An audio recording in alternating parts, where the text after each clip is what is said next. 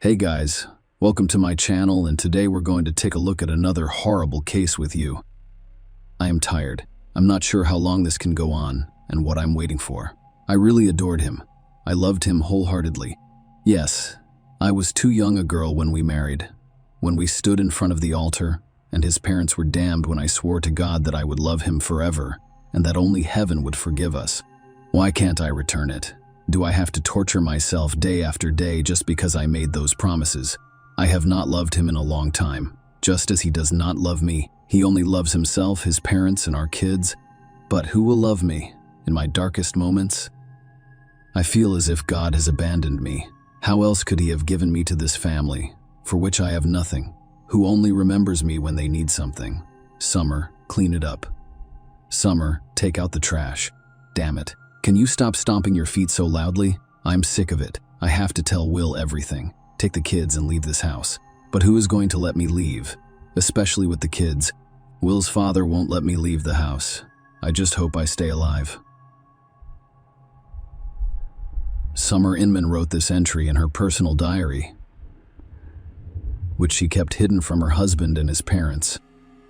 This diary was the only place she could express her thoughts without fear of being judged or punished. In 1983, a new evangelical church named Tabernacle of Faith opens in Logan, Ohio, a small American town of only 40,000 people. None of the residents had ever heard of it before. David Oyedepo, the church's founder, traveled to the town from Nigeria and told the congregation that he had an 18-hour meeting with God during which the Almighty told him that it was time to preach and pray to free the world from the devil's oppression. David Oyedepo was a very charismatic preacher. That is why the Tabernacle of Faith Church became so popular in Logan. Bill and Sandra Inman met in this church. Bill was already 18 years old at the time, and he played musical instruments in church on Sundays. Sandra also went to church with her parents. Sandra recalls that the young musician parishioner admired her parents, and they did not hesitate to allow the young people to perform at a wedding. A year later, Bill and Sandra welcomed a son. Will was born when his parents went to church, and when he was 17, he, like his father, met in the Tabernacle of Faith with a 15-year-old Summer Cook. Only with marriage were young people in no hurry, waiting until Summer was 18 years old. In 2004, Will's parents insisted that the young people move in with them following their wedding. Summer, of course, did not like this idea, but her husband was completely reliant on his father and could not go against him. So she left her parents' house and moved in with the Inman family. That same year, another watershed moment in the Inman family's history occurred. Bill starts his own flock and transforms the family garage, which was previously used as a workshop, into a self-proclaimed church. According to the Summer Inman diary, Will's father has changed dramatically. I literally do not recognize him. Tonight at family dinner, he told us that he hears God's voice and has dreams, and that he wants to share this revelation with others for their own good. Will appears to realize that his father is becoming a religious fanatic. I've seen him roll his eyes, but what can he say to that? Yes, some people enjoy Summer. Bill Inman's idea may appear unrealistic, but locals flocked to his garage in droves. They prayed, listened intently to their leaders' speeches, and even gave donations. In 2005, Will and Summer had their first son. They named him Alex. However, right after the baby was born, everyone realized that their family was in serious financial trouble. The women were forbidden from working anywhere. They were forced to do only housework, and adults and one infant cannot survive solely on donations from parishioners and Will's occasional part-time jobs at a family council. Bill stated that they were moving to Florida and would be doing construction work while the women stayed at home and raised baby Alex, according to their summer diary. Nothing changed with the move to Florida until his father went missing at work, and Sandra and I stay at home with Alex all day and night until he grows up and can live on his own. I do not think I can wait for that. I've concluded that it is impossible to make a lot of money in Florida. Bill Inman decides to return to his home state, but due to non-payment of taxes, their house in Logan are taken away, and the court prohibits their subsequent redemption. So they relocated to a rented house in the countryside in Vinton, not far from Logan. Their summer also saw the birth of two daughters, Kelly and Elena.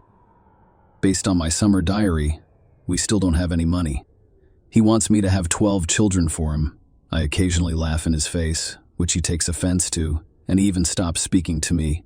In 2010, Bill Inman, the current leader of Tabernacle of Faith Church, and his wife Sandra established Mercy Ranch, a nonprofit organization. A brilliant idea strikes him. On behalf of the church, he will construct a home for orphans, widows, and homeless people. However, there was no funding for the idea.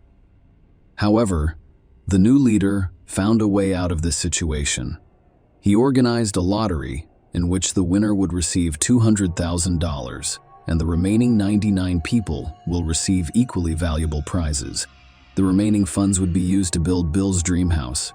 Bill ran television and radio commercials, and he initially went door to door asking residents to participate in the charity lottery. The results were stunning. Bill Inman managed to raise $1 million. The grand prize drawing was scheduled for September 2010. But, as you might expect, no drawing took place in September. Similarly, it did not take place in October or November.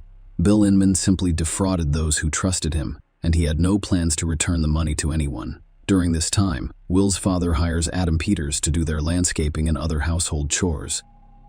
Adam sees Summer all the time and develops sympathy for her. What he doesn't realize is that Summer and Will are experiencing a relationship crisis. Nonetheless, he perseveres and shows interest in the young woman. After a while, some people file for divorce. She took the children and went to see her parents. And for the first time in her life, she got a job as a bank cleaner. Unfortunately, due to her early marriage and constant confinement in the Inman home, she had no education or work experience beyond raising children. Summer did not expect to get a higher-paying job. But deep down, she was even happier because for the first time in many years, she felt independent and no one told her anything. Despite her resentment of Will, she did not mind her father seeing the children as much as he saw fit. She believed that the children needed their father just as much as they did their grandparents.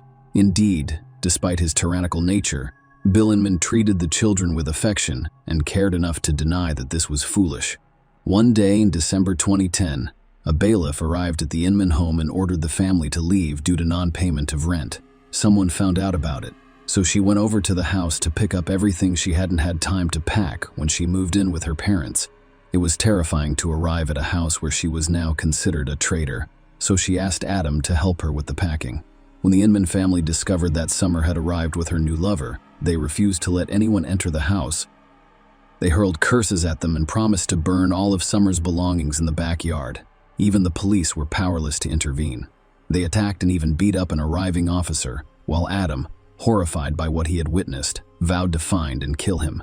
That same day, Summer decided to file a report against her husband. She emphasized that nothing will ever be the same. He didn't gain complete control over her until after the wedding.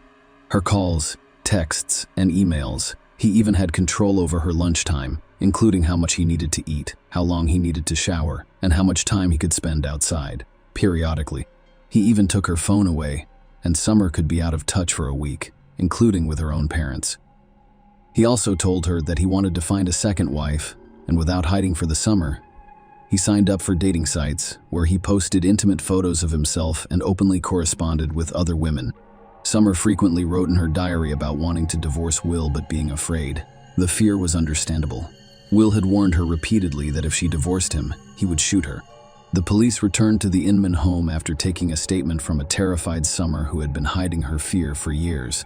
When questioned, he admitted that he had taken his wife's phone away from her, but only so she wouldn't talk to her lover 24 hours a day. Yes, he watched her diet, but only because he was concerned about her health. The police did not believe his answers and forbade him from seeing his ex-wife. He also received a fine and probation for his actions.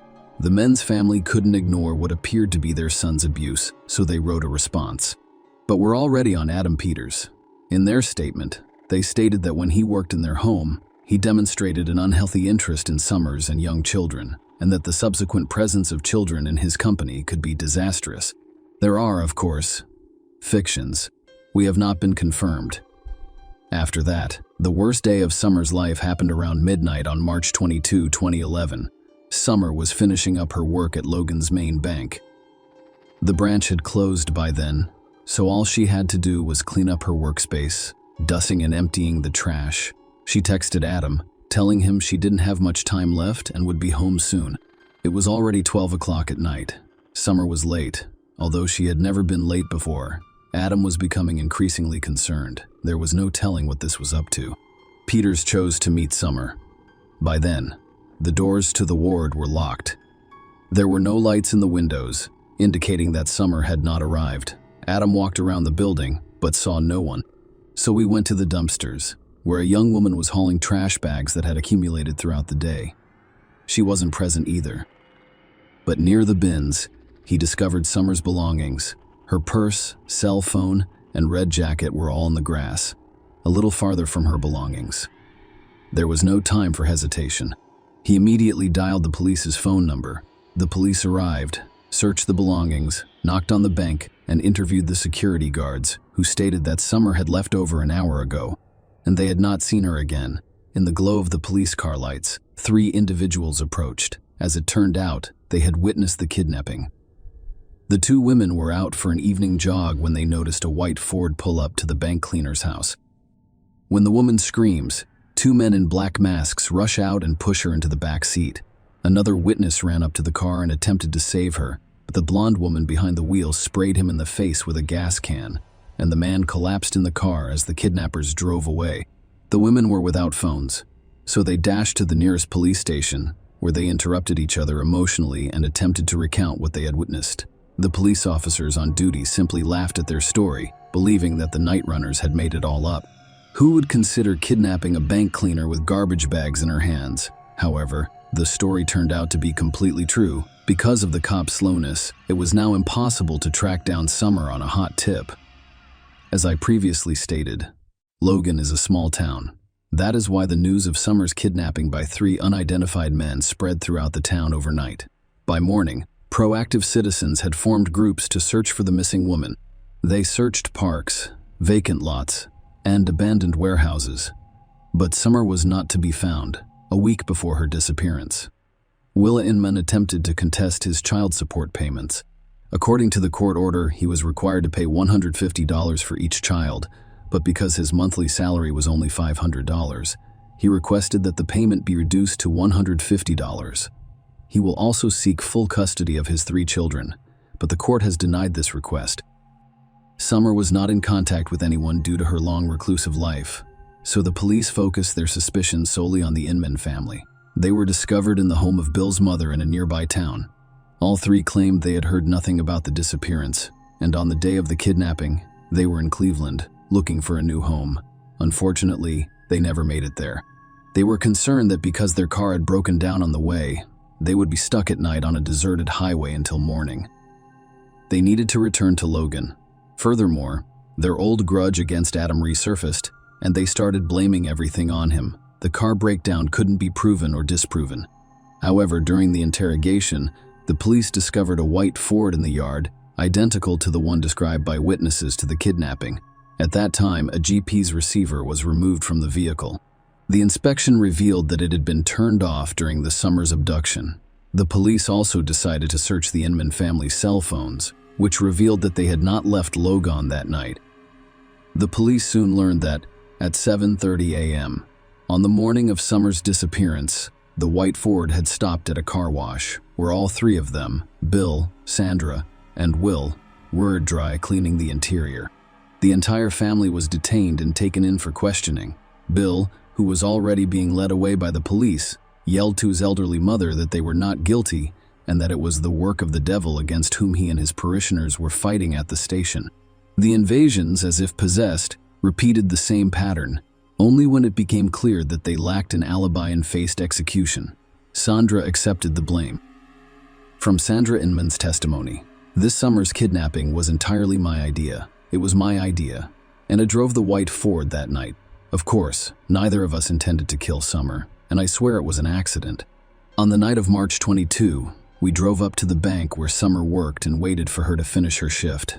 We saw her around 11 p.m., near the garbage cans by the bank. I drove up to her, and my husband Bill and son, while wearing black masks, pushed Summer into the car. Again, we had no intention of killing her. We only wanted her to let us see the kids because we were family. To intimidate Summer, we tied her hands and feet with plastic ties to prevent her from fleeing. Apparently, one of the times he tightened around her neck, he overestimated his strength, causing Summer to choke and turn red. He wanted to cut the tie, but he couldn't find any knives, and the knife we'd brought with us had gotten under my seat. When he finally found it, it was too late. Summer had died. Sandra Inman revealed the location where they hid Summer's body. It was an old well near the Tabernacle of Faith Church. Yes, the same church where Bill and Sandra first met, as well as Will and Summer, where they married and had gone to pray and confess for many years. Sandra's claims were supported by the autopsy results. Summer had indeed died from asphyxiation. No other injuries were discovered on her body.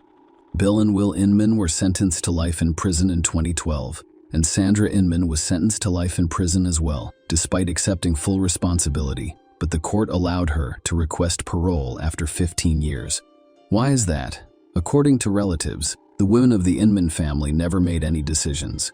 The entire family obediently obeyed only the bill, and if it was someone's cruel plan to reclaim custody of the children, it was his, and Sandra accepted responsibility in order to save her husband and son, but she was never successful.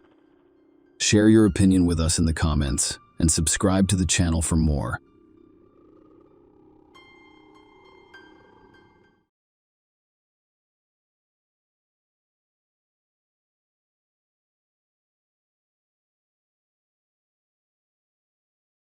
Hey guys, welcome to my channel, and today we're going to take a look at another horrible case with you. Summer Baldwin's case is buried in suitcases in the world of criminal investigations. When two or more crimes have similar characteristics, experts frequently classify them as part of a series. It may take years to identify and apprehend serial criminals. The majority of criminals were victims of violence and abuse as children, and some suffer from mental illnesses of varying severity. Nonetheless, they are aware of their interactions with the outside world. These people frequently appear to be perfectly normal, to the point where those around them are unaware that they are dealing with a ruthless killer. Such was the case with Rosendo Rodriguez, a seemingly unassuming young man who served in the United States Marine Corps. Witnesses who knew him personally and testified at his trial described him as a friendly, responsible, and kind man who had never hurt a fly. However, it was revealed that he had brutally murdered two young women and disposed of their bodies in an extravagant and unusual manner. Looking ahead, I believe that this man was justly punished for his heinous actions. But let's start at the beginning to understand this loud and complex case, learn about his victims, and delve into the criminal's childhood to see how he transformed into a monster, a naked beauty in a suitcase. This chilling tale began on September 13, 2005, on the outskirts of Lubbock, Texas. A city utility worker performing routine duties at a local landfill spotted an unusual object among the usual assortment of colorful trash. A large black suitcase that appeared oddly intact and bulky. Curiosity piqued, so he opened the suitcase, hoping to find something valuable. To his horror, the first thing he saw after unzipping it was a woman's manicured hand. He was surprised to see a real human body rather than a doll or mannequin. When he fully opened the suitcase, he discovered a young woman's naked body, knees drawn up to her chest and arms crossed around her neck. The worker immediately stopped the garbage truck that had delivered the grisly suitcase and called the police. The landfill was quickly cordoned off, and the truck and its contents were thoroughly searched. Finding any clues in a massive city dump was nearly impossible, but the investigators hoped to learn something about the woman's identity and how she ended up in such a state. No identification or personal items were discovered in the suitcase.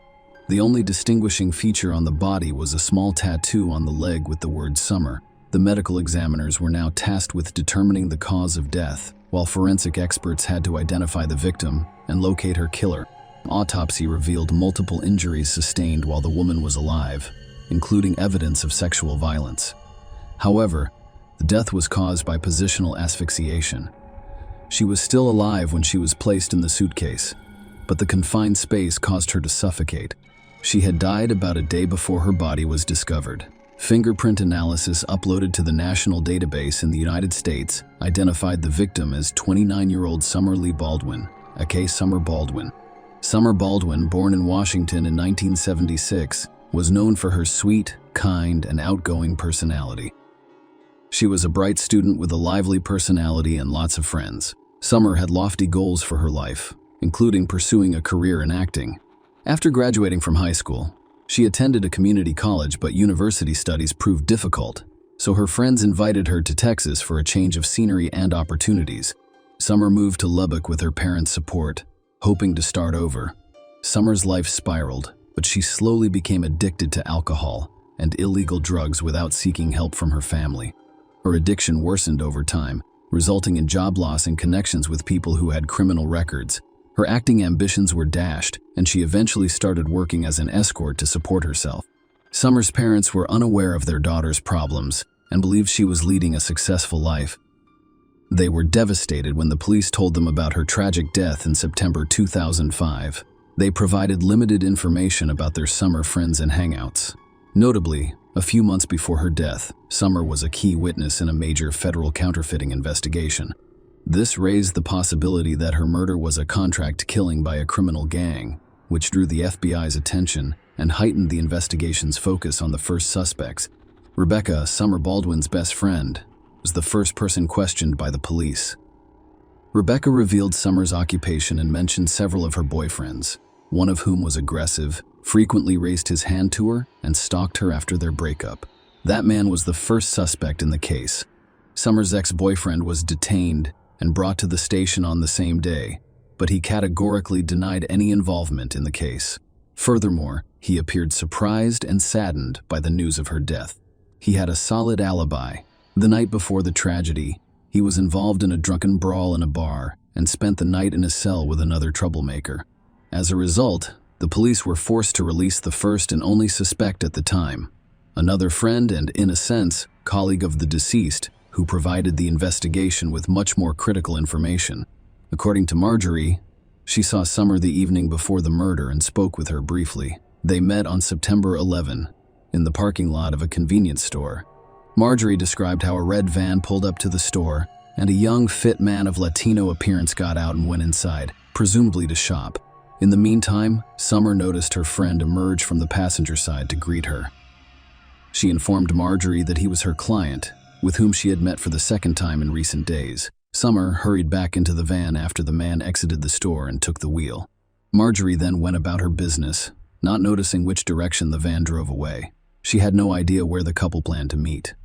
She also mentioned that she had never seen the man before and assumed he was not a local. Due to the darkness outside and her inability to see him clearly, she could only describe him as having very short hair, similar to that of a military man. What is wrong with the suitcase? The suitcase that became a young woman's coffin appeared strange. It was covered in garbage and waste on the outside, but it was not worn out, and its wheels appeared to be new. Inside, all tags were in perfect condition, and the lining appeared to be brand new. Furthermore, the plastic attachment for the price tag remained intact, indicating that the person who purchased the suitcase had not removed it. It was discovered that suitcases of this brand were sold in dozens of stores throughout the city. However, this particular large model was only available at 2 stores, thanks to the perfectly preserved barcode. It was discovered that a pair of identical suitcases were sold the day before the tragic discovery at a Walmart in the same neighborhood of the city where the girl was last seen alive. The first purchase was made after noon, and the second around 2 in the morning, which was unusual and suspicious. Police officers responded quickly and requested the store's surveillance camera footage. After reviewing the materials, they discovered that the first suitcase was purchased by an elderly couple. These people were not initially suspicious, but once located, they were able to present the suitcase and explain that they had purchased it for a vacation trip. The second suitcase, however, was purchased by a young Latino man with an athletic build and very short hair, similar to that of a military man. Suspicions arose that this was the person mentioned by the witness who saw him with the deceased girl in the supermarket parking lot. Furthermore, the man purchased a pair of disposable gloves at the checkout. Additional information was provided by external surveillance cameras installed in the store parking lot. They showed the man leaving with the suitcase in hand, loading it into a red van. Too many coincidences led the police to believe they'd found their man, and all that remained was to establish his identity, track him down, and bring him in for questioning and searching for the stranger. The man was extremely cautious, using cash rather than a car to avoid leaving any personal information. However, he failed to account for the parking lot surveillance cameras, which perfectly captured his vehicle's license plate. Police quickly identified the vehicle as a rental under the name Rosendo Rodriguez. Rodriguez, a U.S. Marine Corps reservist, had no criminal record and had not previously come to police attention. He spent a few days in Lubbock with his unit for training. It was difficult to find Rodriguez right away because he was not at the hotel where his unit was staying. However, police had his information and discovered that he had withdrawn a large sum of money from an admin in another hotel. Most likely, the money was spent on the suitcase and gloves. Rodriguez had not stayed at the hotel where he accessed the ATM. Instead, there's someone named Thomas Rodriguez. On September 11, someone who matched Rosendo's description checked in.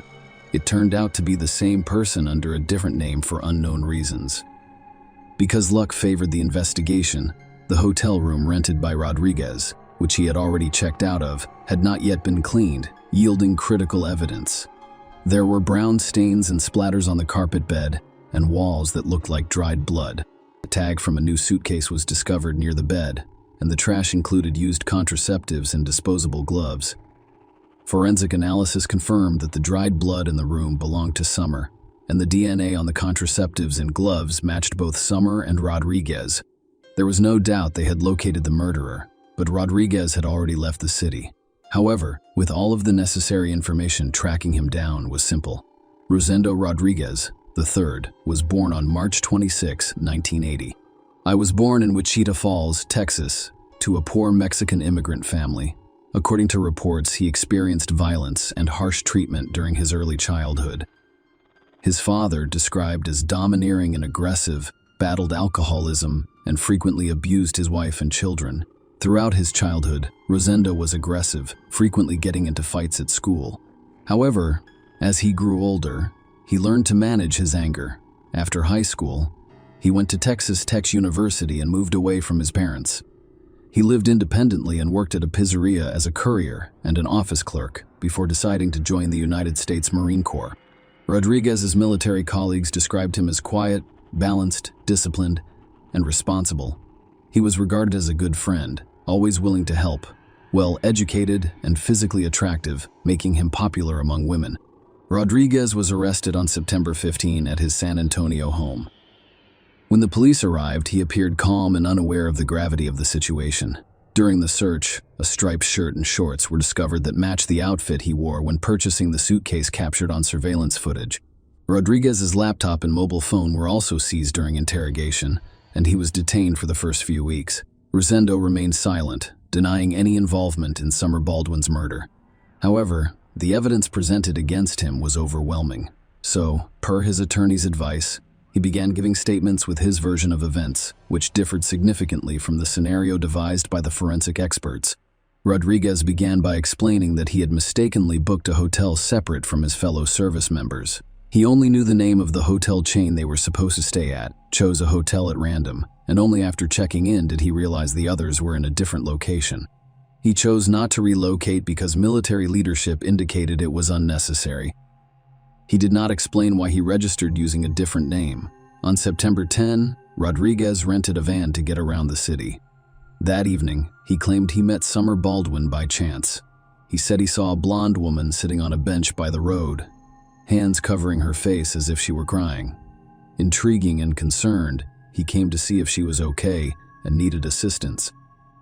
They started a conversation. She calmed down, and they went to his hotel room, where they talked and drank briefly but did not become intimate. Rosendo drove her home the next morning, but they decided to meet later in the evening. He picked her up from the same location around 9 p.m. and visited a supermarket where some people recognized her friend Marjorie. They returned to the hotel, where Rodriguez stated that they had consensual intimacy. Rodriguez later claimed Summer became aggressive and demanded money, which surprised him because he was unaware he was with a call girl. When he refused, she allegedly pulled a knife from her purse and threatened him. He disarmed her before punching her in the face, causing her nose to bleed. Rodriguez claims he did not intend to harm her and acted in self-defense. Moments later, Summer collapsed on the bed, convulsing and foaming at the mouth. He stated that he attempted to help her but refrained from performing mouth-to-mouth resuscitation due to the blood and foam on her face. After about a minute, she stopped breathing. He panicked when he realized she had died. He went to the nearest store, purchased a suitcase and gloves, returned to the hotel, placed her body in the suitcase, and threw it in the dumpster, knowing that it would be hauled to the landfill the following morning. He then checked out of the hotel, returned his rental car, and drove back to San Antonio as if nothing had happened. The suspect's story contains inconsistencies. Investigators quickly realized Rosendo Rodriguez was lying because his story contained numerous inconsistencies. For example, Marjorie, who met Summer in the parking lot the night of the crime, claimed that Summer explicitly told her that the man was a client of hers with whom they had previously met for a fee. Rodriguez claims that everything they did was consensual, but evidence on Summer's body suggests that she was taken advantage of. It's likely that their first night was consensual, which is why some agreed to see him again. Furthermore, Rodriguez claimed he only hit Summer in the face once to calm her down, but she died from a seizure. However, an autopsy revealed that Baldwin had approximately 30 fresh bruises on his head and body on the night of the crime, as well as several stab wounds. Furthermore, she was still alive when he packed her into the suitcase, contradicting his claim that she had died. Another girl in a suitcase. During an investigation at Rodriguez's home, police took his laptop computer. A review of his search history uncovered an unsettling pattern. Rodriguez had been actively searching for information about a girl named Summer for 3 days before his arrest, paying close attention to whether she was still being sought and whether her body had been discovered in a landfill. Interestingly, Rodriguez frequently searched for Joanna Catherine Rogers, a 16-year-old Lubbock girl who went missing a year and a half ago, when authorities offered Rodriguez a plea bargain in exchange for information about Joanna's whereabouts, which included a reduced sentence and avoided the death penalty. He reluctantly accepted and shared his story. He met Joanna, a high school student from Lubbock, in late April 2004. After a few meetings, they went to his hotel room on May 4th. The situation became tragic after an argument over money and threats of a rape lawsuit. Rodriguez panicked and covered Joanna's mouth to silence her, unintentionally causing her death. In a desperate attempt to dispose of the body, Rodriguez placed it in his own suitcase and threw it into a dumpster. This method replicates how Summer's body was disposed of a year and a half later. Rodriguez initially admitted to these crimes, but later recanted his testimony, citing coercion. Recognizing the importance of finding Joanna's body to strengthen the case, police conducted a massive search of the city dump. More than a year later, they discovered a suitcase containing Joanna's remains. Despite the severe decomposition, DNA testing revealed the identity of the remains.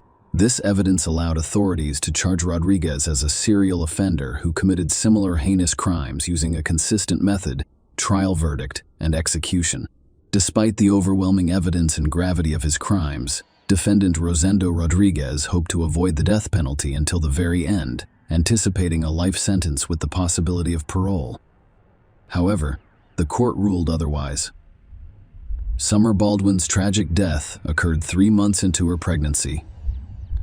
This aggravating factor proved decisive, and the court convicted Rodriguez of first-degree murder and sentenced him to death by lethal injection. Rodriguez and his lawyers filed numerous appeals, alleging errors and misconduct by investigators, but all were denied.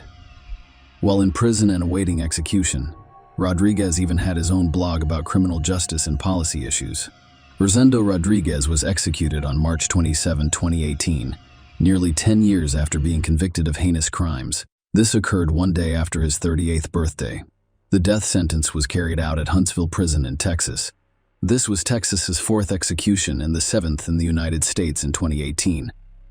Share your opinion with us in the comments and subscribe to the channel for more.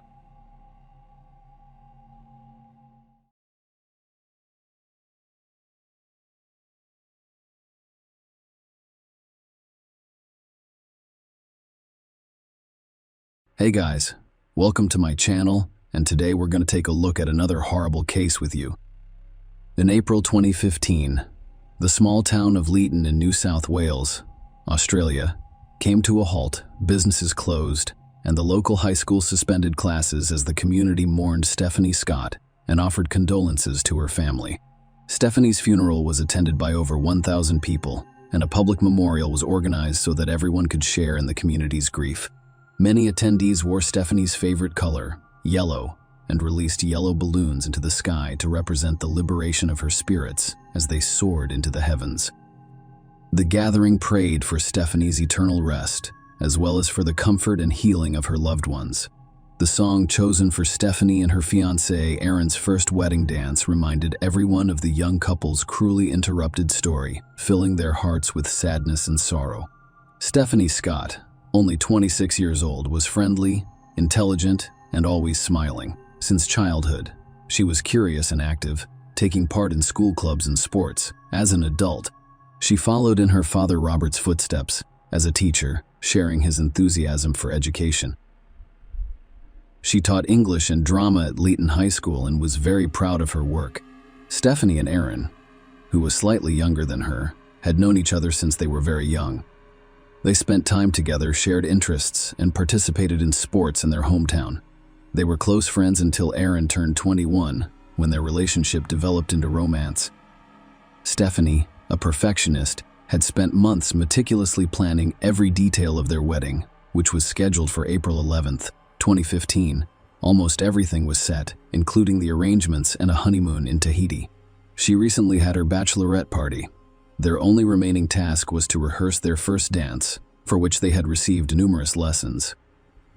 The first weekend of April served as a reminder that their long-awaited day was quickly approaching. Aaron invited Stephanie to a party out of town, but she declined to complete some remaining tasks, such as finalizing plans for her students while on her honeymoon. On Easter Sunday, April 5, 2015, Stephanie Scott went to her school in Leeton, New South Wales, around 11 a.m. to hand over some work to a deputy teacher. She parked her car on the street and walked to meet a co-worker who lives nearby. They entered the school after opening the gates together.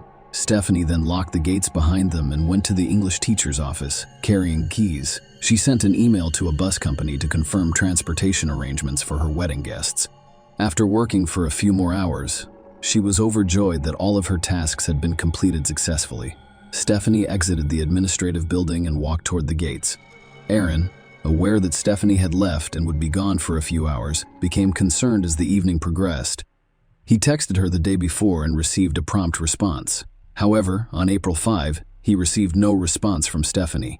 When Aaron returned home after 7 p.m., Stephanie was still missing, and her car was nowhere to be found on the street.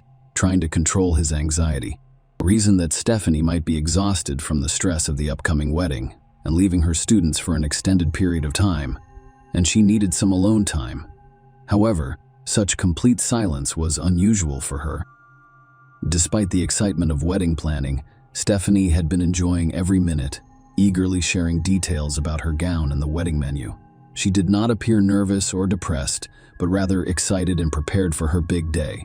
As his concern grew and sleep eluded him, Aaron texted Stephanie again in the morning before calling her family.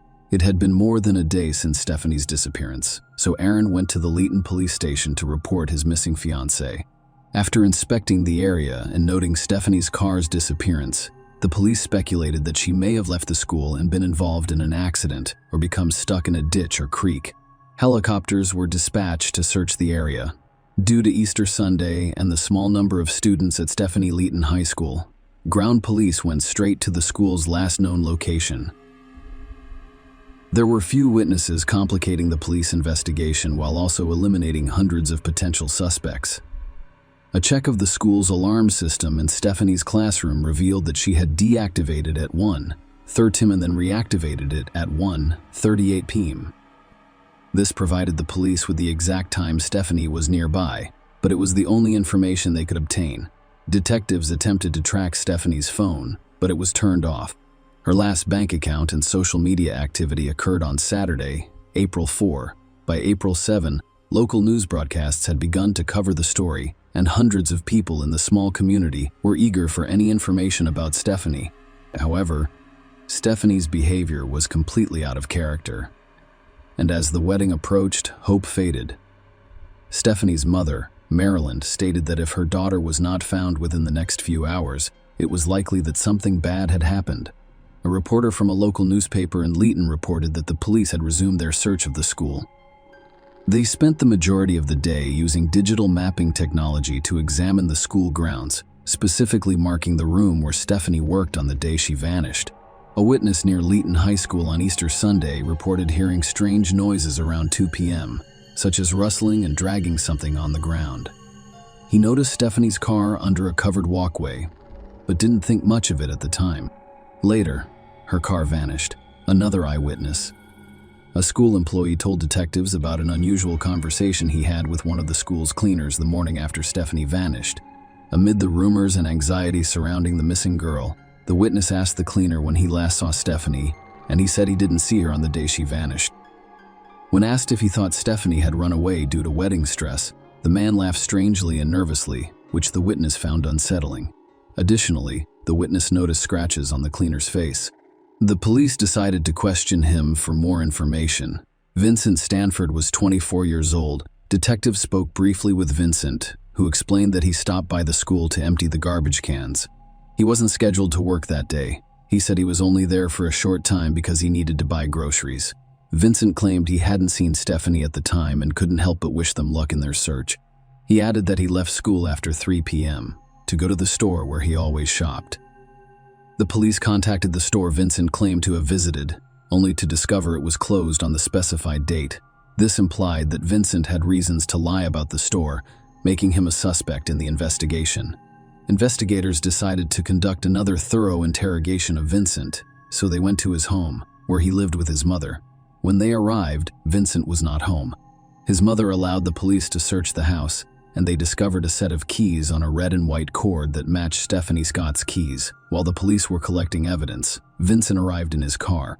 He was immediately detained and his car was seized. In the back seat, they found several MF panels that appeared to be stained with blood. Police also noticed tire tracks in front of the house that did not match Vincent's vehicle. In addition, a used condom was discovered on the ground with its wrapper inside the bedroom. They asked Vincent where he was that day, pointing to a camera in the front passenger seat. He said he was taking photographs. When the police turned on the camera and asked for permission to view it, Vincent shrugged and agreed. The first image they saw was a photograph of a burned woman's body lying in a wooded area. Vincent tried to explain it away as shots from a movie he had filmed because he thought they were funny. However, the police discovered that these were actual crime scene photos featuring Stephanie as the victim, Vincent Stanford. The cleaner at Leeton High School was arrested immediately. His seized phone and laptop contained numerous photos of young girls, both from Leeton High School and from the internet. In addition to photos of women, he clearly stalked. This painted a negative picture of his behavior. Although Stephanie's body had not yet been discovered, Vincent was charged with her murder on April 9. News of his arrest spread quickly. Vincent Stanford, 24, was detained in connection with Stephanie Scott's disappearance and presumed murder. During this time, a search team discovered Stephanie's car, abandoned in a remote area 8 kilometers away from where she was last seen. However, her body was still missing, so the search continued. Detectives worked to determine where the photographs of the body were taken. On April 17, 5 days after Stephanie was last seen, another witness came forward. He reported seeing a car near a canal around 4 p.m. on Easter Sunday. Before driving away, a man got out of the car and threw what appeared to be a laptop into the water. Police quickly recovered the laptop from the canal bed, confirming it belonged to Stephanie. Meanwhile, divers continued their search for the slain schoolteacher's body in the New South Wales River. During a live broadcast, reporter Natalie Cooper discussed the ongoing search for Stephanie's body. The 26-year-old teacher's body was still missing.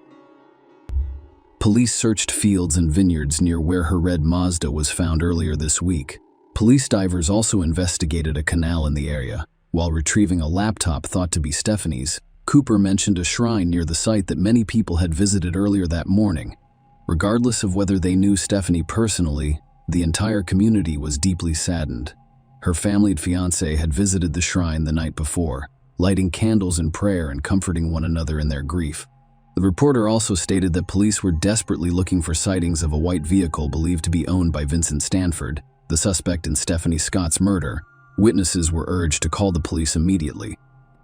Meanwhile, Vincent in custody approached the police and requested to speak with them. He provided the detectives with all relevant information, including the location of Stephanie's body.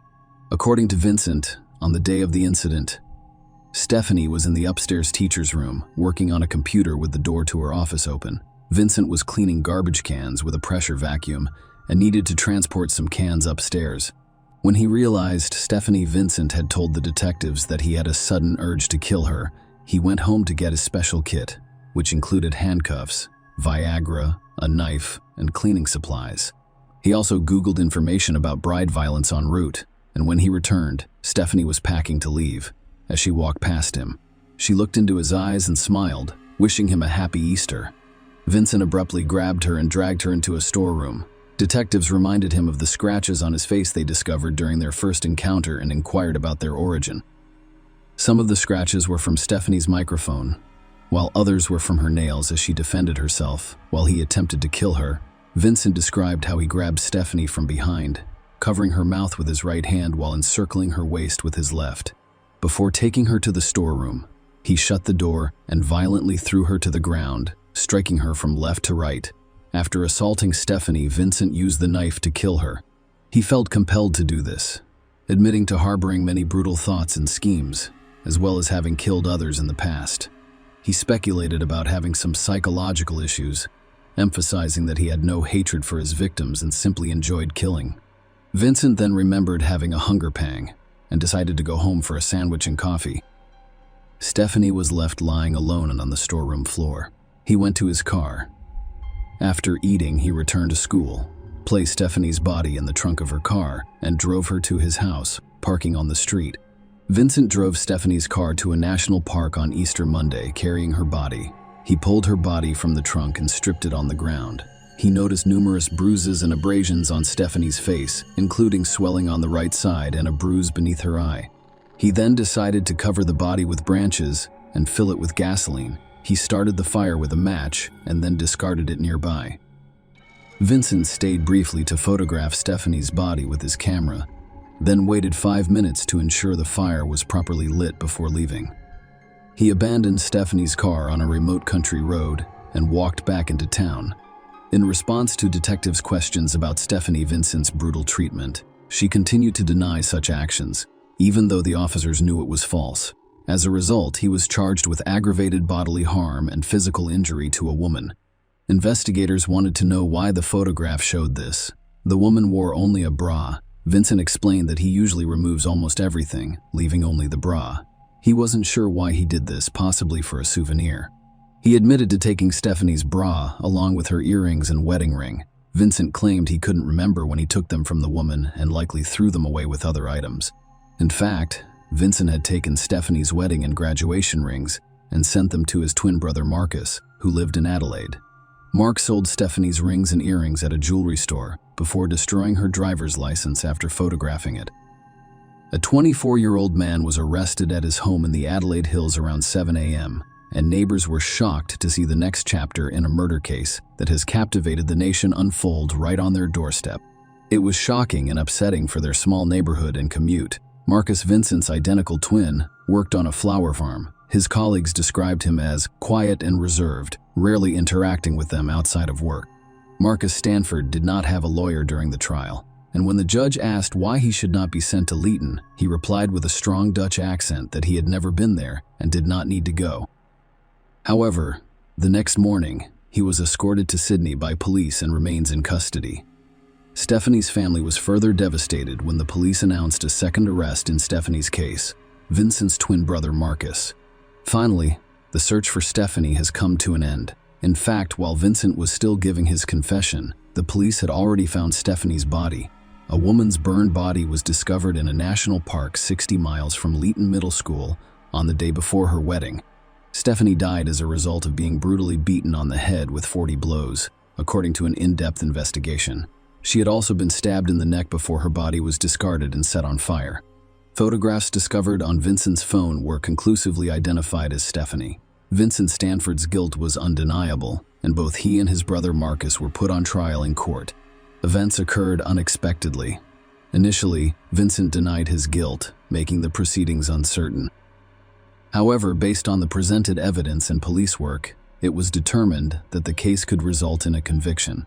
Psychological tests revealed that Vincent was suspected of being a serial killer, posing a threat. He showed no emotion or sympathy and was merciless and indifferent, frequently laughing and not taking the situation seriously. Several troubling aspects of his biography came to light. Vincent Stanford was born in Australia, but the family relocated to the Netherlands when he was 3 years old. They eventually returned to New South Wales. He had a dream about murder when he was 7 years old. At the age of 12, he nearly strangled his teacher.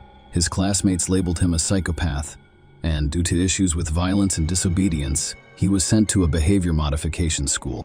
He claimed he couldn't adapt to society and was eventually admitted to a psychiatric facility where he was diagnosed with autism and oppositional defiant disorder.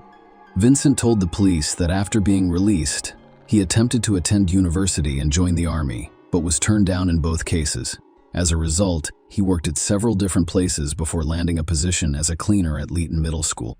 His initial contract was for 5 weeks but was later extended.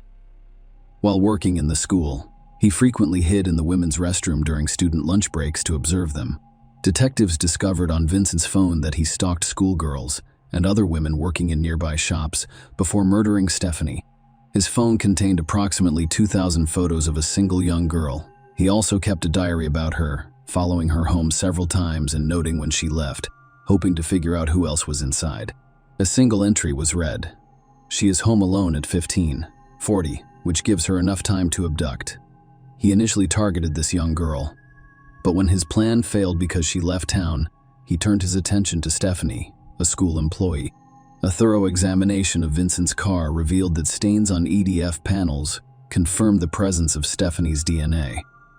During a search of the Stanford home, investigators discovered traces of Stephanie's blood on a knife, several condom pockets, and her bra after she admitted to selling Stephanie's rings, destroying evidence and assisting Vincent in concealing facts. Marcus, Vincent's twin brother, was sentenced to 15 months in prison. The judge noted that Marcus's sentence did not include the possibility of early parole because such a practice does not exist. Marcus was sentenced to 1 year and 3 months in prison for his role in Stephanie Scott's murder. The sentence was set to end on September 9, 2016. If Marcus had not pleaded guilty, he would have been sentenced to 1 year and 8 months in prison. Marcus was released in October of 2016. More than 60 people signed a petition calling for an appeal of the court's decision in the Marcus Stanford case, which they described as pathetic. Marcus briefly returned to Leeton with his mother following his release from prison. However, the local community made it clear that his presence was unwelcome, and his current location is unknown. Marcus has apologized for his actions since his release, claiming he will not cause any more trouble and admitting that his actions were completely foolish. He regrets being unable to change the past.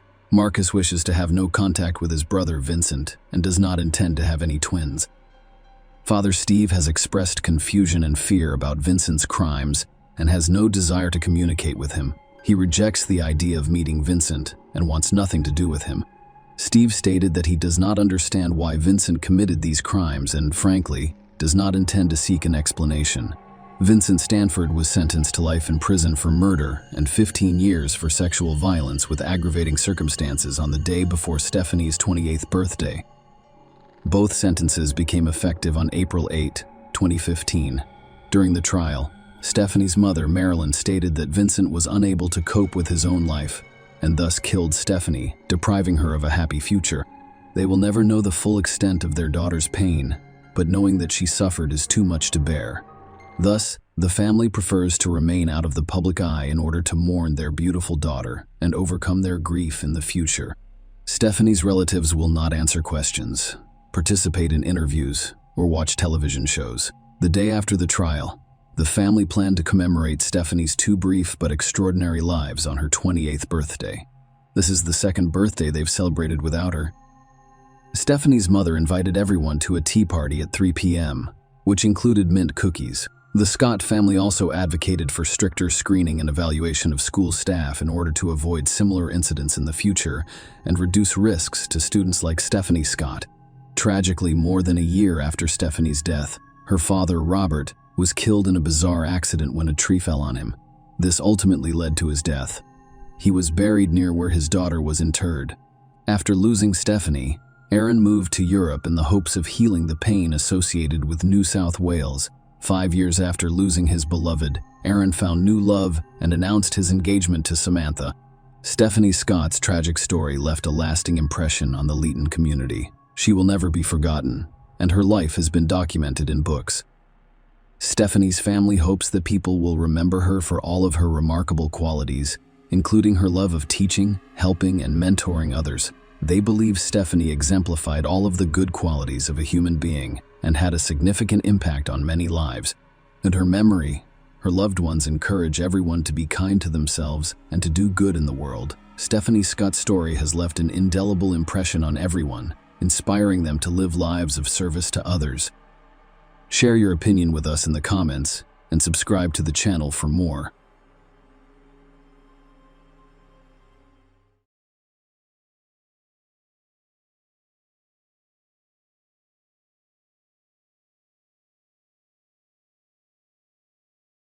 Hey guys, welcome to my channel, and today we're going to take a look at another horrible case with you. The case of Michelle O'Keefe, who murdered an aspiring actress. Unfortunately, even in the most developed and democratic countries, the judicial system is imperfect. Innocent people are sometimes sentenced to prison for crimes they did not commit due to investigative errors or other mishaps. Such injustices are usually brought to light only after the true perpetrator has been identified and proven guilty. But what happens when someone convicted of murder is exonerated years later, while the true perpetrator goes unpunished? Because the police lost crucial evidence at the time. The case of young American Michelle O'Keefe, who was murdered under mysterious circumstances in the early 2000s, shocked the country. The investigation lasted several years, and the main, and essentially only, suspect was imprisoned for a significant period of time. It appeared that the case was closed. However, after 11 years in prison, the convicted individual's innocence was proven. Simultaneously, new information emerged, and another suspect appeared to be the real murderer. However, more than 2 decades after the student's murder, her parents have lost faith in justice, losing hope that the person who killed their daughter will face a fair sentence. Let us start at the beginning of this story and try to figure out where the investigation went wrong and whether these mistakes could have been avoided. Who was Michelle O'Keefe? Michelle Teresa O'Keefe was born October 11, 1981. Michelle grew up in the quiet town of Hanford, California, as the eldest of 2 children born to Patricia and Michelle O'Keefe, alongside her younger brother Jason. The O'Keefes were a wealthy family who owned a profitable local store. Her parents were dedicated to ensuring that their children received a high-quality education and had the opportunity to fully develop their talents and potential.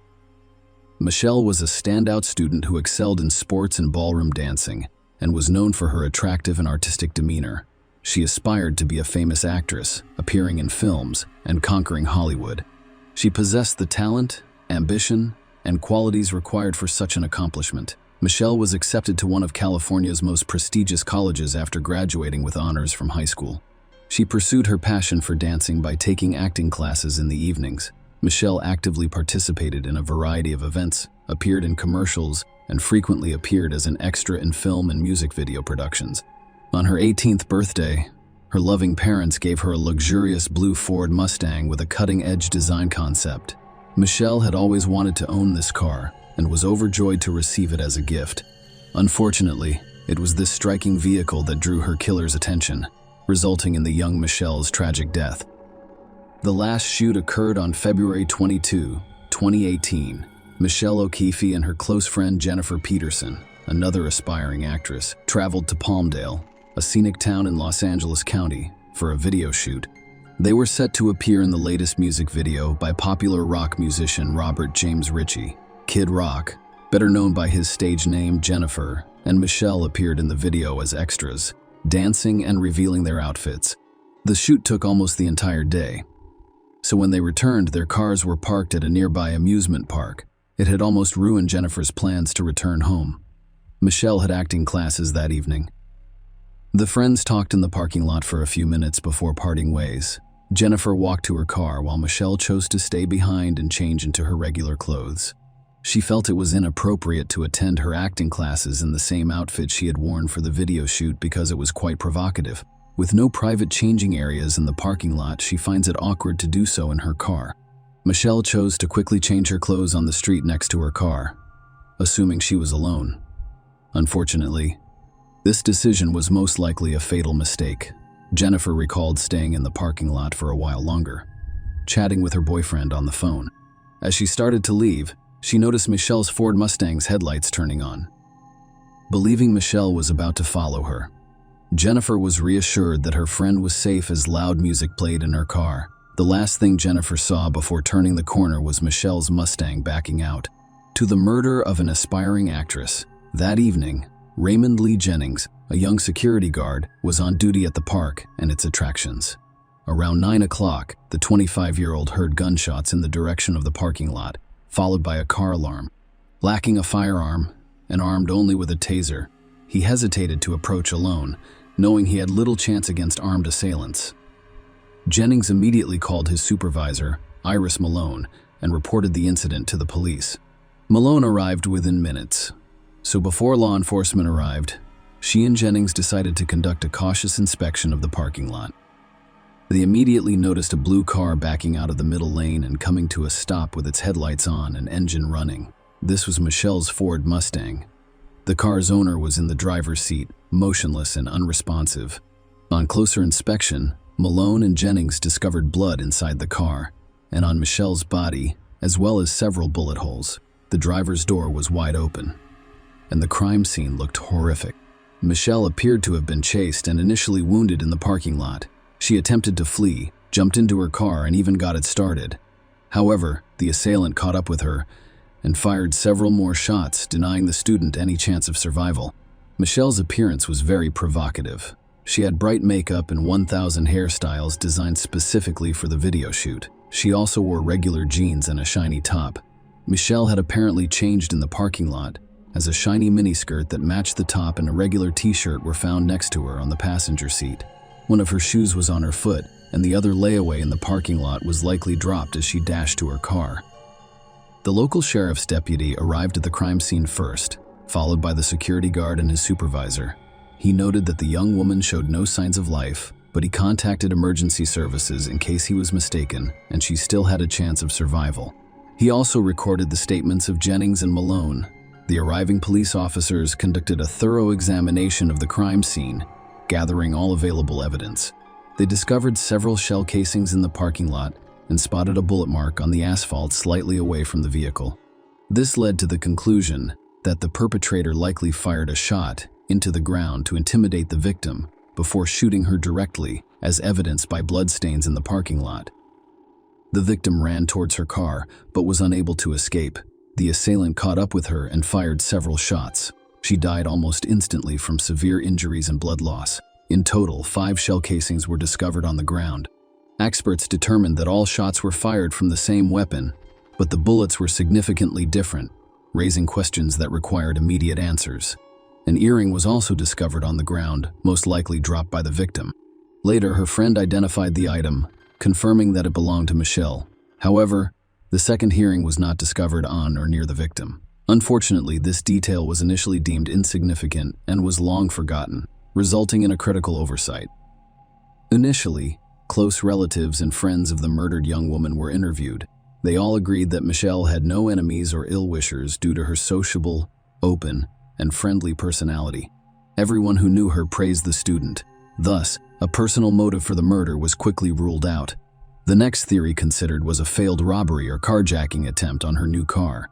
However, this appeared doubtful.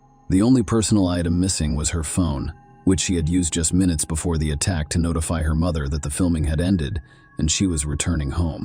Michelle's purse, containing her wallet and several $100s in cash, was discovered at the passenger's feet. Police speculated that the assailant may have missed the purse in the confusion and darkness, and they did not search the car because they feared the gunshots would alert security.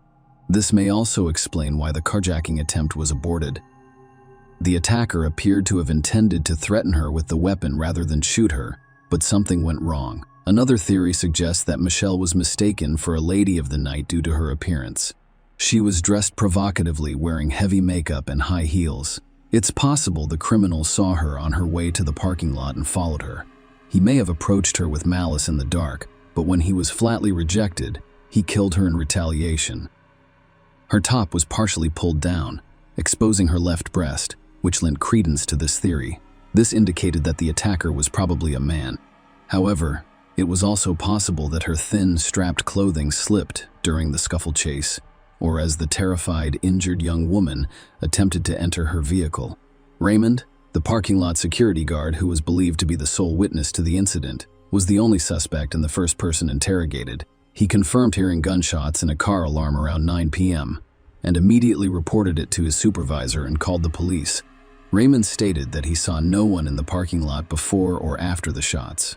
Given the early hour and popularity of the area, no one fled or left the scene in the minutes that followed. It's possible that someone nearby saw or heard something. The police investigated Raymond's background and discovered that, despite his young age, he was the head of a large family with 5 children. He served in the California National Guard and aspired to be a law enforcement officer, working while attending the police academy and gaining necessary knowledge and skills. As the primary witness to the murder, Raymond attempted to assist the investigation, naively believing that this experience would benefit his academy exams. When investigators asked him to give his version of events during an interrogation, Raymond elaborated on how things could have happened. Being an exceptional student, he carefully considered every detail, attempting to piece together a coherent picture. He speculated on where the attacker and victim were during the initial gunshot, as well as how events unfolded after that. He built his story around the evidence, including the location of shell casings, blood droplets, the victim's belongings, and the car. He also estimated the shooting distances. At the time, Raymond had no idea he was unintentionally digging his own grave. He simply wanted to help the investigation and be useful. However, the detectives investigating the case came to their own conclusions, implying that such detailed knowledge could only be held by the murderer himself. There were no other suspects, so the security guard was charged with the girl's murder. Several weeks after Michelle's murder, police became aware of Victoria Richardson, a 17-year-old African-American girl. On that tragic evening, she was in the parking lot with her 18-year-old boyfriend and a few friends. They had gone horseback riding in the park and returned to the parking lot after dark on February 22. According to Victoria, they were in their car, music blasting, about to leave when they heard strange noises. They initially mistook them for firecrackers or fireworks and paid little attention, only to realize they were gunshots. Victoria remembered seeing a man in a security guard uniform walk towards a nearby parked blue Ford Mustang just a minute and a half before. After hearing strange noises and activating a car alarm, the friends exited their vehicle and saw the Mustang, which had rolled backwards and was no longer moving. They reportedly saw the security guard again, who warned them about an armed person in the parking lot and advised them to exercise caution. Hearing this, the group hurried back into their car and cautiously exited the parking lot, attempting not to draw attention. When asked about the guard they interacted with, Victoria described him as a middle-aged, heavy-set African-American man. This description corresponded to another employee who had worked in the parking lot the day before Raymond's shift. The second guard was promptly detained and questioned. He had a solid alibi because he was at a family gathering at the time of the murder, as confirmed by approximately 20 people. As a result, despite inconsistencies in the witness account, Jennings remained the only suspect. Prolonged investigation and arrest. After 5 years, the investigation concluded that Raymond was the murderer, in part because his knowledge and forensic skills could convincingly divert suspicion away from himself. However, the evidence and witness testimonies did not line up. The crime itself seemed irrational and strange, with no obvious motive for the suspect. Raymond owned his own legally acquired pistol, which was not with him on the night of the murder. He showed the police the weapon, and forensic analysis confirmed that the bullets were not fired from it. Investigators speculated that he might have hidden unregistered firearms, but this theory was not supported. Meanwhile, the murdered girl's parents carried out their own investigation, hiring private detectives. Patricia and Michael believed that law enforcement was inadequately handling the case or was simply inactive. They actively participated in interviews and television appearances, using their story to put pressure on the authorities. They believed Raymond was responsible for Michelle's death and should be punished. Although there were no compelling reasons to detain him at first, Raymond went to Iraq for military service, where he remained for nearly 5 years. When he returned to the United States, he was immediately arrested and imprisoned. Raymond agreed to take a polygraph test but failed, which worked against him. He claimed that because he could not post the $1 million bail, he would have to remain in custody for about a year while investigators and his defense prepared for the trial. Trial and verdict. According to the prosecution, Raymond, a security guard, mistook Michelle's revealing outfit for a sex worker and followed her to her car. After she rejected his advances, a resentful Raymond opened fire and then radioed his boss about the incident, stating that he would not approach the crime scene. The defense pointed out that the murder weapon was never discovered, either on the day or later. There were no DNA traces, fingerprints, or other evidence of Raymond's presence at the crime scene. Interestingly, epithelial particles under the victim's nails did not match Raymond's DNA. Instead of determining whose DNA it was, the investigators convinced the court that it was unrelated contamination. Raymond's personal belongings, his car, locker, and home, were thoroughly searched for the murder weapon, but a gunpowder residue test on his clothing was oddly not performed at the time. Notably, Raymond resigned a few days after the incident in response to threats from unknown individuals and returned his work uniform, which police received only a week later. It was claimed that he thoroughly washed the uniform before returning it, thereby removing any gunpowder residue. However, the presence of sweat and dust on the uniform indicated that it had not been washed. Victoria Richardson, the aforementioned witness, testified in court, stating that she saw a guard in the parking lot during the shooting, but did not specify who she saw, citing darkness and potential confusion. The prosecution used her testimony as evidence of Raymond's guilt. The jury deliberated for a week, but failed to reach a unanimous decision. As a result, a new trial was scheduled to allow both parties time to prepare. In February 2009, 11 of 12 jurors convicted Raymond of murder. In December 2009, the Supreme Court convicted Raymond Jennings of murder under aggravating circumstances and sentenced him to life in prison with the possibility of parole after 40 years. Raymond maintained his innocence, saying in his final statement that he felt no remorse because he had not committed the crime. Michelle's parents and brother, on the other hand, believed he was guilty and were pleased with the verdict. New trial and acquittal. Raymond Jennings was incarcerated for nearly 11 years, losing hope and justice after his appeals were repeatedly denied. However, in late 2015, renowned attorney Jeffrey Ehrlich and his son Clinton, a law student at the time, expressed an interest in his case. They reviewed the case files and discovered numerous errors, inconsistencies, and clear violations of the evidence and trial proceedings. The Ehrlichs believed Raymond had been wrongfully convicted and set out to prove his innocence. They compiled all of the evidence and appealed to the department in charge of reviewing convictions. They specifically pointed out that Raymond's uniform contained no gunpowder residue or blood splatter, only sweat and dust, indicating that it had not been washed. They also noted that Raymond was unarmed, and detectives did not take into account the presence of other people in the park that evening. According to a new report, the murder was a spontaneous act, most likely a botched robbery. Furthermore, the main witness, Victoria Richardson, and her boyfriend, both of whom have a criminal record, were serving time for armed robbery at the time of the final trial, but were never considered suspects. A combination of different cartridges fired from the same gun. Unusually for someone with military training, he alluded to a street gang style. Richardson and her boyfriend were members of such a gang, but because they were not initially investigated for Michelle's murder, many leads were permanently lost. Notably, the boyfriend wore an earring similar to the one discovered at the crime scene on the night of the murder. Despite failing to prove the criminal couple's involvement in the murder of the aspiring actress, Ehrlich's case established Jennings' innocence. As a result, the former guard was factually acquitted, which differs significantly from legal or presumed innocence. Sergeant Raymond Jennings was released from prison after serving nearly 11 years for a crime he did not commit. The judge stated that jurors were not informed of the presence of gang members at the crime scene that evening. In March 2017, Jennings was awarded $500,000 in compensation for his wrongful conviction. A devoted man, he later claimed that God had answered his prayers and that justice had prevailed. Only Michael O'Keefe's parents remained deeply upset, believing that the man they suspected of murdering their daughter had been wrongfully released. The O'Keefes divorced after losing their son in a car accident, and their daughters believe the killer was punished. Despite the fact that the case remains unsolved, the chances of anyone being held accountable for Michelle's murder have dropped dramatically. Share your opinion with us in the comments and subscribe to the channel for more.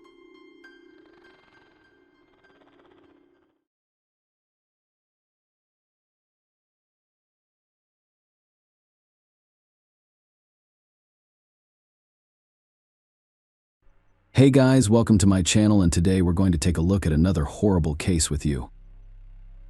On the night of December 1st, 2010, Staff Sergeant Nathan Payette was rushing. He arrived late for duty at Nellis Air Force Base in Nevada. By a strange coincidence, his alarm clock, which never failed to sound, did not ring today. Nathan awoke at 11 p.m. He woke up his wife, Michelle. He showered and said his goodbyes to his family. Then he went outside to the garage.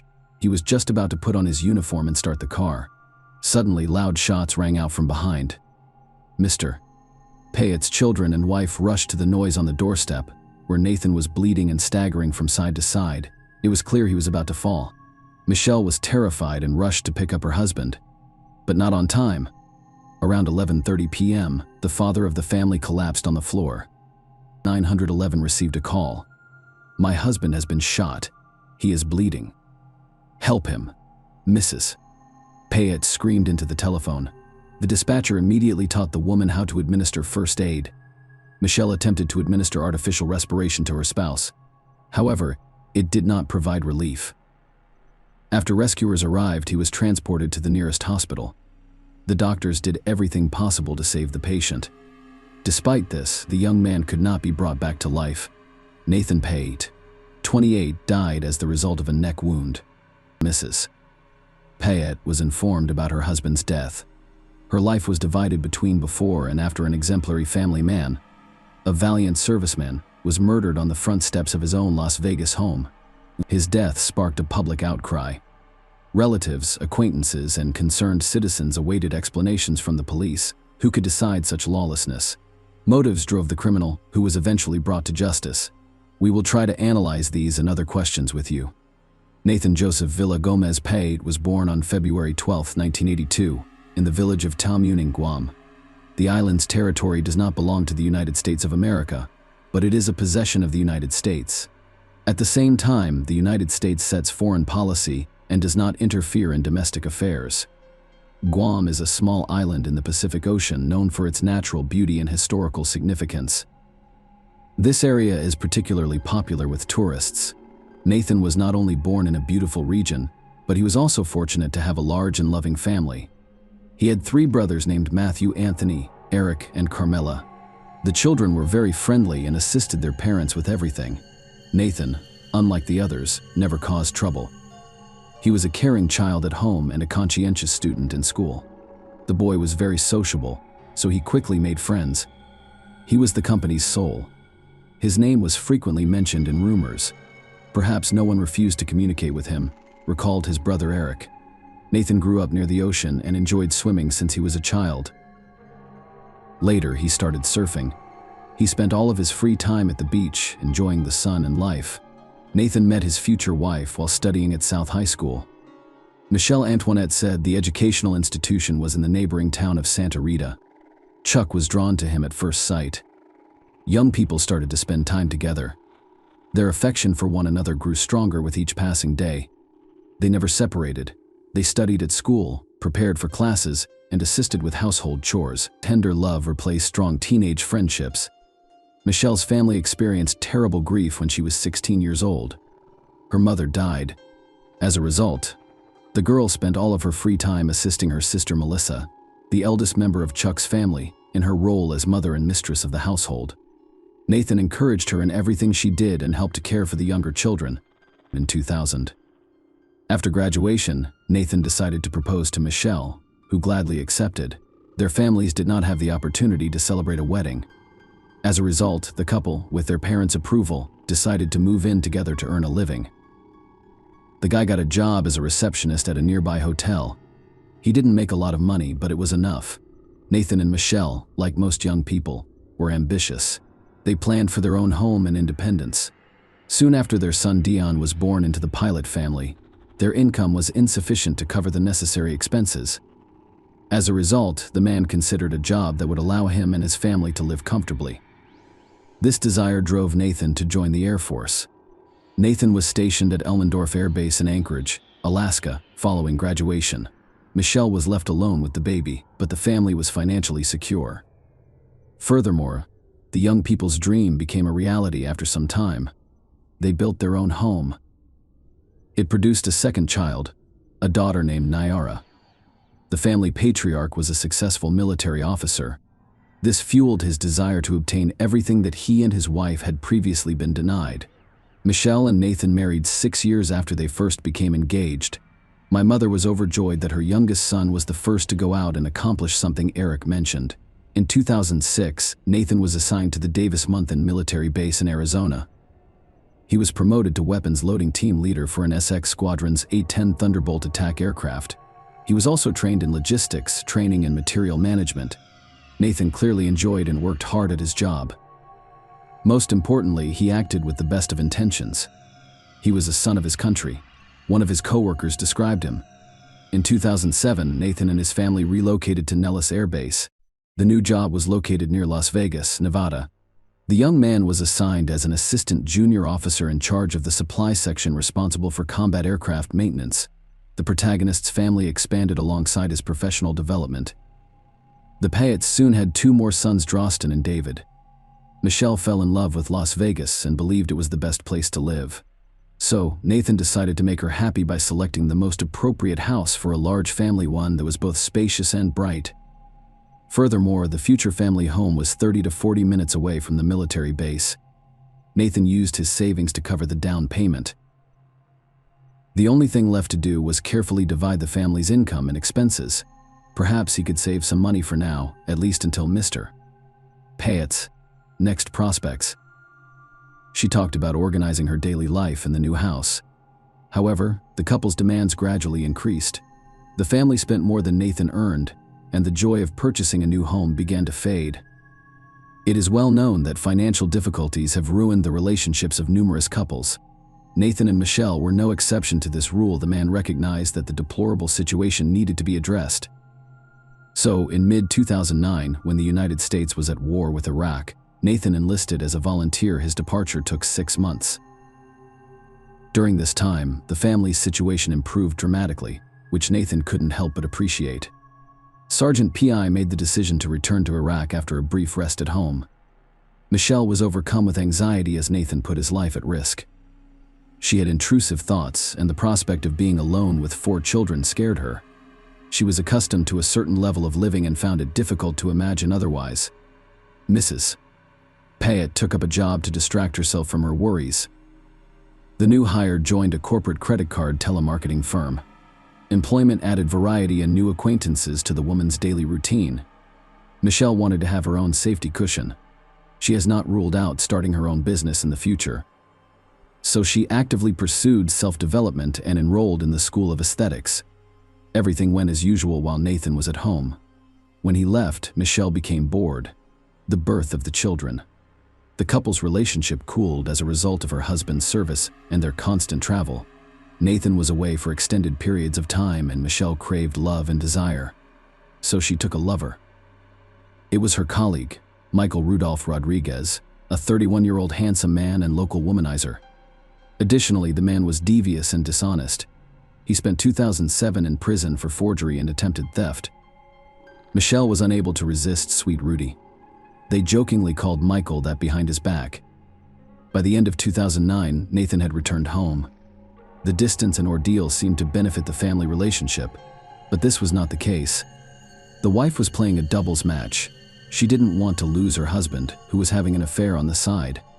As a result, she went to great lengths to please him. Nathan was fascinated by the changes that had occurred in her appearance and personality. The children had been raised without a father for a long time, which had a negative impact on their academic performance. He decided not to leave his family for an extended period of time. It never occurred to him that Michelle's dramatic changes could be linked to treason. Nathan was incredibly pure and faithful. To get double pay, he began working night shifts. In addition, Nathan began private teaching and created training for simplified baseball for young children. Michelle's pretense didn't last very long. When the usual standard of living began to fall, the spouse's attitude shifted to the opposite. The couple's relationship problems eventually escalated.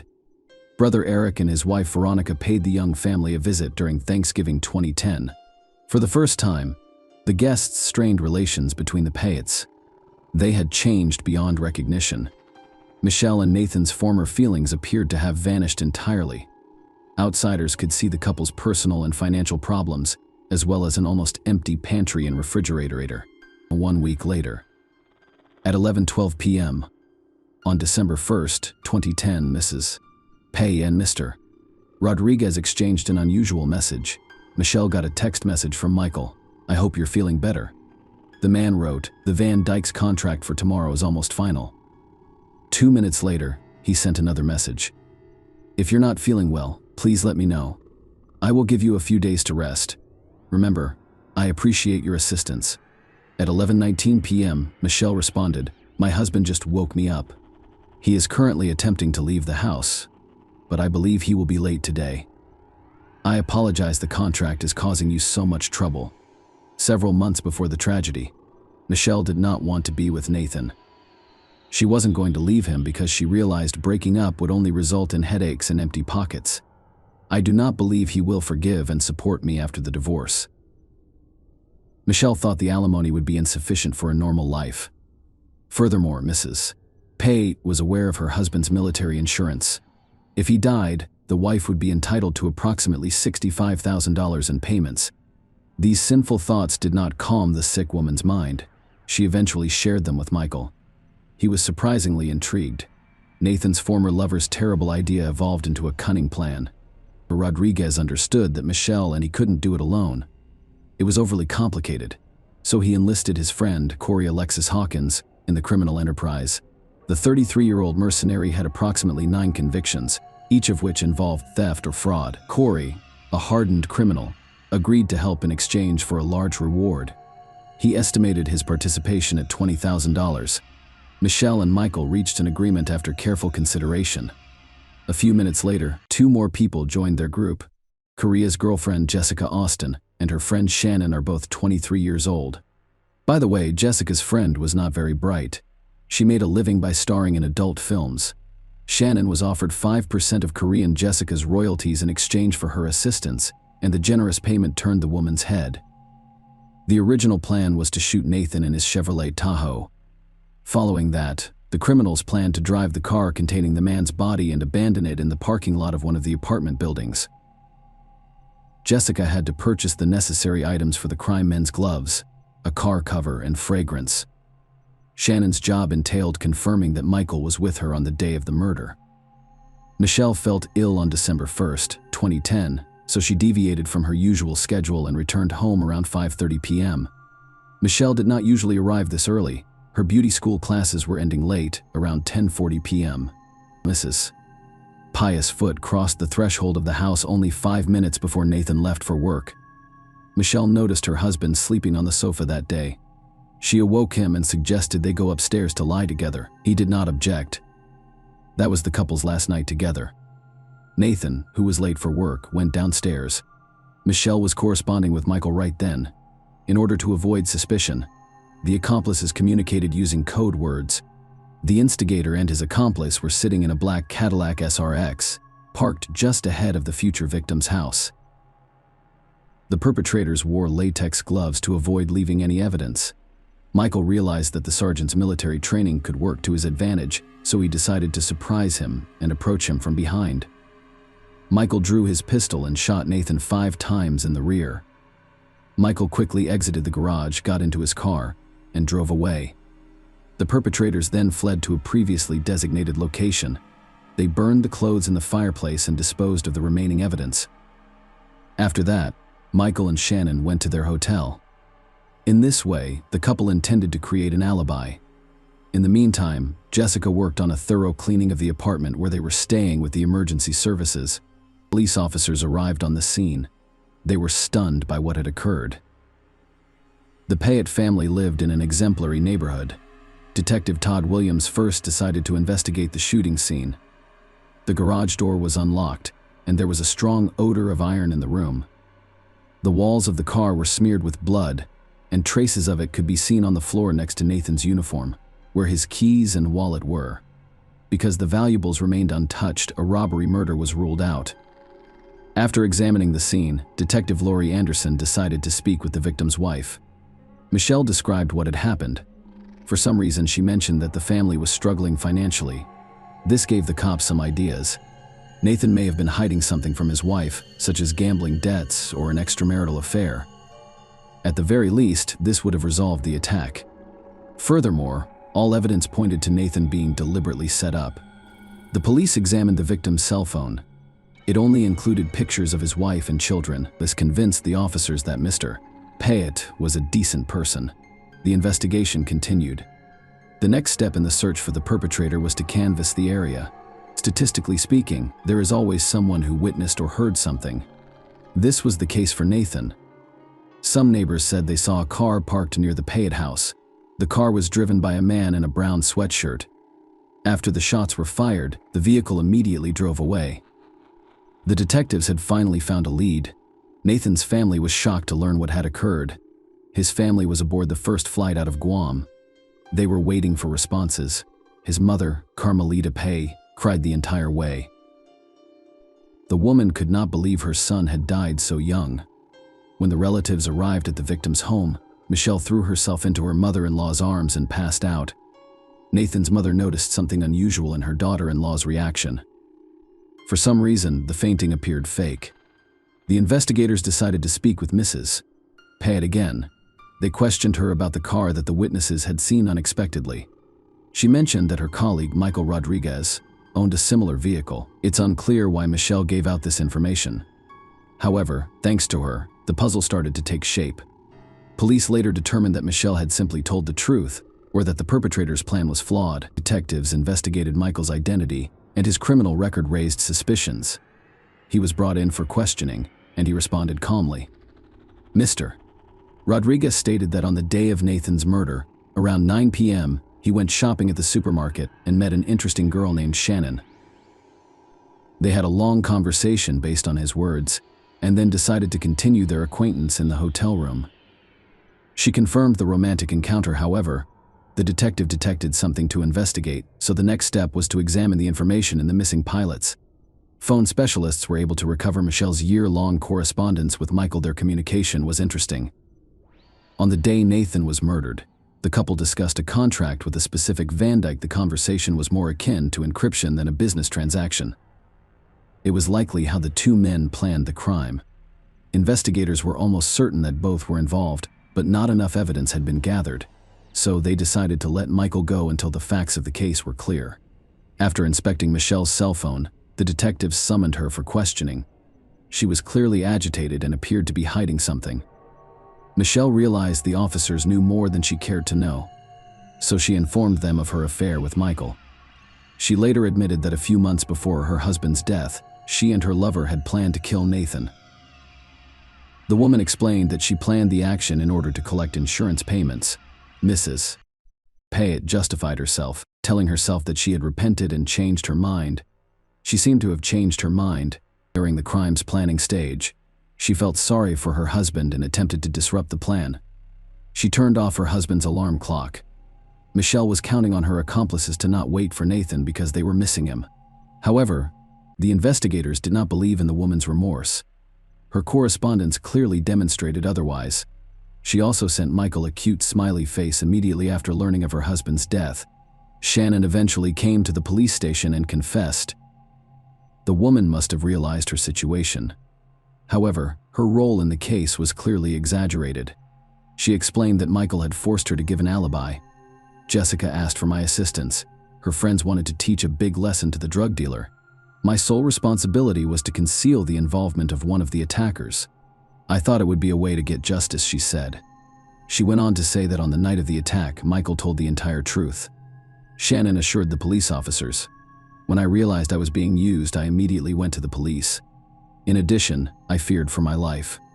There's no telling what they would have done to me. The woman's statements were confirmed by the hotel's CCTV footage. It became clear that Michael and Shannon arrived at the hotel at 11:40 p.m. rather than 11 p.m., as Michael claimed. Her testimony led detectives to Jessica Quarry, who had previously denied any involvement in the case. He was aware of the consequences of pleading guilty as a repeat offender. Jessica did, however, reveal her role in the sinister plan. To honor the young sergeant's memory, Nathan's family and friends gathered on December 7, 2010. Michelle decided not to attend the ceremony in the chapel at the Nellis base because she was clearly not in the mood. Many comrades recalled the man's stamina and military prowess. The squadron commander spoke about his accomplishments for his country and family. Everyone regarded Nathan as a dependable comrade in arms. At the same time, they noticed his modesty and dignity. In his speech, Eric Pate mentioned how my brother has always served as an example for me and the rest of my family. He genuinely enjoyed life and was deeply committed to his wife and children. Nathan did everything for his homeland, love, and friends. On December 9th, the slain man's remains were transported to Guam. On December 15th, a requiem mass was held at St. Francis Church in Tamuning. The sergeant received military honors at Guam's PD City Cemetery. His funeral was spectacular. The cortege consisted of 36 motorcycles. Upon arrival at the burial site, 6 officers carried a casket draped in a U.S. flag. Then, 21 shots shook the sky. Nathan Payette received a hero's farewell. Michael Rodriguez, Corey Hawkins, and Jessica Austin were arrested without bail on December 2010. The next day, Michelle 8 faced the same fate, and the police were concerned about the accused's mental state. She was put under surveillance to keep her from committing suicide on January 20114. The 4 accomplices appeared in Clark County District Court. They were charged with conspiracy to commit murder, armed robbery, and murder with a firearm. Michael and Corey were also charged with possession of a firearm. The trials lasted 3 years, and some of the defendants denied involvement. With a strong defense team, the defendants filed multiple motions. Their goal was to exclude specific evidence and proofs from the case. However, the court rejected all of the applications.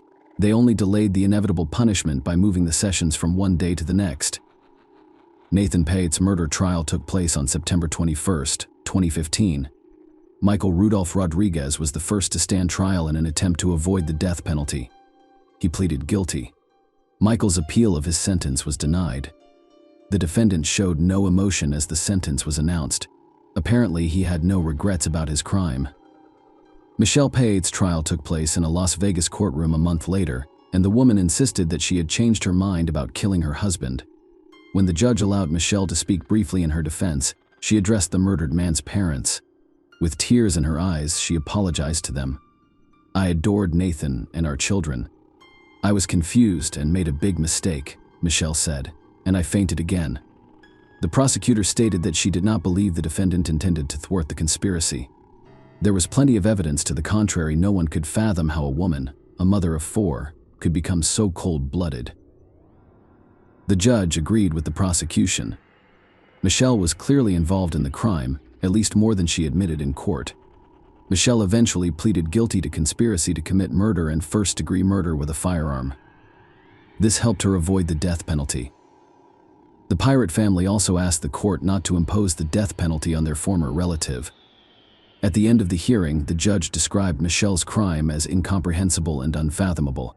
Corey Alexis Hawkins, a third defendant, took the stand in October 2015.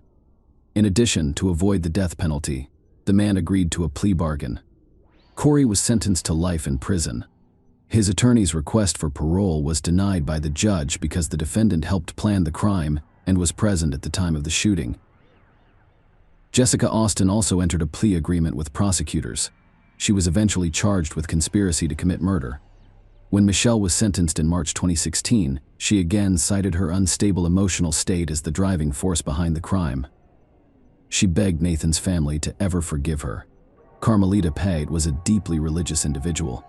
She could see that her former daughter-in-law was sorry for what she had done and was truly tormented by it. Her soul required forgiveness. As a result, Nathan's mother forgave Michelle in court. She went on to say that Michelle had already received the most serious punishment of her life. "Your children do not want to see you anymore." Carmelita explained that they are afraid you will treat them the same way you treated their father. Eric Payette informed her that I believe Michelle was shaken by her mother-in-law's words.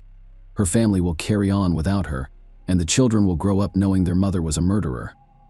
Eric's wife, Veronica, also requested to speak out. She told Michelle that she despised her, and she went on to say that the relative dishonors the family name she carries in pursuit of greed and the love of a man she has never met. She became the murderer of the man she once loved deeply. with whom she shared a bed and planned a future. Could Michelle have imagined how her unbridled ambition would play out? Hardly. This group of people is constantly on the lookout for happiness while failing to appreciate what they already have. Nathan, unlike her, had spent his entire life giving of himself. He was frequently sleep-deprived and jeopardized his health and life. Because of this, the man fulfilled his beloved's dreams but never received her recognition. The Payette children will suffer lifelong trauma. They will struggle to form strong families and socialize because their parents' painful experiences will be in front of them for the rest of their lives. There was only one positive aspect of this story.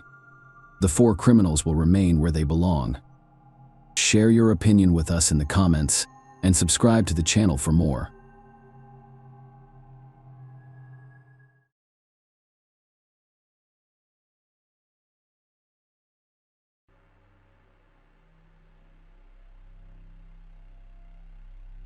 Hey guys, welcome to my channel, and today we're going to take a look at another horrible case with you. This story occurred in the Scottish city of Glasgow in 2015. Karen Buckley, 24, went to a nightclub with her friends on April 11th, 2015, and has never returned home. Karen was born in 1991 in Cork, Ireland, to John and Marion Buckley. Her family had 4 children, and she was the youngest and only daughter. Karen graduated from St. Mary's Secondary School in Mallow, where she was described as a kind and caring individual who was always eager to help others. Her desire to help others played a significant role in her career choice. Karen enrolled in the University of Limerick's nursing program after finishing secondary school. Her interest in occupational therapy led her to Glasgow, Scotland, where she enrolled in Caledonian University's master's program. Karen arrived in Glasgow in January 2015 and shared an apartment with 3 other female students who were also newcomers. On April 11, 2015, she and her flatmates visited a nightclub about 2 kilometers from their home. They arrived at approximately 11:45 p.m. and had a good time. Around 1 a.m., Karen informed her friends that she was going to the restroom and we'd be back shortly. She took her leave, leaving her jacket on the table where the group was seated. Her friends continued to have fun while she was away. They eventually realized Karen had been gone for a while and should have returned by then. But she didn't. Her friends looked for Karen in the club, but she was nowhere to be found. Attempts to contact her by phone also failed. Karen's friends suspected she had gone home. Although it was odd that she didn't tell anyone and left her jacket behind, when they got home, the friends realized their assumptions were incorrect. Karen wasn't present either. Karen's friends' only thought at the time was that she could meet someone at the club and leave with them. With this thought, the girls went to bed. When Karen's neighbors awoke around noon, they were surprised to discover that she had not returned home. Attempts to call her again produced no results. Karen did not respond to social media messages or log into any of them. Karen's friends had only known her for a few months, but they knew her behavior was out of character. They did not invent another version to reassure themselves, but instead went to the police and reported her disappearance, as well as informing the Buckley family of what had happened. The Scottish police deserve credit for launching an immediate search for Karen. Her disappearance was covered in the media and on television. Karen's parents asked anyone with information about their daughter's whereabouts to contact the police. Meanwhile, detectives obtained footage from cameras at the club where Karen was last seen.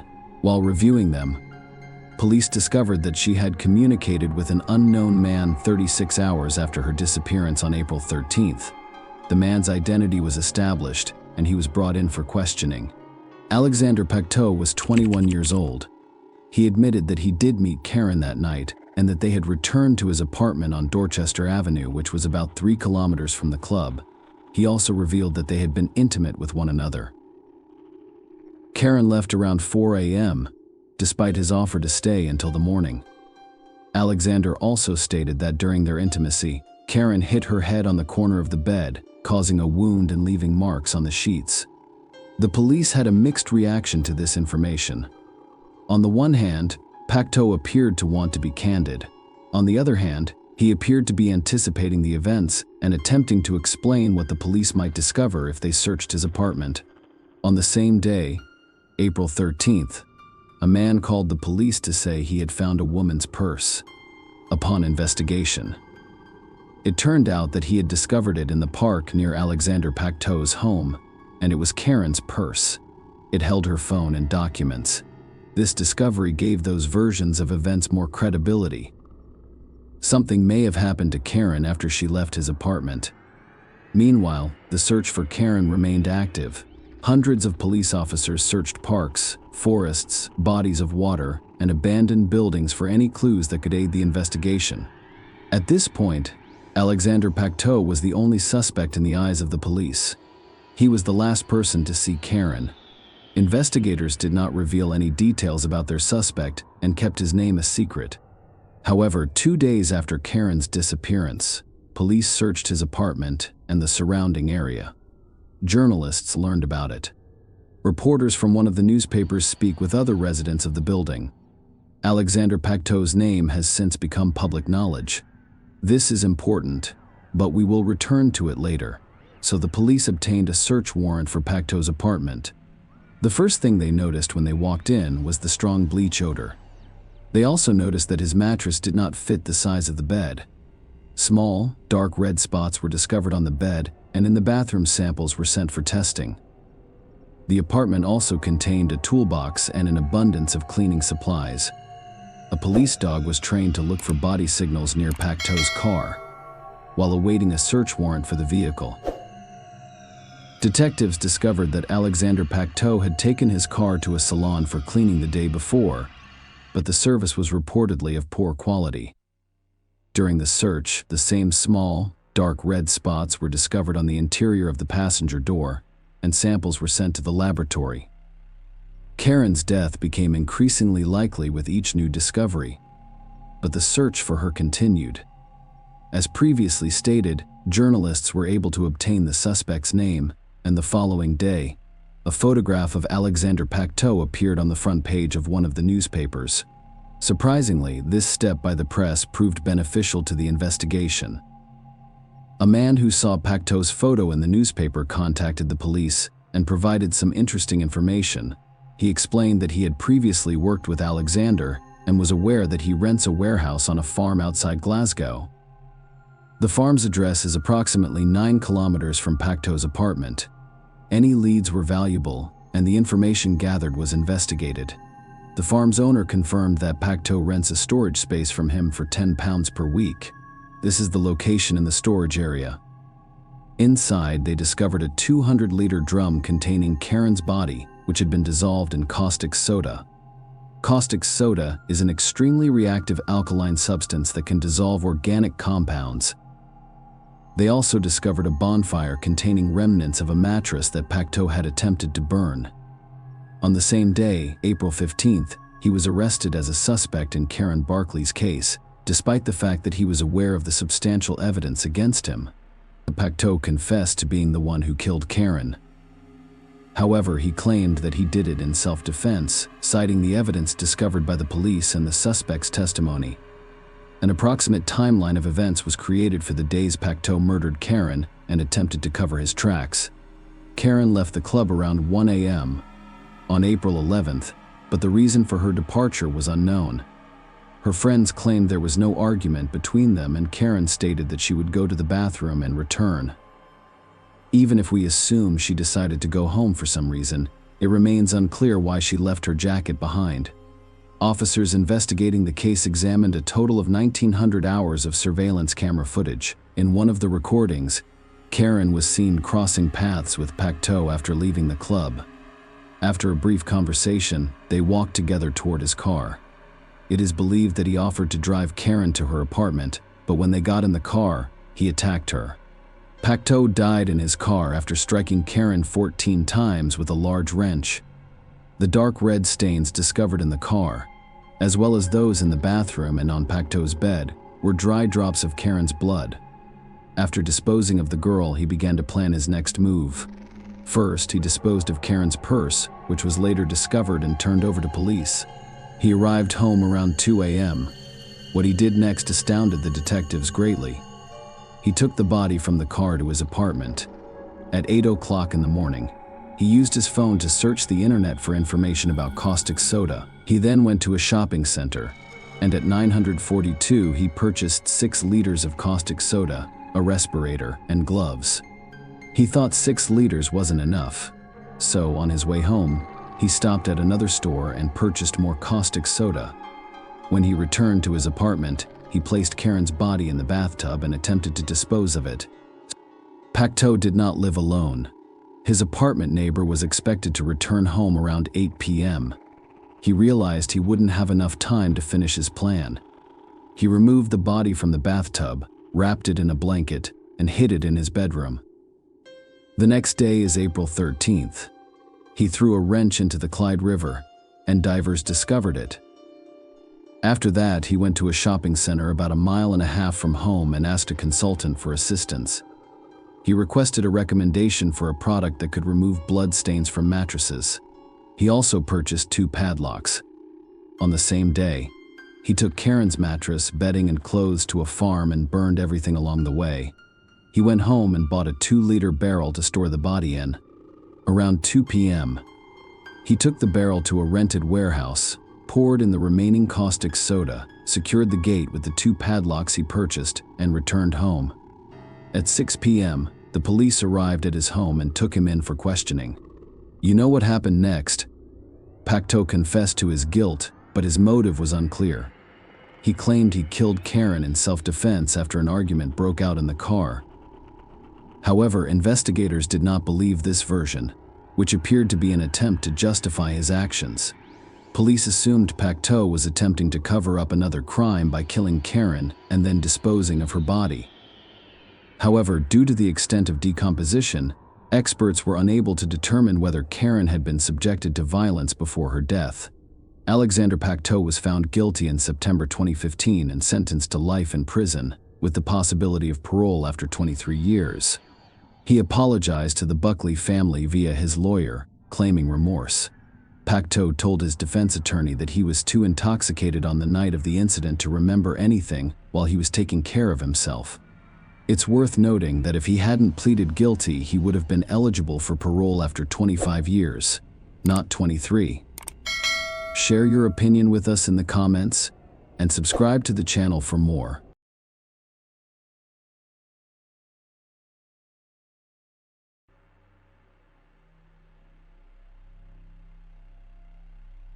Hey guys, welcome to my channel, and today we're going to take a look at another horrible case with you.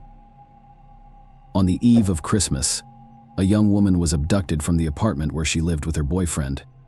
An unknown criminal tied up the young man and took the young woman out through the back door, disappearing without a trace. The police were unable to identify the perpetrator and the caveman for 36 years until an unexpected truth came to light. Leslie McRae was born on April 14, 1968, in Jacksonville, Florida. She was kind-hearted, determined, outgoing, loved to have fun, had a sharp mind, and had a great sense of humor. Leslie grew up in a loving family but was particularly close to her 4-year-old cousin Joey. Despite living in different cities, the girls tried to spend as much time together as possible. Leslie even considered moving to her city when she turned 18. After graduating from high school at the age of 17, Leslie enrolled at the University of North Florida, dreaming of building a career in the modeling industry. She moved out of her parents' house and into an apartment complex with her 21-year-old boyfriend Edgar McQuarrie. On the night of December 24, 1985, they were sleeping in their apartment when Edgar woke up around 3 a.m. to a noise to his horror. He saw a man with a knife above their bed. The unknown criminal tied Edgar's hands and fed him with ties, threatening him with a weapon to prevent him from resisting. He then tied up Leslie in the same way and took her out through the back door of the apartment. Edgar, still tied up, could only watch in horror as the kidnapper took Leslie away. He took him 3 hours to free his hands, and around 6 a.m., he called the police. The taxis arrived at their apartment, took Edgar's statement, and began searching for Leslie, considering that the room was almost pitch black at the time of the abduction. Edgar could not see the perpetrator's face or any other distinguishing features except for brown hair. The police also did not know what kind of vehicle the kidnapper had used, although it was evident that he had used some form of transportation to abduct Leslie. They received a call at their station 3 hours after the kidnapping.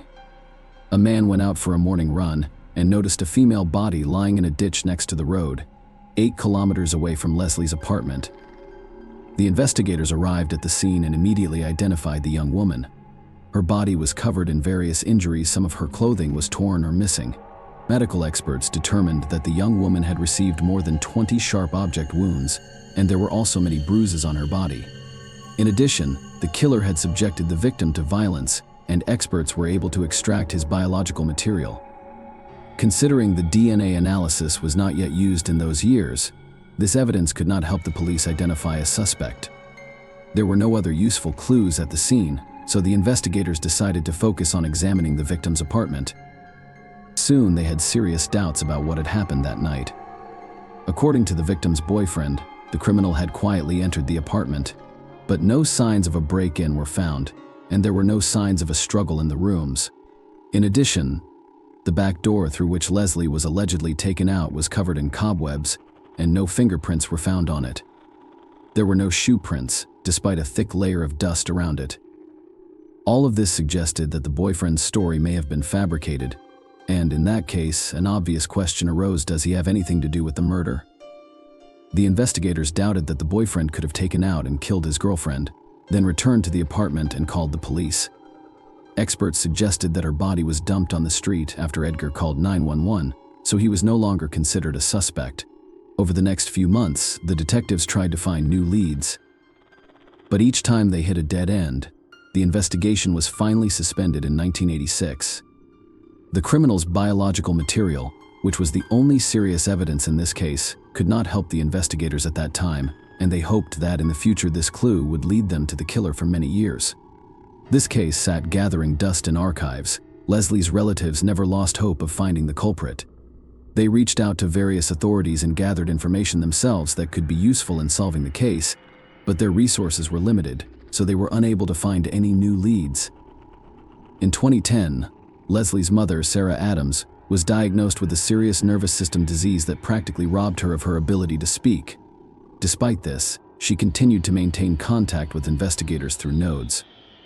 After that, Leslie's cousin Joey became the most active in the search for the truth. Although she and her family lived 2 hours away from Jacksonville, she regularly traveled there to speak with investigators or help Leslie's mother. However, attempts to reach out to the police practically led nowhere.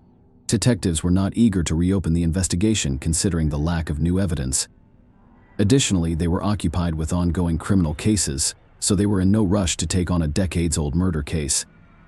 As a result, Joey began to accuse the detectives of being negligent in the early stages of the investigation or even covering up the perpetrator. She even suggested that the killer may have bribed investigators, but she had no evidence to support this. Theory Joey also regularly gave interviews to local news channels trying to draw public attention to the case. She recalled the time spent with her older sister and described Leslie as a cheerful and positive person. She also regretted that her 2 children never got to know what a wonderful aunt Leslie could have been to them. In late 2018, her relatives' persistent efforts produced the first results. They contacted representatives of the Cold Case Files Project, and they became interested in Leslie's case. This non-profit organization, which began in 2015, focuses on unsolved murders in which police have been unable to find the perpetrators. The organization collects and disseminates information, engages in dialogue with investigators and the media. In addition, they provide support to the victims' relatives, advising them on communication with the police and journalists. The organization's employees posted information about Leslie's murder on various resources, trying to attract as much attention as possible to the case. In such cases, when investigators have now been able to solve the case, public interest can play a key role. First, the more people hear about this crime, the more chances there are that potential witnesses to the events will be among them. Sometimes people, without realizing it, may have seen or heard something that could lead the police to the killer. Second, under pressure from the public and the media, the chances of detectives reopening the investigation increased throughout this time. They had the perpetrator's biological material, but wanted to study it.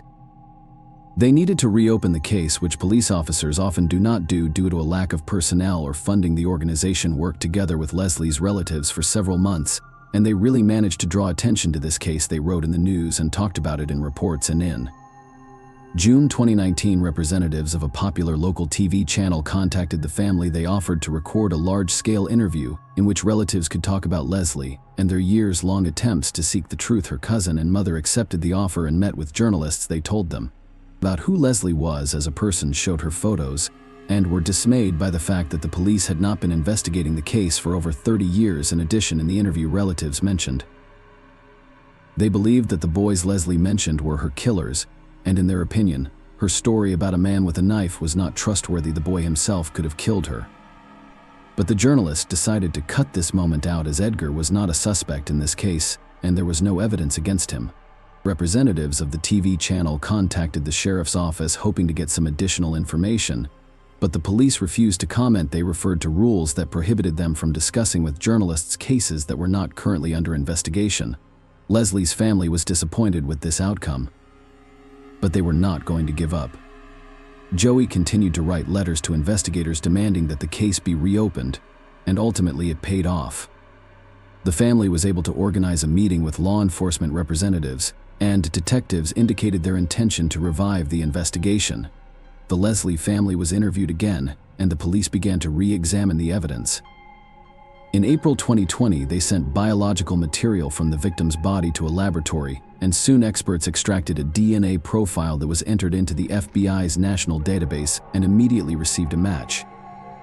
Almost 35 years later, the investigators finally had a possible killer's name. He was 58 years old, David Nelson Austin. After studying his biography, the detectives found many interesting moments.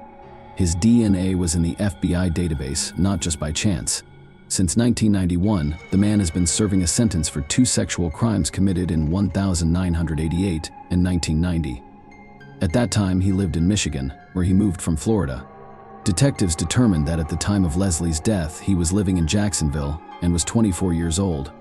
2 months before the murder, he attacked a mentally disabled young woman and attempted to assault her, but he failed. The man was arrested, but the justice system treated his act very lightly.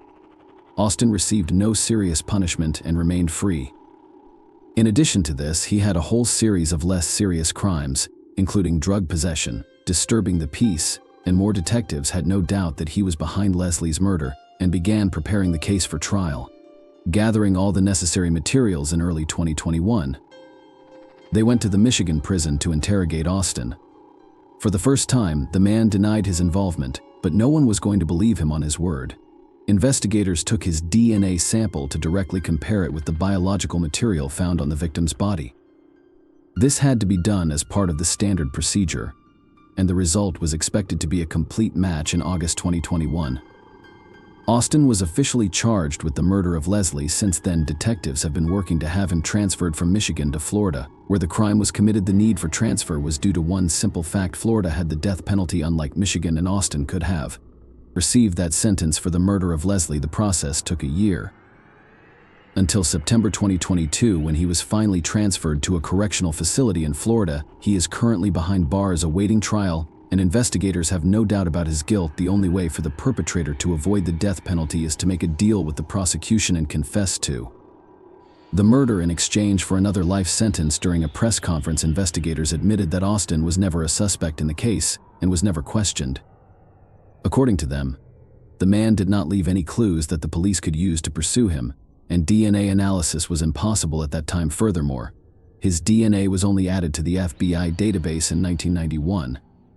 6 years after the murder, Joey also gave an interview in which she said that she had always believed that Leslie's boyfriend was the killer. It was only after investigators revealed the real perpetrator's name did she realize that Edgar was also a victim in the story.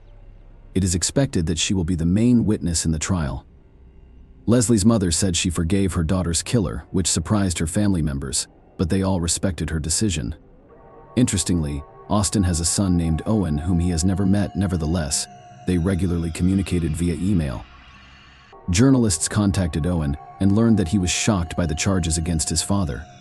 Austin himself wrote to him about it, adding that he had nothing to do with this crime.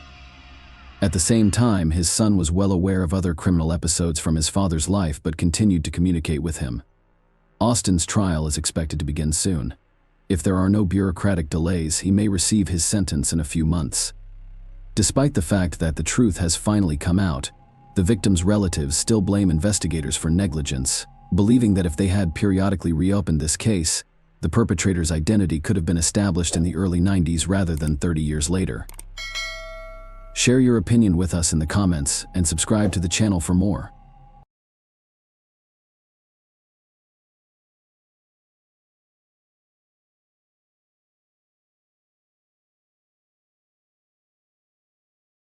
Hey guys, welcome to my channel, and today we're going to take a look at another horrible case with you. In this video, we will discuss what happened in 2021. In Georgia, United States, Mariam Abdulrab was heading home after a shift at a bar. She arrived at her house but did not have time to enter it. What happened to her had a significant social impact. Unfortunately, Mariam was one of those whose deaths prompted the authorities to recognize that the laws against certain groups of people were insufficiently harsh. Georgia enacted Mariam's law before the criminal appeared in court, and the case was only recently resolved.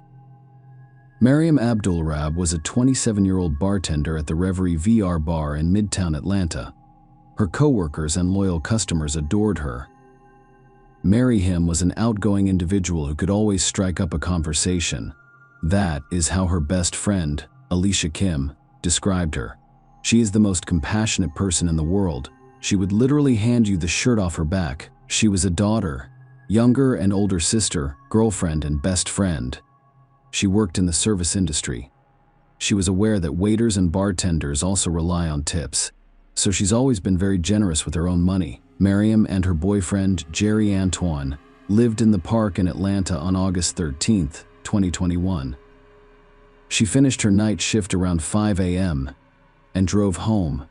She had to drive about 5 miles on a route she was familiar with. Unfortunately, nothing went right this time. When Mariam arrived at her house, another car pulled up behind her. She did not have time to go inside. Someone kidnapped her in front of her boyfriend. Jerry Antoine called the Atlanta Police Department's 911 operator to report a kidnapping. He stated that his girlfriend was kidnapped in front of his home at 501 Borough Street. He described the kidnapper's vehicle as looking like a Ford Escort or a Jeep. Antoine was shocked and distressed by the incident, repeatedly asking for assistance and expressing concern for his girlfriend's safety. Jerry Antoine gave his contact information and stated that he witnessed the kidnapping. He described seeing his girlfriend being forced into a black SUV by a man wearing a security shirt and wielding a gun. The operator instructed Antoine to remain calm and asked him a series of questions to learn more about the incident. Antoine confirmed that his girlfriend had called him 5 minutes prior to her arrival. He heard commotion outside, looked out his window, and saw the kidnapping taking place. The operator confirmed Jerry Antoine's address as 501 Borough Street South. Antoine mentioned that he was attempting to track his girlfriend's location using his phone but was unsure if she had dropped it. The operator assured him that a unit would be dispatched to his location soon to provide additional assistance. Shortly after that 911 call, police officers crowded the area where Mariam had been abducted. The authorities attempted to take all necessary steps to resolve this case because the chances of finding the girl dwindled with each passing minute. Nobody knew the criminals' motivations or what they were up to. In terms of motivations and so on, I do not know. Deputy Chief Charles Hampton Jr. told reporters immediately following the incident. Alicia Kim, Mariam's best friend, posted these words on one of her social networking pages. "My best friend was kidnapped last night at her home in Grant Park. She currently works as a bartender at Reverie and previously worked at Mother's Church. If you've met her, you know she's an amazing person. After her shift, she went to a gas station and someone followed her home. And as she approached her door, she was taken. Please send me any videos you may have of her from last night. If you see her in any vehicle, please contact the authorities." Detectives attempted to identify the abductor. According to one version, Mariam was a random victim who the perpetrator encountered at a gas station. Investigators discovered CCTV footage that captured the moment of the abduction. Mariam arrives at her home and exits the car, as seen in the video. A moment later, another car approached the house. The driver exits, grabs Mariam, and leads her to the vehicle. The car then disappears, backing away. Everything happened in a matter of seconds, and it was terrifying. Miriam was practically at the door of her home when she was kidnapped in cold blood. While the police were speaking with Miriam's boyfriend, 911 received 2 additional phone calls from the same area. The woman informed the operator that she had heard at least 4 loud bangs, which she believed were gunshots. About 5 hours after Miriam's kidnapping, another man called 911 and gave critical information. About 5 hours after Miriam's abduction, the woman who called 911 reported hearing what she thought were 4 gunshots. Later, another man called 911 from the corner of Lakewood Avenue South and Terrace Way South, near an abandoned house. He requested police and ambulance assistance, mentioning that the location was across the street from the Boys and Girls Club and near an Exxon gas station. He explained that the abandoned home was boarded up. The caller, Robert Dixon, described seeing a Caucasian woman lying face down near a mailbox while walking his dog. He described her clothing and appearance, noting that she appeared unconscious and could be a teenager or in her early 20s. He stated that he had not touched her and was unsure whether she was breathing. He was concerned about the lack of movement from her chest or back, as well as the presence of blood around her upper body. The dispatcher told him to wait for paramedics and offered reassurance. Dixon expressed concern about the woman's position, with her face and nostrils against the ground, which could limit her ability to breathe.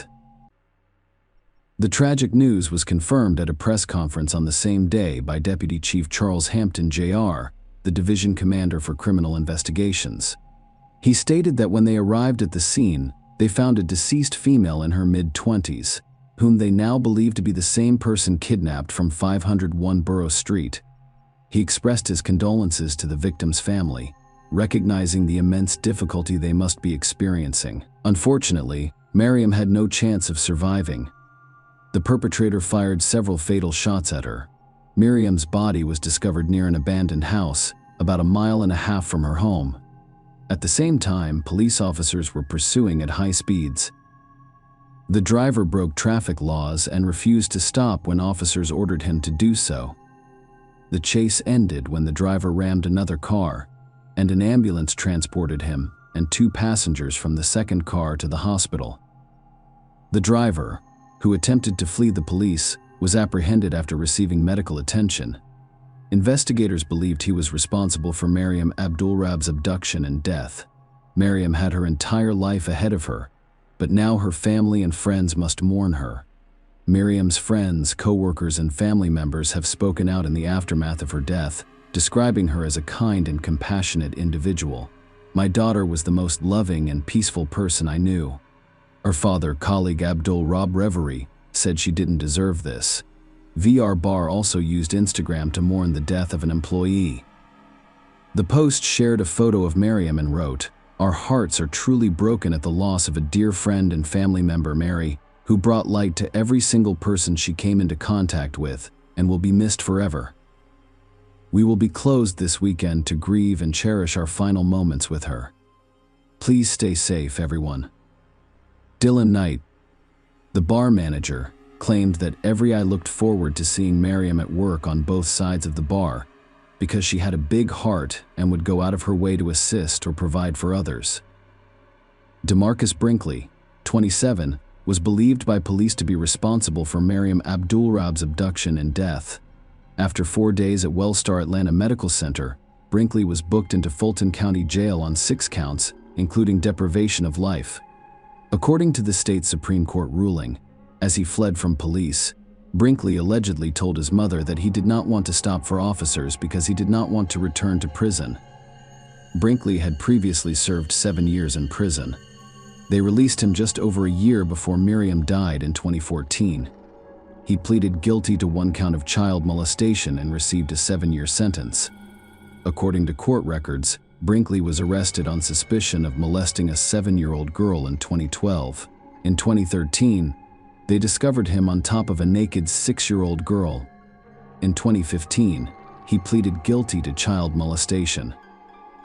During one of the court sessions, Brinkley's defense attorney informed the judge that his client was one of 12 children. According to court records, the Georgia Division of Family and Children's Services removed him from his mother's care. When he was a teenager, he was admitted to a residential treatment program for children with severe emotional and behavioral problems. He stopped attending school in the 9th grade. The defense attorney also stated that Brinkley had a history of abuse by her stepfather. The state recommended that Brinkley serve 15 years in prison, followed by 15 years of probation. Despite this, the court sentenced Brinkley to only 15 years in prison and 8 years on probation. He also needed to register as a sex offender. Offenders are assigned to levels 1, 2, or 3 based on their risk of a repeat offense. Level 1 indicates a low risk of reoffense.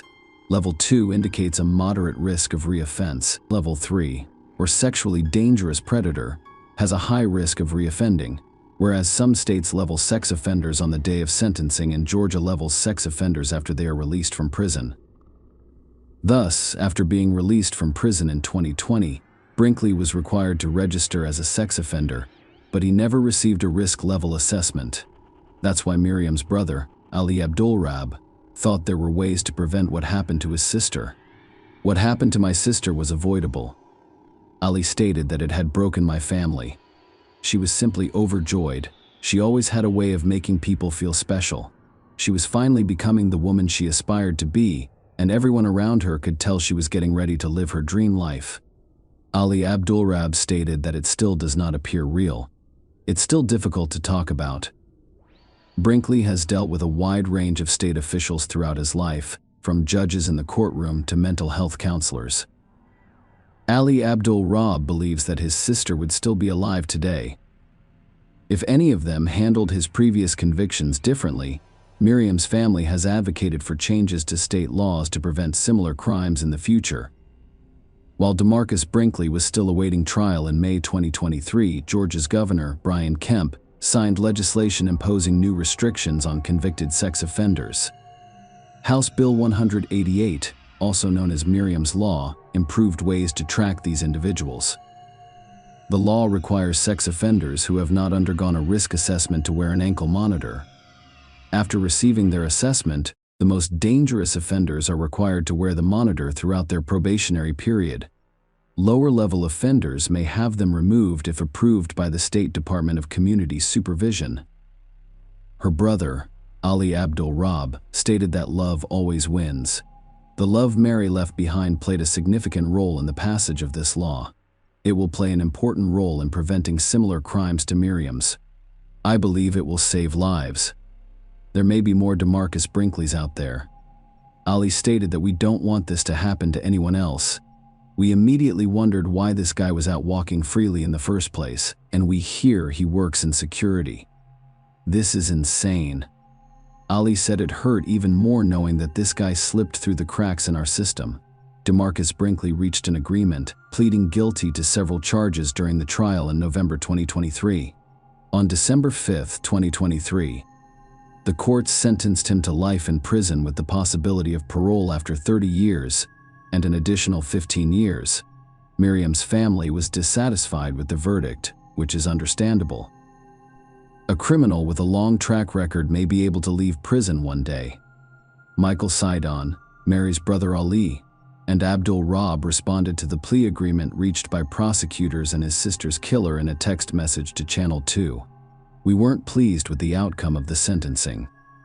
After all of this time waiting for a trial, DeMarcus Brinkley decided to plead guilty in the hopes of being granted parole one day after serving his life sentence for 30 years plus 15. Despite hearing the details of everything he has done in court, they still allow him to have the one thing that will make his time in prison a little more bearable. In these situations, it is easy to place the blame on the criminal. But the reason my sister was murdered in the first place was that a judge in court did not accept the prosecution's recommendation for his previous charges of sexually assaulting 2 children. The ruling in this recent case is all too familiar, and it appears that the judge's only goal is to make everyone happy. More so for the criminal defense attorneys, who I'm sure will take this as a victory. I understand that their role is to promote fairness and justice for their clients, but at what cost? The criminal justice system, as I understand it, is a never-ending cycle of injustice and reconsideration, particularly for potential victims and those who suffer. Our family believes it is not fair to the children whom this monster has harmed. It wasn't fair to my sister who had her entire life taken from her. Mariam Abdulrab is more than a crime statistic. She is a real person with real family and friends who care deeply about her. The defendant will spend the rest of his life in prison and away from our community, where he has proven himself to be a serious threat to the public. According to District Attorney Fani Willis, nothing can be done to restore Mary Ann's life, which was tragically taken away from her, her family, and her friends.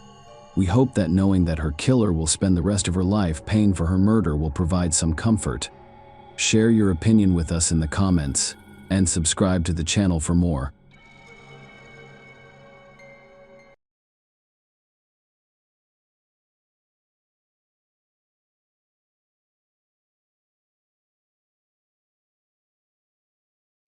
Hey guys, welcome to my channel, and today we're going to take a look at another horrible case with you. After Hannah Potts, 23, went missing, the FBI launched an investigation. The case received a lot of media attention, and the revelations about the mysterious disappearance shocked many people. Hannah's family had no idea who would ultimately be charged. Hannah and her large family lived in Gibson County, Indiana, a southwestern American state. Many of the residents, including the Potts family, were farmers. They had their own small farm, which Hannah's parents considered a good and safe place to work, live, and raise their children. It was indeed a safe environment. But, as you know, things can change. The summer of 2020 marked a watershed moment for the Potts family, forever altering their lives. Hannah couldn't sleep on the nights of July 23rd and 24. She told her mother that she was going to walk around the farm, look at the animals, and possibly take some photos. She then grabbed her phone and camera, exited the house, and headed to the barn. Hannah's family discovered she was not at home in the morning, and a post on her Facebook page shocked everyone. She posted a video clip based on the image that was recorded in the dark, because the image is a black screen throughout the video, and she was saying, "Mom, are you there? Hello? Mom, if you can hear me, please say something. I really need to hear your voice. Something happened. I was out taking photos of animals, and this guy appeared out of nowhere. He's the same guy I saw in the maroon car yesterday morning. He grabbed me and pushed me inside the truck. Oh God. Where will he take me? Mom, please consider Hannah's point of view. He's black, about Jerry's height. On the jury I work with, his voice is deep, and the way he referred to me as baby girl sent shivers down my spine. I do not like it. Please, Mom, if you're there, could you say something to me? I'm in a room with a little light. There are 4 walls. I don't think they know I have the phone, so I'll have to tell the cops everything you're going to show them in the videos, so maybe they'll find me. I do not know where he is. Where did he say this? What exactly did he say? He mentioned something about Ohio. God, I love you, Mom. Tell Dad that I love him too. Please take care of Gigi for me. Please. If I do not make it back. I love you. I really love you." Hannah's parents immediately contacted the police, recognizing the gravity of the situation and the fact that even minutes can change everything. The FBI became involved in the case. The video quickly gained traction on social media. Hannah's kidnapping was covered by all of the country's major television stations on the same day. Extensive media and social media coverage helped attract a large number of volunteers who, along with the Potts family, distributed several thousand informational flyers on the first day, stating that Hannah was last seen at home around 2 a.m. She wore a gray shirt and sports pants. It was also stated that the person who abducted her was driving a maroon vehicle. The police appealed to anyone with information to come forward. Hannah's family used every available resource to find her. One of these resources was social media, which allowed information about the kidnapping to spread rapidly. Hannah had a twin sister named Lauren, and she posted a request for help with a broken heart. I never imagined I would be posting something like this. I need help. Please share this post with your Facebook friends. Share this photo. Please help us. My twin sister Hannah posted a video this morning describing how she was kidnapped. If you have seen or heard from her, please contact Princeton, Indiana, police or my family. Hannah, I miss you. Please come home. When the FBI attempted to track Hannah's cell phone, they discovered that on the day of her abduction, a cell tower located about a few miles from the Potts family home received a signal from her phone. Hannah posted the video to her Facebook page around 6 a.m. She was already being held hostage at the time, and a cell tower near the house was still picking up her phone signal. This meant Hannah was being held in a room close to her family's home. The police were desperately looking for a man driving a maroon car, but it was impossible to find a man who fit that description within a 5-mile radius of the Potts family home while researching Hannah's life and determining whether anyone she knew was involved in her disappearance. Detectives discovered that prior to her disappearance, she had been in close contact with Maria Hopper, a 34-year-old woman who lives just a mile away. When investigators arrived to speak with Maria, she confirmed that she knew Hannah but had last seen her a few days prior to the abduction. It looked like another dead end. However, when police obtained a report from a cell phone carrier and gained access to Hannah's social media page, where she posted her heartbreaking plea, it became clear that Maria Hopper lied when she claimed to have seen Hannah a few days before the abduction. Hannah disappeared in the early hours of July 24th. 2 days later, on the morning of July 26th, several police officers arrived at Maria's house, and she once again told them she had no idea where Hannah was. Maria's boyfriend, 45-year-old Joshua Thomas, was also present, and he told police that he knew nothing about Hannah. Officers asked Maria for permission to look around the house. The woman reluctantly gave her consent, but immediately stated that Hannah was not in her home. Except for the stairs in the kitchen that lead to the basement, the police found nothing suspicious. Maria stated that there were only unnecessary items in the basement. However, law enforcement officials decided to inspect the basement firsthand. Among the dusty items in the basement, the police discovered a sheet of plywood that was unlike anything else. There was no dust on it, and it appeared that this sheet of plywood had not been in the basement as long as the other items. The plywood appears to be blocking the passage to another area of the basement. As one of the officers began to move it away, Maria Hopper made a significant announcement. But first, we need to return to Hannah's recording.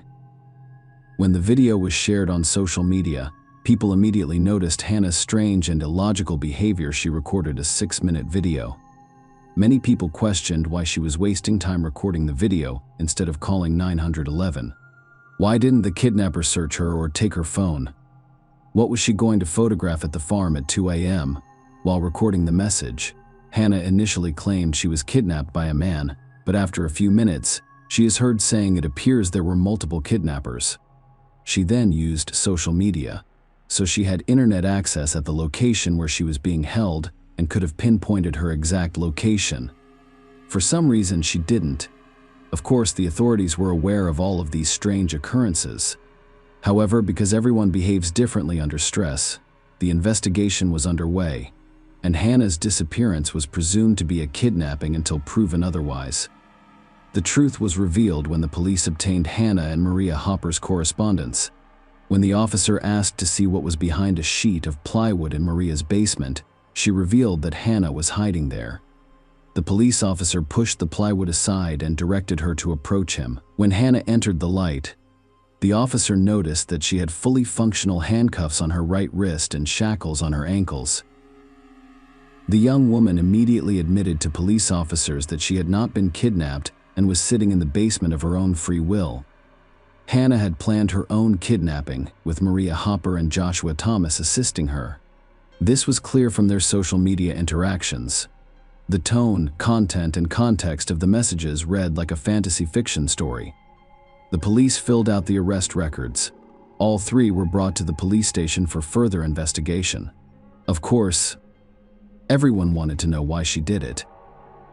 Hannah informed the investigators that she was writing a book and had decided to stage her own kidnapping as inspiration and to learn how kidnapped victims feel. Maria and Joshua were characters in her story who helped her keep everything organized. They hid her in their basement, brought her food and drinks, and, per Hannah's instructions, destroyed her cell phone so the police couldn't find it. Hannah's heartbreaking video on Facebook was pre-recorded, and she said she rehearsed for about a week before recording it. No one in her family knew what she was up to. After the truth was revealed, the Potts family apologized to everyone who assisted with the search. And to everyone who was concerned for Hannah, her sister, Brittany, issued a public apology on her social media page. It particularly included these words: "As word spreads that Hannah has been found, I need to make a public statement about it. I neither publicly disowned nor wish to have any future contact with my sister. She's dead to me. I hope she is prosecuted to the full extent of the law. My family is deeply embarrassed and hurt by her actions, and the fact that she attempted to blame this on someone of color. I hope no black man driving a maroon car was targeted because of her blatant lie. She has caused a great deal of grief for my family and others. Shame on you, Hannah. You made my 6-year-old son cry, believing that something bad had happened to you. My 6-year-old baby loved you so much. I hope you are prosecuted to the full extent. I have no words. I just feel like I owe an apology to the public. I am very angry and embarrassed." While in the basement of her friend's house, Hannah kept a personal journal in which she revealed that she was aware that her social media posts would go viral. Hannah Potts was charged with making false reports of a kidnapping. Miss Potts' actions are criminal in nature. She had many people in her family and community concerned about her personal health and safety. Gibson County Prosecutor Michael Cochran stated in a news release that by providing a false description of the alleged abductor, she risked involving innocent people. Finally, the number of hours spent by multiple law enforcement agencies during this period of limited resources cannot be recovered. This callous disregard for others simply cannot be tolerated. His statement concluded that Maria Hopper and Joshua Thomas were charged with perjury and concealing information during a police interview. Hopper admitted to taking Potts from her home and lying about harboring her. Thomas also admitted to knowing about the kidnapping hoax and the presence of Potts in the house. All three were released on bail and remained at large pending trial. Hannah Potts pleaded guilty in September 2020 to knowingly filing a false kidnapping report. She was sentenced to 1 year's probation and 120 hours of community service. Joshua Thomas and Maria Hopper also received probationary sentences. Many people who are familiar with this story believe Hannah was not only looking for inspiration, devising a plan for her own abduction, but also wanted to create a stir around her person, laying the groundwork for successful book sales. Share your opinion with us in the comments, and subscribe to the channel for more.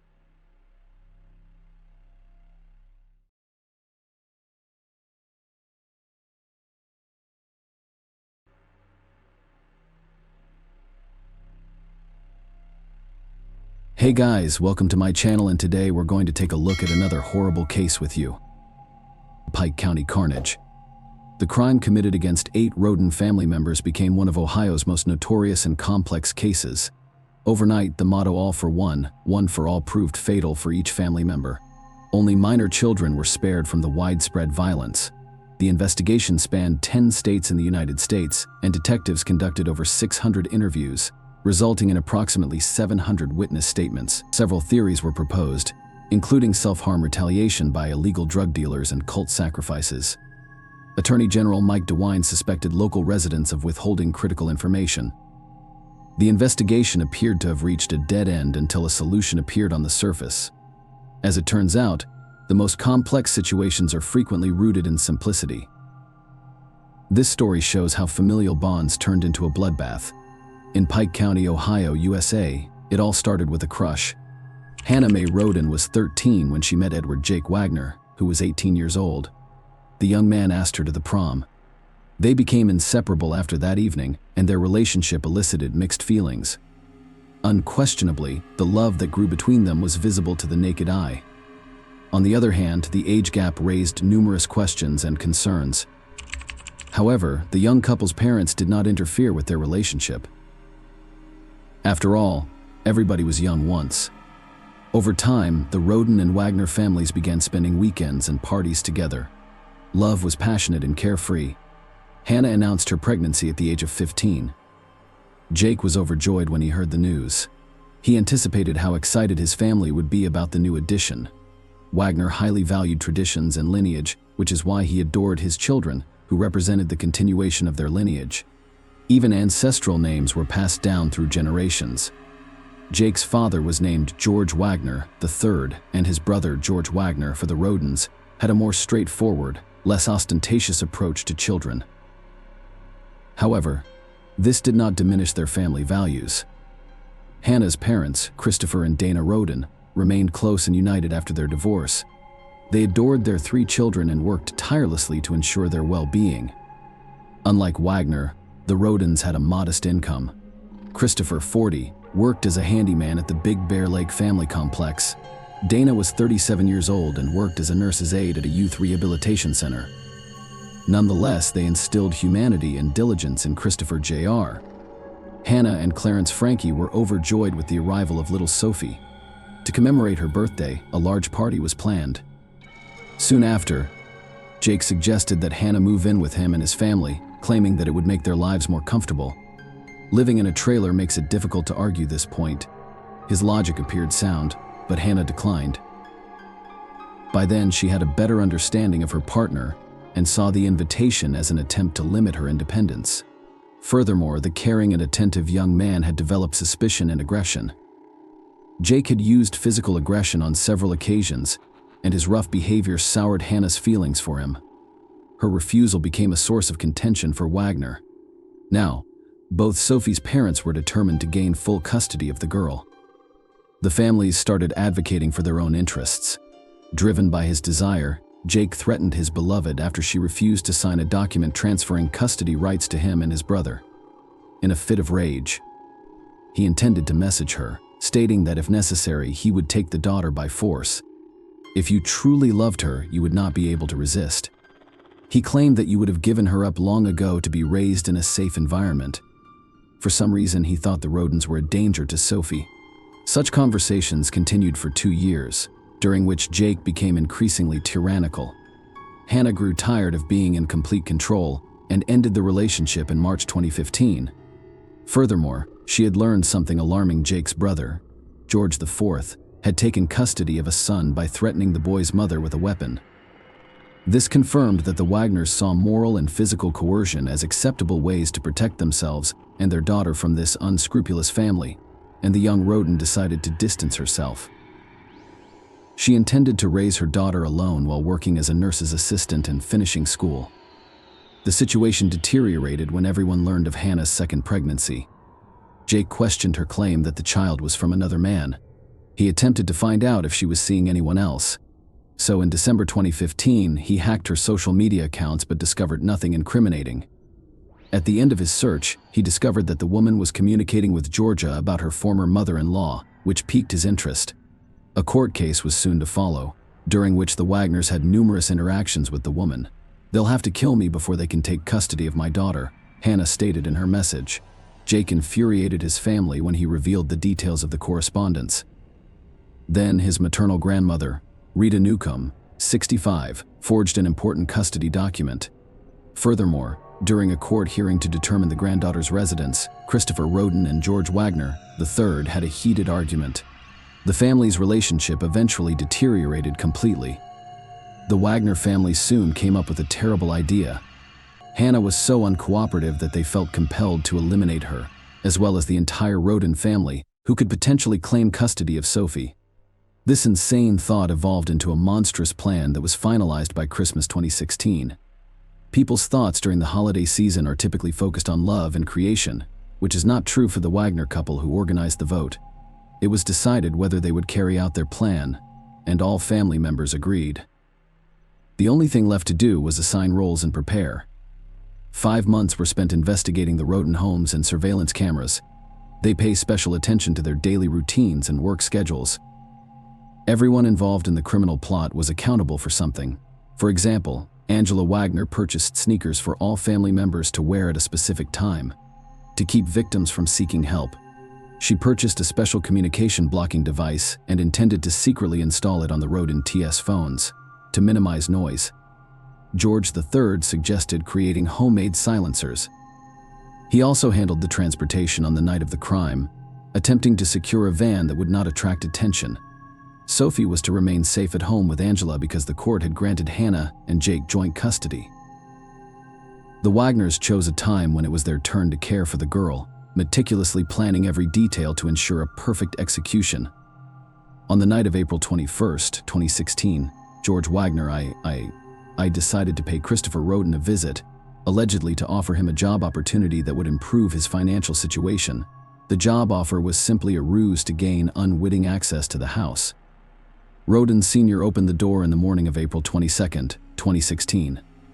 At approximately 8 p.m., Bobby Joe Manley's sister, Dana Roden, entered Christopher's trailer. She has done this every day since he offered her a job. Bobby cared for the Roden family's animals. She noticed someone inside, which was unusual for the time when everyone was going about their business. Christopher and his cousin Gary, 38, lay in a pool of blood inside the trailer. The men lived together in horror. She picked up the phone and called emergency services, reporting what she had seen and requesting assistance at 4077 Union Hill Road. Barbie, shocked, went to the homes of her other relatives. She gave a loud knock on one of their doors. Soon, a 3-year-old boy named Clarence Roden appeared. She asked where his parents were, but he did not respond, instead pointing to the bed. Entering the house, she screamed at the sight of Clarence, 20, and his wife, Hannah Hazel. The couple had died, and their 6-month-old baby was alive but splattered with his parents' blood. Following Bobby's 911 call, the police went straight to the given address. As they approached the road and property, a neighbor stopped them. Sensing trouble, he requested that the officers check additional addresses of the family members. He was correct. In the third trailer, police discovered bloody bodies. The victims were identified as Dana. Hannah is 19 years old and Christopher is 16. The attackers spared Hannah's youngest child, a baby girl who was only a few days old. Another victim was discovered later, Kenneth, the elder Roden's brother, aged 44, who lived a 15-minute walk away from the others. By 2 p.m., 8 victims had been identified: Christopher, Dana, Clarence, Hannah Hazel, Christopher Jr., Hannah Mae, Kenneth, and Gary. The only survivors were small children, a 3-year-old, a 6-month-old baby, and a newborn only 4 days old, as well as 2-year-old Sophie, who was at the Wagner's home at the time of the incident. After examining the bodies, police concluded that all of the victims had died in their sleep from gunshot wounds. Detectives eventually pieced together the events of that night. The patriarch of the family was awake when the attackers broke into the house, as evidenced by a wound on his right arm. Christopher attempted to defend himself but received 9 shots to the head, torso, and limbs. Dana Roden had 5 bullets removed from her neck and head. The remaining members of the family were killed by gunshot wounds to the head. Gary was shot 5 times. Christopher Jr. was shot 4 times. Clarence and his wife Hannah were shot 3 times each. Hannah Mae was shot twice and Kenneth was shot once. The assailants fired 32 shots in total, including some posthumously. In addition, bruises were discovered on some of the bodies, indicating physical abuse. Because no one in the vicinity heard anything, investigators concluded that the perpetrators used silencers, indicating a well-planned and executed act. The victims were clearly not at random. Someone sought vengeance on the entire family. During the search, police discovered 5 different types of Remington shell casings, as well as an unused bullet from another gun model. Furthermore, the scattered nature of the trailers suggested that more than one person committed the crime. Leonard Manley, Dana's father, claimed the criminals were aware of the Rodens well, or the dogs would have been barking all over the pike. The question of who would dare to commit such an act kept police officers busy. The Attorney General's office contributed more than $20,000 to the Roden family's funeral. The deceased were interred in multiple stages. Gary was the first victim, buried on April 28, 2016, in South Shore, Kentucky. Hannah Hazel followed him, and her farewell was held on May 1st in the village of Otway, Scioto County, Ohio. The other victims were buried on May 3rd in West Portsmouth, the same county. Many locals came to bid the family farewell and pay their respects. The surviving children were placed in the custody of relatives. A wave of panic swept through the neighborhood. The police urged the Rodens' relatives to exercise caution and advised all Pike residents to stay away from their homes at night. The cold-blooded mass murderer enraged residents across the state, who demanded that the investigation's findings be made public and the perpetrators apprehended as soon as possible. Jeff Ruby, a Cincinnati businessman, offered $25,000 for information that could help arrest and convict those responsible for the murder, but he later declined the offer. The investigative task force working on the Roden case included over 100 people. Following the funerals, as part of the investigation, 3 trailers belonging to the deceased family were towed away. The next day, several more vehicles met the same fate and were transported to a secure facility. This was done to protect the deceased's personal belongings while also preserving evidence. Following the investigation, the family's cars and farm equipment were scheduled to be returned to the victims' relatives. Forensic experts joined the investigation. Trailers were meticulously inspected. However, no DNA from the suspects was discovered in any of them. Cameras were installed in the mobile homes, but they too provided no information because they had been disabled. The perpetrators meticulously planned every detail of the crime. It appeared that there were no significant leads until detectives discovered one. 3 crime scenes in one location yielded approximately 200 cannabis plants. Officers suspected the cannabis was grown for sale rather than personal use, prompting speculation about the involvement of Mexican drug traffickers. However, the amount of cannabis discovered was insufficient to support an attack by an entire cartel. In January 2017, a close relative of the Roden family was arrested for drug trafficking, which was deemed an unrelated incident. Leonard Manley claimed that his daughter had no involvement in the cannabis operations. "They're trying to drag Dana through the mud, which I don't like," he asserted. Some family members confirmed that Christopher and Kenneth Roden, the older brothers, grew marijuana, but they were unaware of any large-scale production. The theory of a family feud over illegally obtained funds was also refuted. Along with the prohibited substances, specialized equipment for breeding chickens for cockfighting and cages with fighting cocks were discovered at the Roden TE. It quickly became clear that illegal cockfighting was not the cause of the homicides. Months passed without uncovering the true motive for the crime. On April 13, 2017, local authorities announced that there was insufficient evidence to make any arrests. Nonetheless, prosecutor Rob Young stated that the investigation was ongoing, implying that they had some leads they were not yet ready to share. Another year passed, and the second anniversary of the mass murder received little attention, with no coverage in the local press and no sheriff or prosecutor attending the memorial service. The community concluded that the investigation had unexpectedly stalled. On May 12, 2017, a SWAT team raided a home in Pike County, about 10 miles from the crime scene, initially looking for suspects but later revealing that they were gathering evidence. Detectives also searched a house in Adams County that Jake Wagner once owned, but had sold by June 20, 2017. The investigation shifted the spotlight to the Wagner family: 26-year-old Jake, 27-year-old Georgia, the third, 47-year-old Georgia, the fourth, and 48-year-old Angela, who lived 15 miles away from the victims. The Wagners relocated to Kenai, Alaska, citing difficulties in settling in the area. They claimed to have loved the road and their family, and that their deaths caused them great grief. Rob Young's words from a year ago proved correct, as the investigation had made a breakthrough and was now looking for information from the public on the Wagners' discussions about firearms, ammunition, vehicles, and so on, 2 years earlier. It wasn't long before the suspects, desperate for money, returned to Ohio, where detectives had gathered enough evidence to make arrests, including proof Jake had hacked Hannah's account. During the examination of the Wagner family's devices, search queries for guardianship were discovered.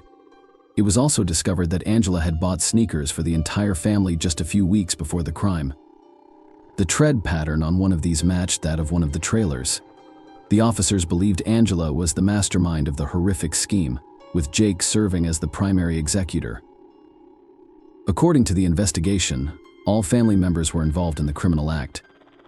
On November 13, 2018, the Attorney General announced the arrest of the Wagner couple and their sons.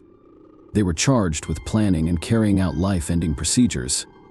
Angela's mother, Rita Newcomb, is 65 years old, as is Frederick Wagner. George III's mother was also arrested. They were charged with perjury and obstructing justice. Rita Newcomb underwent handwriting analysis in 2019, proving her involvement in the forgery of Sophie's guardianship document. Later, to avoid imprisonment, she agreed to a plea deal. The charges against Federica Wagner were dropped in June 2019. The other Wagner has remained incarcerated after refusing to cooperate with the investigation. They denied any involvement in the rodents' deaths and expressed sorrow for their loss, hoping that the true perpetrators would be apprehended. However, on April 22, 2021, 5 years after the tragic incident, Jake decided to reach an agreement with the prosecution. The agreement stated that he would reveal details of the crime in exchange for all family members receiving life sentences rather than the death penalty. Wagner Jr. admitted to killing 5 out of 8 people. He pleaded guilty to 23 criminal charges, including 8 counts of aggravated crime. The remaining charges were burglary, conspiracy, illegal possession of dangerous ammunition, and forgery of evidence and documents, interception of telegrams and oral communications, unauthorized use of property, obstructing justice, participating in corrupt activities, and engaging in unlawful intimate relations with a young woman. He stated that eliminating the mother was the only way to ensure custody of his daughter.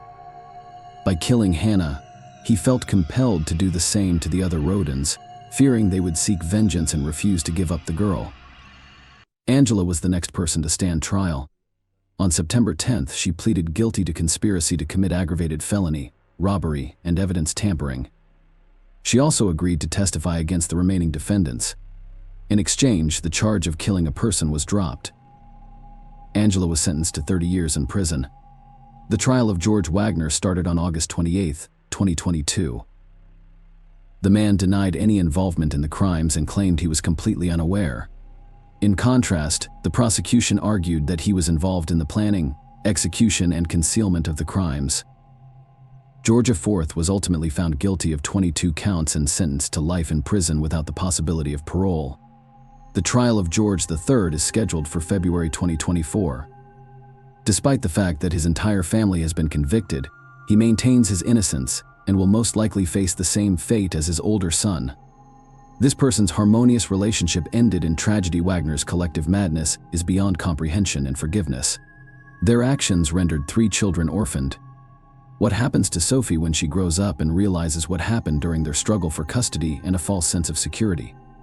Wagner deprived the young girl of loving parents, relatives, and a peaceful existence. Share your opinion with us in the comments and subscribe to the channel for more.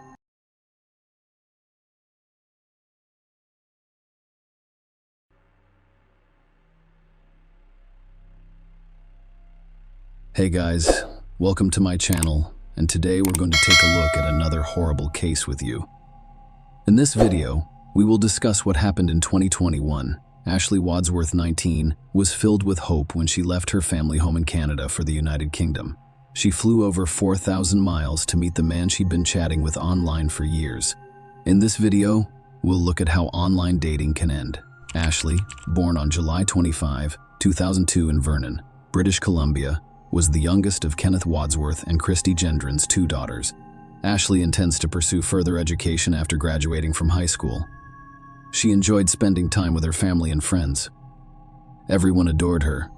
The girl brought joy to others. Ashley was an avid traveler who enjoyed art, skiing, swimming, tennis, and other outdoor activities.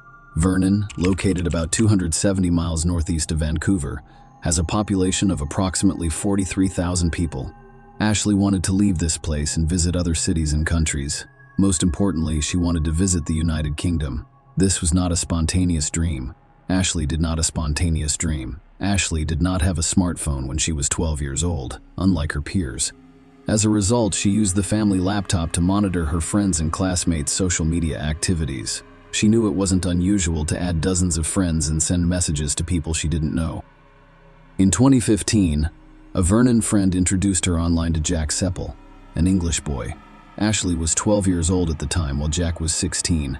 She had always been interested in the world. The fact that Jack lived on another continent piqued her interest in him. He was like a portal to faraway and unknown places. At the time, Jack lived with his mother in Chelmsford, a city of approximately 180,000 people located an hour's drive from London. Ashley was a very outgoing individual. Jack, on the other hand, appeared to be more withdrawn. It appeared that his primary interest was social media.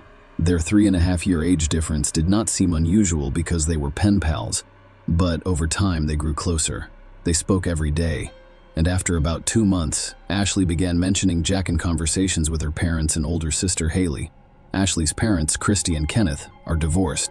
Their relationship with their children, on the other hand, remained unchanged. Ashley's mother was wary of the developing relationship, fearing that someone else was hiding behind the teenagers' photos. Christy relaxed after Ashley and Jack began FaceTiming in the family living room. She occasionally even greeted Jack. The woman liked his English accent, but Christy expected her daughter's interest in him to fade. However, the girl fell in love. For 7 years, Jack and Ashley communicated via text and FaceTime. They occasionally quarreled and stopped communicating. However, these periods were brief.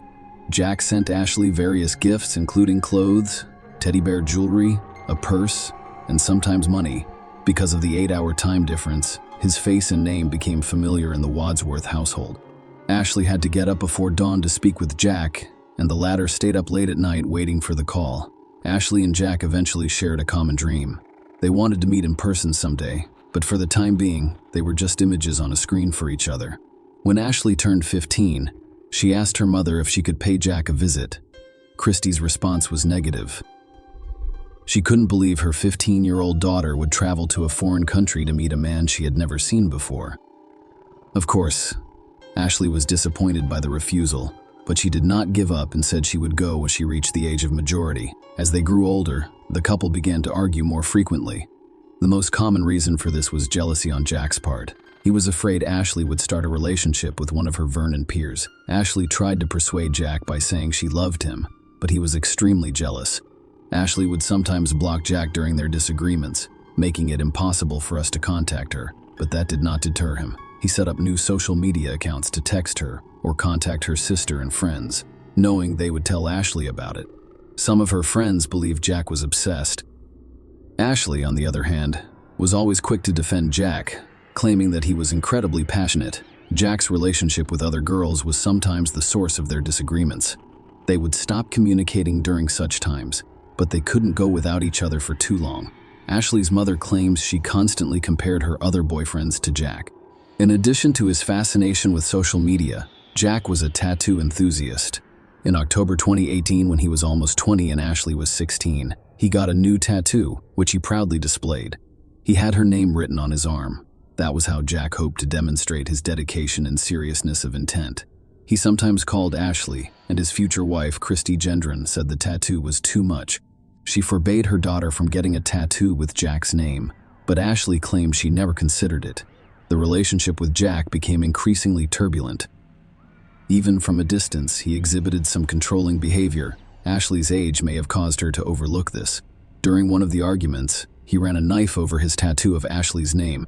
At the time, she thought it was an insane way to tell her he loved her. At the same time, she began concealing certain aspects of Jack's behavior from her loved ones. In 2020, Ashley was 18 years old when she received several phone calls from women Jack dated and frequently quarreled with. One of them informed Ashley that Jack would not let her out of the house and asked her to speak with him and calm him down. Jack occasionally dated other women, but he never kept it a secret. Perhaps she just thought so. Ashley was a teen girl who had no idea Jack was a skilled manipulator or that his behavior was abusive. She had intended to end her relationship with him several times, but he always sincerely apologized, saying she was the only girl he loved. Ashley was spiritual and discovered God through the Church of Jesus Christ of Latter-day Saints. She was baptized Mormon in April 2021. Ashley began working part-time, as soon as it was legally permitted. She worked for McDonald's, Burger King, and several other companies. The girl received her own money, and her first purchase was an iPad. She no longer needed to use the family laptop to communicate with Jack. Her desire to see him in person persisted. Ashley's parents had previously forbidden her from visiting Jack, but now she was an adult, able to make her own decisions. She had her own money, so her dream came true. The girl obtained a 6-month tourist visa and booked a flight to London. Ashley, 19, said her goodbyes to her family on November 12, 2021, and was taken to the airport by her father. Her parents were understandably concerned about her, but they could no longer stop or persuade her. I figured the worst-case scenario was that she'd leave. They wouldn't work out, and she'd return home and set her mother, Christy, up. Ashley sent a Snapchat message to her family while waiting for the plane to depart. "I'm on my plane," and she said it's huge. After 7 years of online communication and 10 hours on a plane, the couple finally met in person. It was an exciting experience for both of them. Ashley's friends and family watched as she shared photos of herself and Jack on social media. She appeared to be happy. Ashley moved into Jack's house in northwest Chelmsford, where he has been living since 2020. Their story resembled a fairy tale. Ashley's family had no idea this love story would end so badly, but everything appeared to be going well so far. Ashley posted photos from her trips with Jack. They traveled to many places and appeared to be a happy couple in every published photo. Ashley had imagined Jack to be like after communicating with him online for so many years. That is, he was not striving to be perfect. Jack was kind and sentimental. He was occasionally angry, displaying his bad temper. They spent all of their time together because Jack was unemployed and was supported by his mother, who lived nearby. Ashley was unable to find work because she was a tourist in the United Kingdom. She noticed that Jack didn't have any friends. He had no life beyond social media and a game console. He soon demonstrated the first signs of controlling behavior. He didn't like Ashley's conversation with one of the neighbors. The situation seemed strange to her. She was never without friends and did not spend the majority of her time at home. Before Ashley left Canada, a church friend introduced her to some American missionaries her age, who were supposed to be in Chelmsford at the same time she arrived in London. She told Jack she wanted to meet these people, but he objected and refused to let her attend Sunday services. It was an additional red flag in their relationship. Ashley was becoming bored as they spent the majority of their time at home. Since Jack forbade her from attending church, she contacted the missionaries via text messages, keeping it a secret from him because she knew he would not like it. She deleted his WhatsApp conversations because he kept checking her phone. Every day, Jack's behavior worsened. 6 weeks after Ashley arrived, he struck her for the first time. That day, he texted his mother that he smacked Ashley after discovering that she had blocked 2 British numbers on her phone years ago. He assumed the numbers belonged to other men. That's no reason to touch her, his mother responded. As a result, Ashley was in a foreign country, away from her home and family, and alone with a man suffering from psychological problems. Behind the photos of smiling and happy couples are often sad and depressed individuals. Ashley changed her Facebook photo to one of Jack hugging her and captioned it, "My bestie with a red heart." At the same time, she set up a secret album on her phone to store photos of her bruises caused by Jack's abuse. Ashley informed her sister Haley that he was not the man she had imagined in her dreams. At the same time, she threatened to stop communicating with Haley if the latter informed their mother. Jack frequently took sedatives. As previously stated, he was a skilled manipulator. Jack has a history of self-harm. When he was angry or wanted to comfort his girlfriend, he hurt himself, but he was always careful not to endanger his life. Jack used a similar technique on Ashley. By the end of December 2021, he ingested a supply of sedative medication, prompting Ashley to call an ambulance. It transported him to the hospital, where he received the necessary care. Ashley told neither her mother nor her friends about the incident. Only her sister Haley was aware of the situation. The latter invited her sister to come home. The next month, in January 2022, Jack smashed a beer mug over Ashley's head. She cried on FaceTime with her sister while Jack screamed and forced her to clean up the pieces. Haley was shocked. She begged her sister to fly home, but that did not work out. Over the next few weeks, Jack, like many other manipulators, demonstrated his better side, giving Ashley reason to believe he had recognized his errors and changed his behavior pattern. However, that was only a temporary act. Soon Jack became enraged again. He discovered old messages from a young Canadian man on Ashley's phone. He demanded social media passwords from her, which she gave him. During a fight in late January 2022, Jack hit Ashley again and threw a TV remote at her while she was FaceTiming with Haley, who begged her sister to return home. Ashley agreed at first, but later changed her mind. Ashley's family believes she changed her mind after Jack apologized and promised to change. Thus, their relationship was divided into alternating cycles. Everything seems fine. Jack beats her up, then apologizes. On January 30, Jack Seppel texted his sister, "I am obsessed with Ashley's past. It was only a matter of hours until we reached the point of no return." On the morning of February 1, Jack was furious once more. Just before 8 a.m., Ashley's neighbor heard her scream through the wall. Ashley appeared at her door moments later in tears. She dashed out into the street, barefoot and with blood dripping from the cut on her palm. Ashley claimed Jack Hitch smashed her phone and threw their kitten against the wall. Ashley feared for her life. At the same time, she asked her neighbor not to call the cops because she didn't want Jack to hurt himself and was afraid they'd put him in prison. The neighbor went to talk with Jack. As usual, he used his abilities to appear to be a good person, apologized, and stated that everything would be fine. As a result, the neighbor left, and Ashley chose to return to Jack. Unfortunately, no one saw her alive once the door slammed behind her. About an hour later, another neighbor purchased a package for Jack, which was delivered to her by mistake. While he was speaking with her at the front door, Ashley took advantage of the situation by calling her family from Jack's phone. She asked for assistance and stated that she wanted to go home. Christy was shocked to learn about her daughter's relationship with Jack Seppel. Ashley's plane ticket was immediately booked by the family for February 3. Christy warned Jack that if he attempted to harm her daughter again, she would immediately report him to the police. Ashley and her family finished talking around 3 a.m. and Vernon at 11 a.m. in Chelmsford. As soon as Ashley hung up the phone, Jack stopped pretending to be a nice person and attacked her. A few minutes later, he texted his mother using the WhatsApp app, "I severely beat Ashley." After another 14 minutes, he wrote that she believed she had broken her arm. I picked her up, threw her to the ground, punched and ripped her all over the lounge. At the time, Ashley was still alive. Unfortunately, there was no one to assist her. Starting 11:22 a.m. to 12:38 p.m., she used Jack's phone to send messages. She wrote to family and friends in Vernon, where it was the middle of the night, and to her church acquaintances in Chelmsford. Ashley.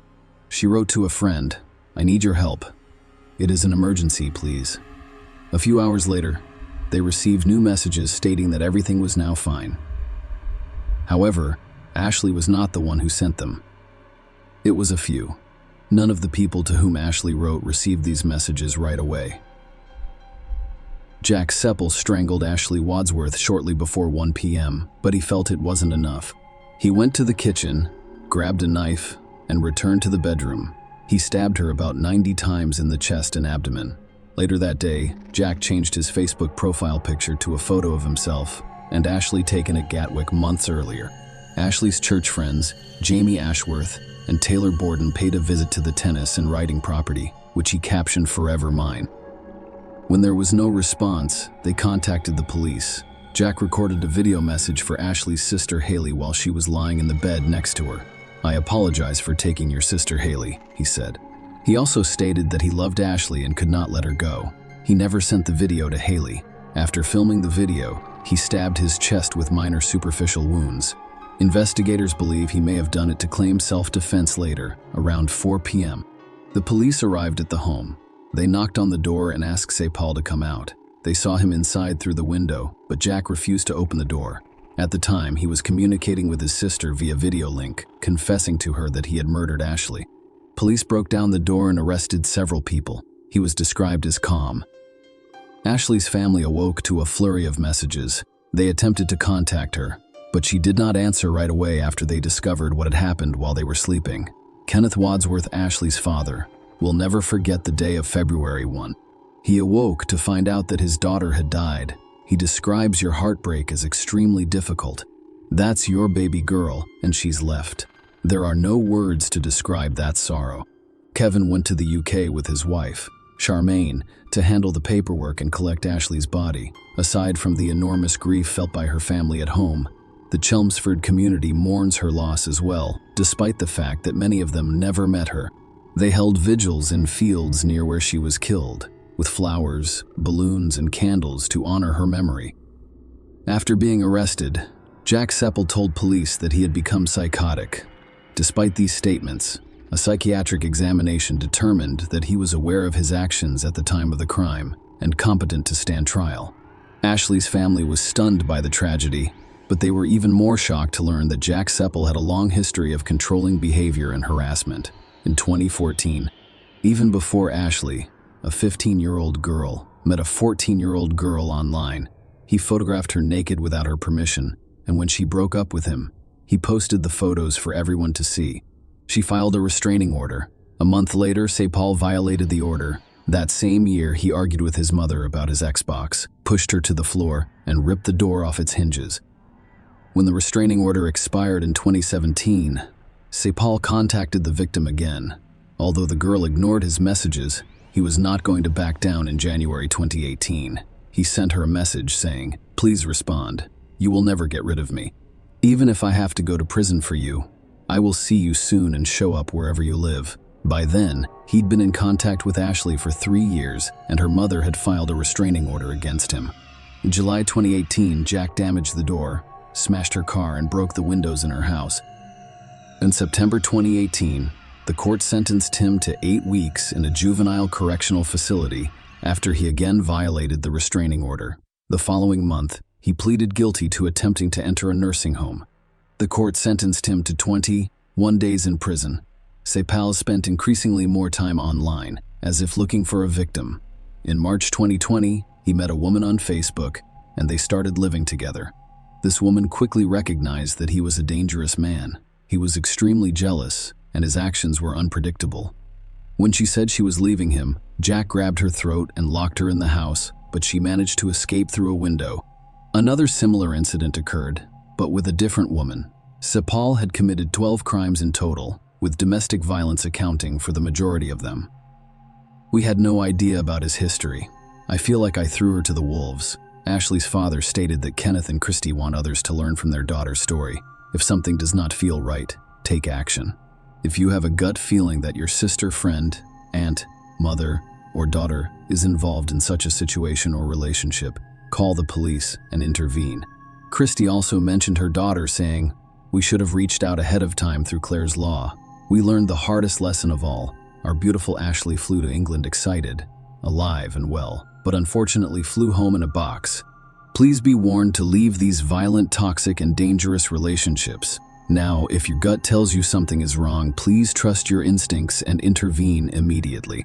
Even if they say everything is fine, the most dangerous time for a victim of domestic violence is when they choose to end the relationship and leave.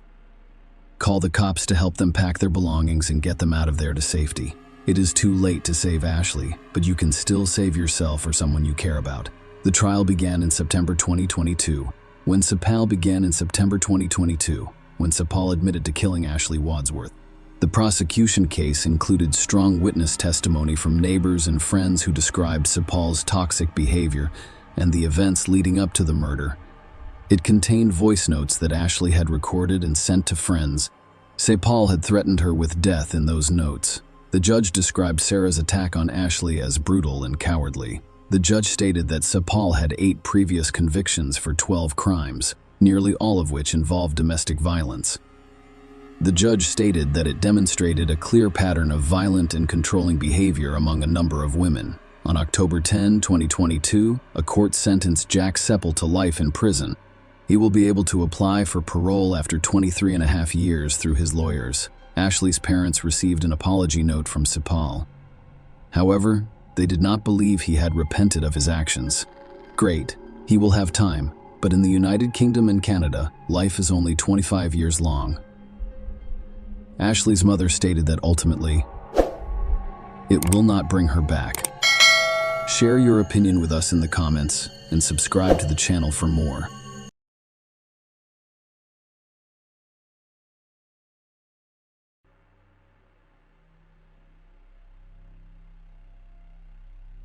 Hey guys, welcome to my channel, and today we're going to take a look at another horrible case with you. In this video, we'll talk about a story that happened in California. Christy Wilson, 27, was last seen at the Thunder Valley Casino parking lot. It was the early morning of October 5, 2005. Wilson had a brief phone conversation with her boyfriend, Danny Burlando, on the evening of October 4th, assuring him that she would return home soon, but she then vanished mysteriously. It took the authorities 15 years to figure out where Christy went. Christy Lynn Wilson was born on January 10, 1978, in San Jose, California, USA. She graduated from Gunderson High School and earned a business degree from California State University, Chico. According to her mother, Deborah Wilson Boyd, and stepfather, Patrick Boyd, she was an outstanding athlete and student. Christy graduated from college and found a job she liked at a tech company near Sacramento. In her spare time, she enjoyed playing blackjack at a nearby casino, where she eventually met her boyfriend, Danny Burlando. Christy's family and friends described her relationship with Danny as quite harmonious. They appeared to be a good couple with a promising future, but their relationship began to deteriorate after they moved to Sacramento together. Christy had numerous bruises on her body, but she refused to discuss their origins. Christy struggled at work, in addition to her personal issues. She lost her job as a result of the high-tech crisis and had to relocate to San Jose to live with her parents. She eventually received a job offer in San Francisco and decided to start over. Christy went to Sacramento on October 4th, 2005, to pick up the last of her belongings. But 2 days later, Danny Rolando called Christy's parents to say she had vanished. He claimed to have contacted all jails and hospitals, as well as all of her friends, before calling them. The police have also been informed of Christy Wilson's disappearance. According to Danny Christie, he arrived at the apartment on October 4th. That night, he ate dinner with his family while Christy visited the Thunder Valley Casino. It was the last time he saw her. Danny's family disliked Christy, so it's not surprising that he attended a family dinner alone. Christy's family did not like Danny either. Christy's bruises on her body indicated that Danny had abused her. Christy's stepfather, Patrick Boyd, loved her as if she were his own daughter. And when he learned about the domestic violence, he was furious. Patrick wanted to confront Danny, but Christy's mother, Deborah, stopped him. Danny Burlando was 31 at the time. He used to work as a car salesman but quickly lost his job. Christy went missing about a month ago. After hearing her scream loudly, her neighbors called the police. When the police arrived, they discovered that Christy and Danny had fought, but there were no repercussions because they quickly reconciled. Obviously, Danny was the first person detectives suspected after Christy disappeared, and the fact that he waited nearly 48 hours before reporting his girlfriend missing to the police only added to their suspicion. What if he used this time to destroy all evidence? However, Rolando cooperated and allowed investigators to examine his phone records, credit card transactions, computer, apartment, and car. Although he was a suspect, there was no evidence of criminal activity on his part. He had an alibi of family dinner before reporting Christy's disappearance to the authorities. He called her 78 times, but she did not respond.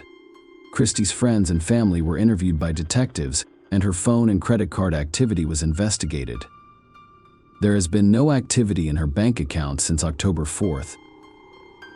Christy's parents and the police department coordinated a search that included dogs, volunteers, and a police helicopter. The family requested that anyone with information about her whereabouts notify them. Danny stated that he was looking for Christy and went to the Thunder Valley Casino, but the staff did not provide him with any useful information. Danny eventually found Christy's car, which was still in the parking lot next to the casino. When investigators arrived at the casino, Christy's car was still present, but this discovery raised more questions than answers. There was no evidence of a struggle or another crime. As a result, it was unclear if Christy had left the casino, and if she had, why did she abandon her car? Detectives requested CCTV footage from both inside and outside the casino in hopes of finding answers. At the same time, the police attempted to search Christy and Danny's apartment once more, but were unsuccessful. Christy's stepfather, Patrick, was also a police officer, and he organized a search of the bottom of a nearby river that turned up nothing. Investigators focused on Thunder Valley and tracked Christy's movements at the casino using her player's card. The card indicated that she sat at a blackjack table around 11 p.m. As investigators suspected, Danny Burlando was not present on any of the recordings. Christy, however, shared a table with another man. They appeared to communicate with one another. When Christy was won, this man congratulated her. When one of them lost money, they consoled one another. Christy spent approximately 6 hours in the casino. The camera also caught the moment when the man placed his hand on Christy's shoulder. She experienced ups and downs that night. At first, luck was on her side and she could count cards extremely well. Christy became increasingly agitated and anxious as she began to lose control. After one too many drinks, she began to lose control of herself. At some point, the casino employees wanted her to leave. When a casino employee asked Christy to go outside and relax, the black-haired man responded, "Don't worry, I'll take care of this beauty soon after." The camera captured this man getting up and leaving the casino alongside Christy. During their visit to Thunder Valley, detectives discovered that casino employees had discovered a mobile phone beneath a blackjack table. It turned out to be Christy's phone. Perhaps she didn't realize she'd lost it. It was a negative development for the police. After all, they want to find Christy by tracking her phone's location. Further examination of the CCTV footage revealed that Christy and her new acquaintance went to the parking lot. A white car drove away from the parking lot about 4 minutes later, leaving Christy's vehicle behind. The investigators suspected Christy had driven somewhere with an unknown man in his car. The police needed to know if she did it of her own free will or if this man forced her into the car. Using the player's card information, detectives identified the man at the blackjack table as Mario Flavio Garcia, an Auburn resident. Mario, 53 years old, was a family man.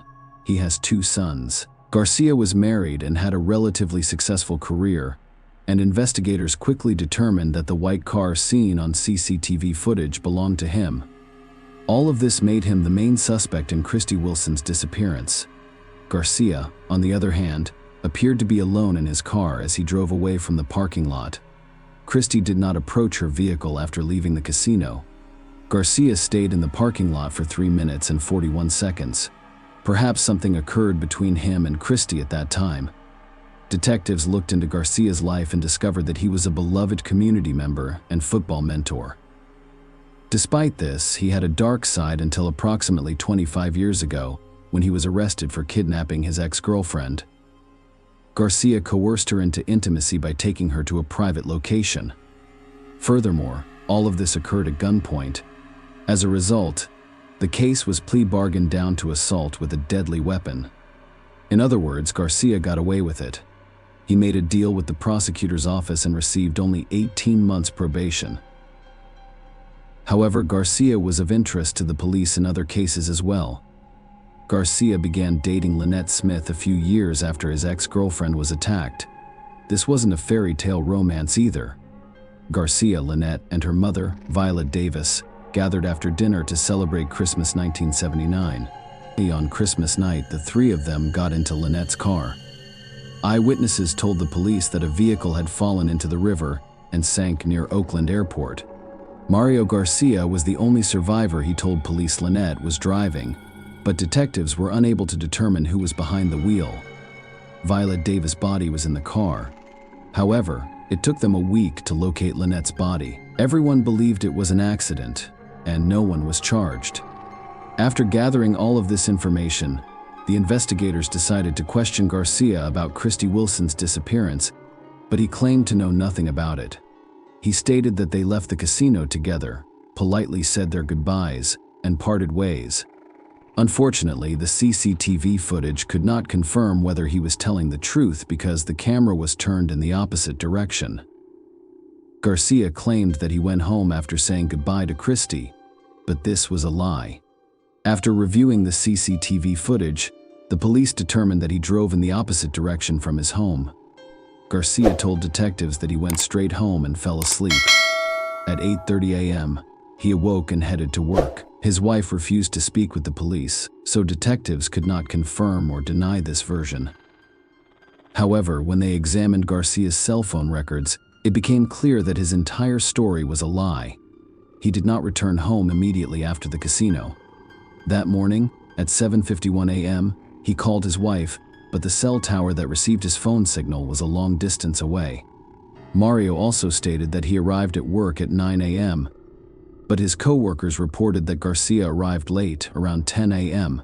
Investigators learned from speaking with all of Garcia's co-workers that the day Christy Wilson went missing, Mario arrived at work with scratches on his arm and a bruise under one eye. As the main suspect stated, he received them after falling from a tree while pruning. The investigators didn't believe any of it. Who prunes the trees at night? Doesn't that sound ridiculous? The police asked a forensic expert to examine Mario Garcia's wounds.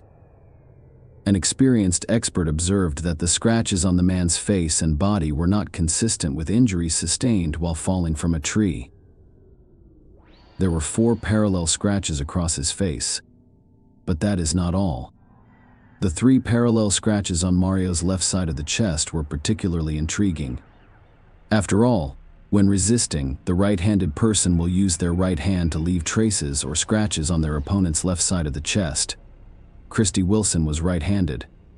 The police had reason to believe Mario Garcia was involved in whatever happened to Christy, so they obtained a search warrant for his vehicle, home, and computer. As a reminder, Garcia stated that he went home after saying goodbye to Christy in the parking lot. However, as forensic investigators searched his car, they realized that Christy Wilson was most likely dead. The man was able to wash his car both inside and out. Despite throwing the mat out of the trunk, he failed to destroy all of the evidence. At first, experts discovered a small, unassuming spot on the car seat. After testing, they discovered that it was blood. Unfortunately, it was not clean enough to perform a DNA analysis. Aside from 2 long hairs, the police discovered small splashes of blood on the back door of the trunk. After a comparison, they determined that these 2 hairs belonged to the missing Christy. Following additional testing, the police reached a different conclusion. The bloodstains contained Mario and Christy's DNA. This evidence contradicted Mario's claim that they separated in the parking lot. Everything pointed to a fight between Garcia and Christy. Detectives discovered that he was looking for forensically toxic, illogical data after reviewing his search history. He also used a website that described the drugs that can be slipped into drinks during a date. Investigators assumed Christy was a random victim. They sat at the same table, and Garcia may have slipped something into her alcoholic beverages. However, the police needed to find Christy to prove it. They conducted an extensive search for Christy's body on Garcia's 5-acre property. However, they were unable to discover any new clues. Despite the absence of Christy's body, police arrested Mario Garcia, who was charged with kidnapping and murdering Christy Wilson. Despite the fact that all evidence pointed to his guilt, the man maintained his innocence. The trial started on September 11, 2006. Prosecutors presented compelling evidence that Garcia met Christy at the blackjack table, left the casino with her, attacked her, killed her, and hid her body.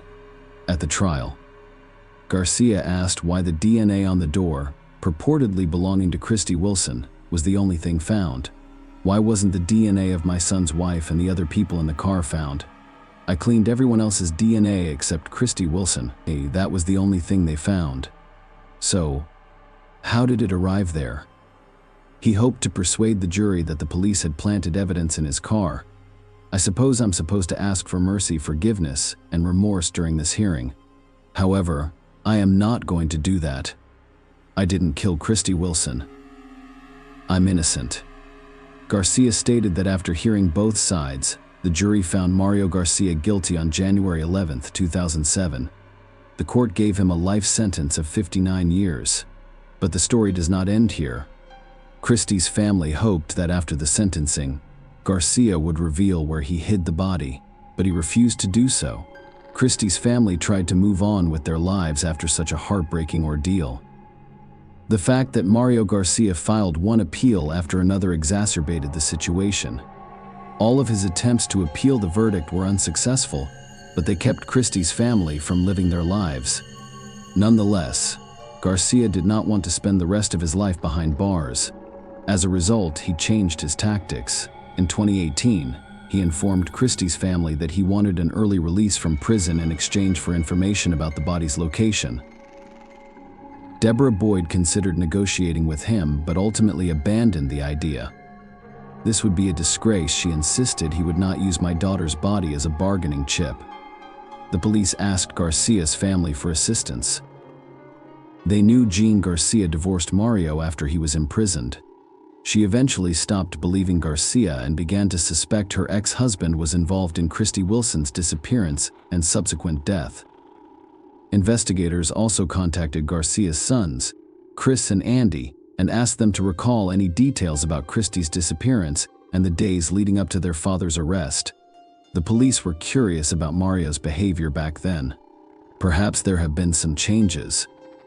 Mario's son, Chris, recalled that he had an important football game.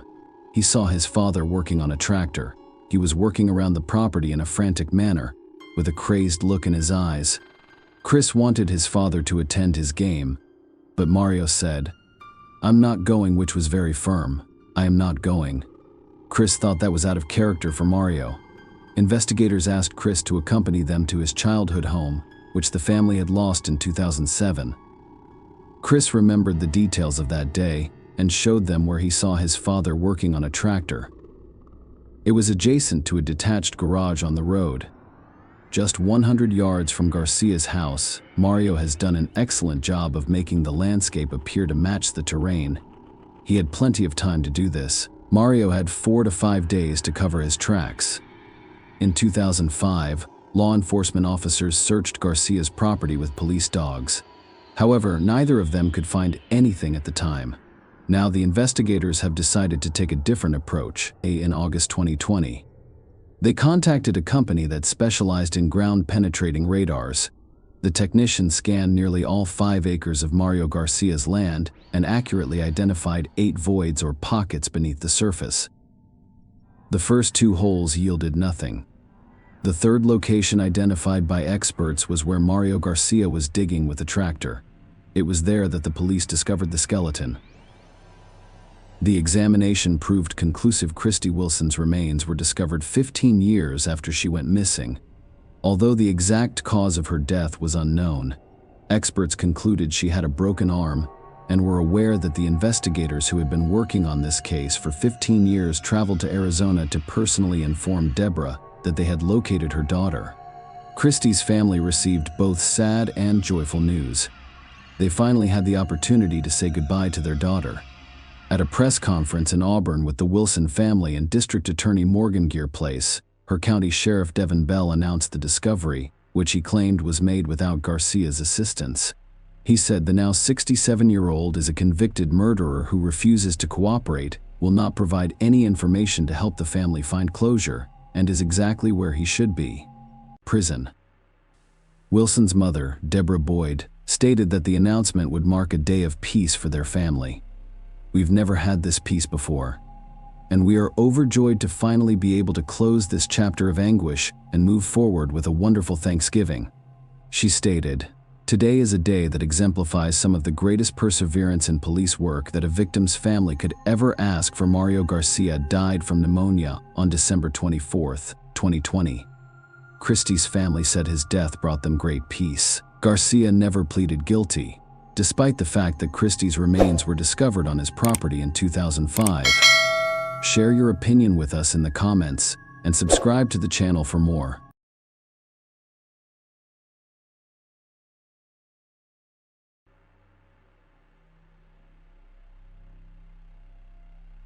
Hey guys, welcome to my channel, and today we're going to take a look at another horrible case with you. In this video, we'll look at what happened in England on Christmas Eve 2020, when 26-year-old Ella Edwards was with her friends at the Lighthouse pub in Wallasey Village on the Wirral. Rather than a Christmas miracle, Ella had to confront real evil. Unfortunately, that evening marked the end of the beautiful young woman's life. Ella Edwards was 26 years old in 2019. She was a dental nurse as well as a cosmetologist at Nova Studio Beauty Salon. Her colleagues and many clients adored her. Here's how Tim Edwards, Ella's father, described her. "How can I describe her to people who don't know her? She was wonderful, beautiful, kind, generous, always looking out for others, particularly her family, bubbly, and always had a good laugh. She set her own goals and was achieving them with a positive attitude." On the evening of December 24, 2022, Ellie and her sister went to the Lighthouse pub after flying from Dubai to spend Christmas and New Year's with her family. She was supposed to meet her friends, and their surveillance cameras caught Ali's evening activities. She was in a good mood, hugging her friends and smiling. They danced, sang, and had a great time. However, someone who valued themselves above all decided to ruin this evening. Someone who did not value human life. Police received multiple reports of a shooting shortly after 11:50 p.m. Soon, police officers surrounded the area. Someone had fired at least 12 shots at the patrons of the pub, where Elle was meeting friends. Sue Coombs, detective superintendent, told a news conference on Christmas Day. Tragically, the victim, a 26-year-old woman, sustained a serious gunshot wound to the head. She was taken to Aero Park Hospital, but unfortunately died shortly after. Her family has been notified, and they are dealing with this tragic loss on a day that should have been spent celebrating with friends. It is still very early in the investigation. However, we do not believe that the victim in this case has been targeted. She was out enjoying Christmas with her sister and friends, which should have been a relaxing time. What her family is currently going through is incomprehensible. Witnesses described a gunman firing shots into the pub's front entrance before fleeing in a dark vehicle. Ella Edwards was the victim of the shooting. The police did not believe Ella was the intended target of the attack, which also injured 4 men. A 28-year-old man from a nearby Beechwood was treated for serious injuries, while the other men, aged 22 and 33, sustained non-life-threatening injuries. Elle's tragic death presented an unimaginable and heartbreaking challenge for her family. Tim Edwards awoke early on Christmas morning to the worst news any parent could ever hear. It didn't make sense to Tim. After all, he just spoke to his daughter a few hours ago. They discussed the meeting and decided to wrap Christmas presents together.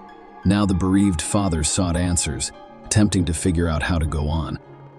Meanwhile, the police were working tirelessly to apprehend and prosecute the criminal. They needed CCTV footage and witnesses who could share important information on Facebook. Merseyside Police Detective Superintendent David McCarran stated that we have a number of officers at Wallasey Village who are conducting extensive investigations to determine what happened and take immediate action.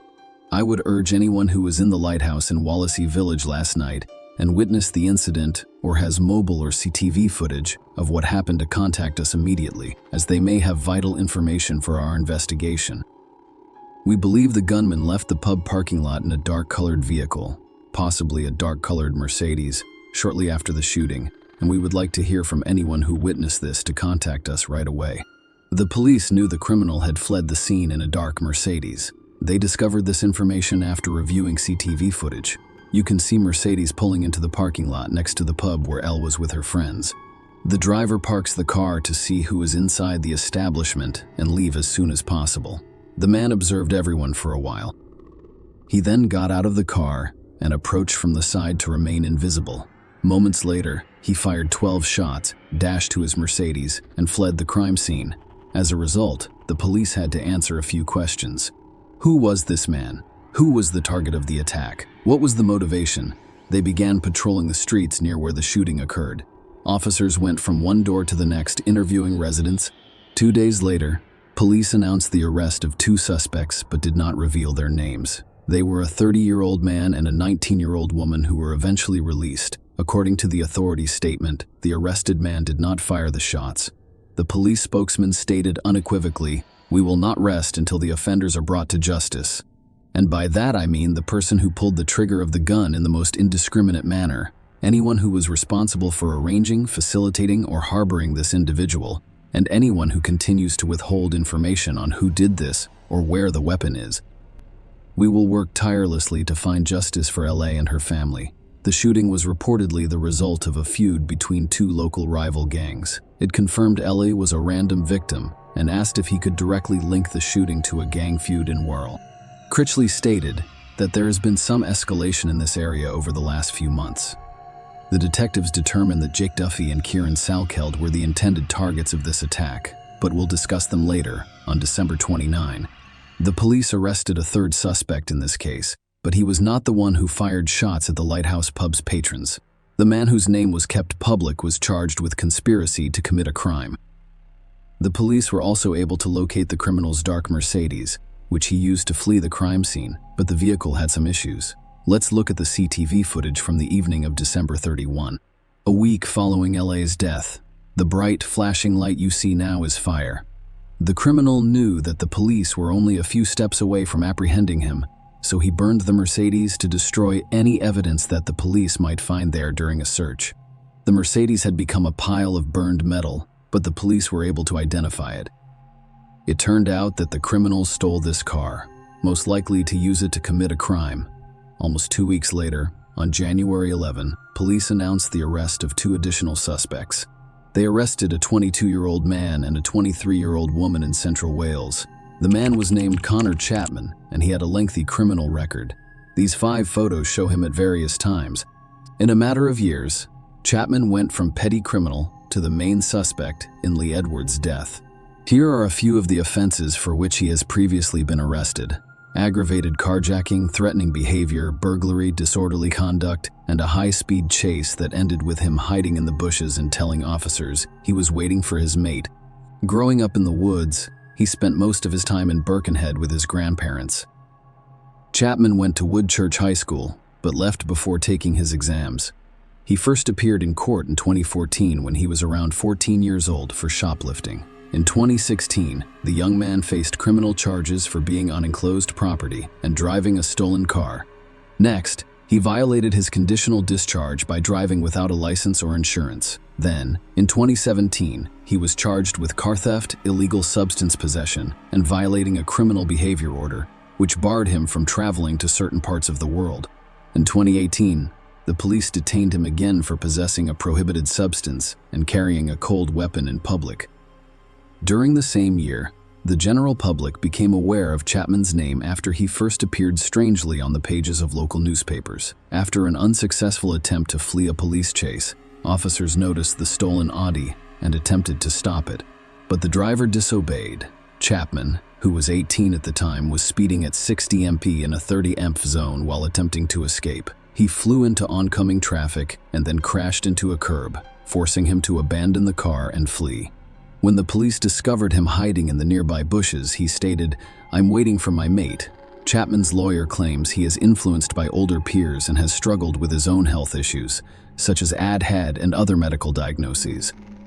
Chapman admitted to reckless driving, aggravated vehicle theft, driving while disqualified, and violating a criminal behavior order.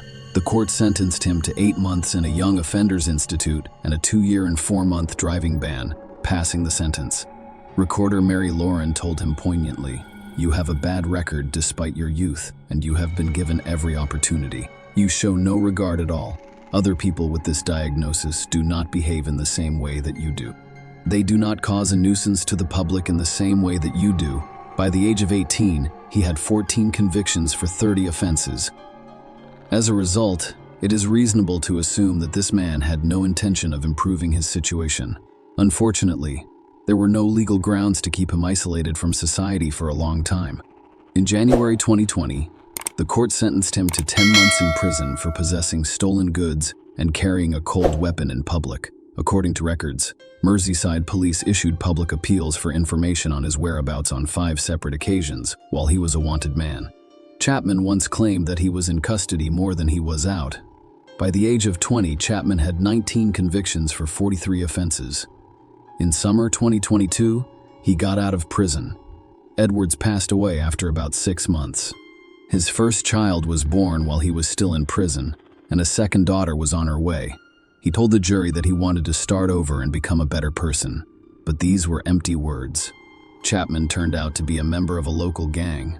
He sold illegal drugs, robbed another home, and stole 2 electric motorcycles. But his most heinous and devastating crime was yet to occur. On December 24, 2022, during a dispute between organized crime groups based on the Woodchurch and Beechwood estates, Chapman armed himself with a Scorpion submachine gun. He waited for Kieran Salkeld and Jake Duffy, members of the rival gang outside Wallasey's Lighthouse pub, for 3 hours. Chapman fired 12 shots just before midnight. Both Salkeld and Duffy were seriously injured, but they survived. Unfortunately, when Chapman fired the gun, Lee Edwards, who was enjoying the evening with close friends, was next to Sol when 2 bullets struck her in the head. She didn't know Salkeld or Duffy. She just happened to be present during an attack on them. On January 25, 2023, family, friends, and hundreds of others attended Lee Edwards' funeral. Locals lined the streets in the rain as mourners arrived for the 12:30 p.m. service. The funeral procession was led by a hearse with a floral tribute stating that Ella's coffin was transported in a carriage pulled by 4 white horses. Pallbearers, including her heartbroken father Tim, carried it into the church, topped with a floral display. Her grandfather George delivered a message to the mourners, encouraging them to leave the church with hope. The Lighthouse Pub was closed that day as a mark of respect. According to a statement posted on the pub's Facebook page, Ellie and her family have been on our minds for several weeks. This is especially true right now. May she rest peacefully. Tim stated that he hoped to establish a foundation in his daughter's name to help reduce gun violence. He stated that there are no winners in gun crime. If you pick up a gun, your future and the futures of those around you are over. It's dead simple. It's completely pointless and solves nothing. I want to see a positive outcome from this. Ellie's name will be used for positive purposes in the future. She cannot be forgotten. Connor Chapman was charged with numerous offenses, including causing the death of Lee Edwards, but he had an accomplice. Police charged 20-year-old Thomas with possessing a prohibited weapon and assisting an offender. The detectives discovered that after shooting at the Lighthouse Pub's guests, Chapman drove the stolen Mercedes to Barnston, Merseyside, where his longtime friend wearing it lived. The surveillance camera there captured Chapman walking down the road and picking up the crime scene weapon after it had fallen to the ground. Although the crime weapon was never found, police discovered Chapman's DNA in a mixed sample on a bullet casing discovered at the scene and a red glove recovered from Waring's home, which matched one worn by the gunman in a taxi ordered under a false name. Around 5 a.m., Chapman returned home to Woodchurch, Merseyside via a vague pickup point on Christmas morning. To cover up their heinous crime, the men drove to a remote location on New Year's Eve and set fire to a stolen Mercedes. Thomas Waring was found guilty on all charges. In July 2023, the court sentenced him to 9 years in prison.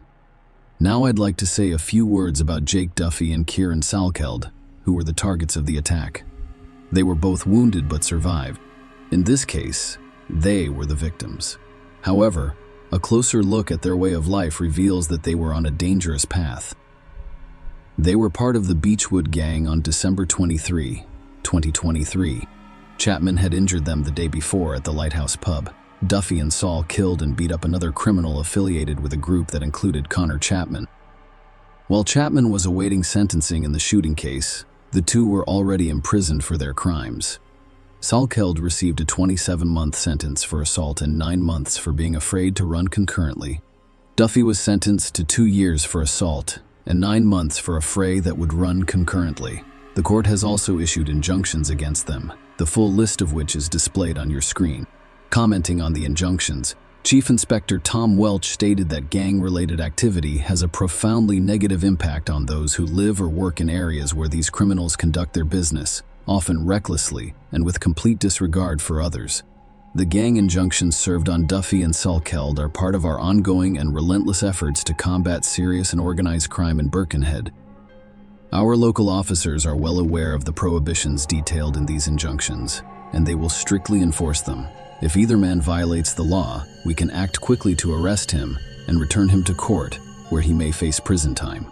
We are using all available powers and legislation to disrupt and deter gang activity, but we can't do it alone. We need communities to report any criminal activity in their area so that we can get criminals off the streets. Together, we are always stronger. However, before the story of the shooting began, the court prohibited Chapman from entering the area surrounding the Lighthouse Pub.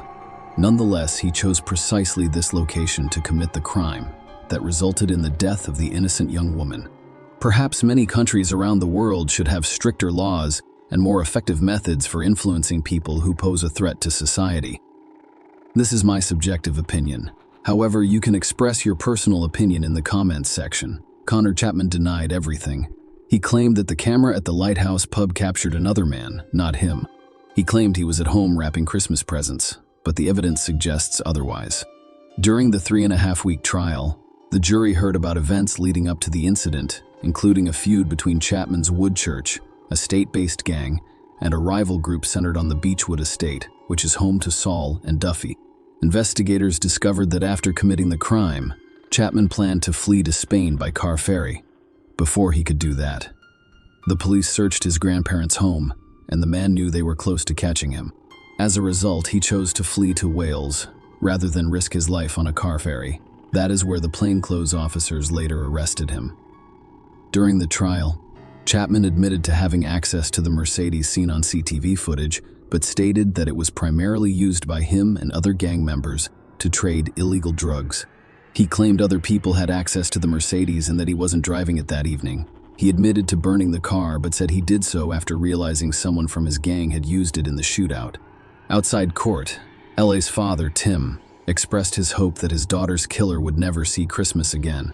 "If I'm lucky enough to be around for a long time, I'll do everything I can to ensure that he never leaves jail."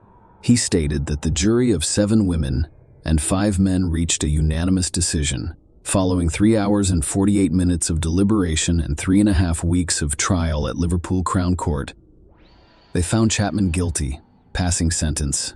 Mr. Justice Goose informed him about what you did.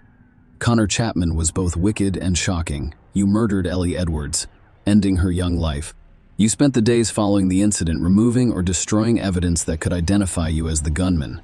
It's absolutely shocking. You meticulously planned a revenge attack in a gang rivalry. You had no regard for anyone else. The risks of what you did were both obvious and high." On July 7, 2023, the court sentenced Connor Chapman to life in prison with a minimum of 48 years before he could seek parole. During the verdict announcement, Ellie's family breathed a sigh of relief and whispered yes. Her father, Tim Edwards, also went on air to answer questions from journalists. Tim said some crucial words.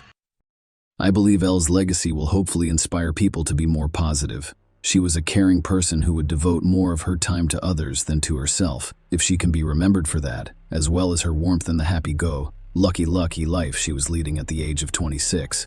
She would not want you to sit around moping and going downhill. She would not want that. She would not want that. She wants you to live your best life." That was how she approached or interacted with others.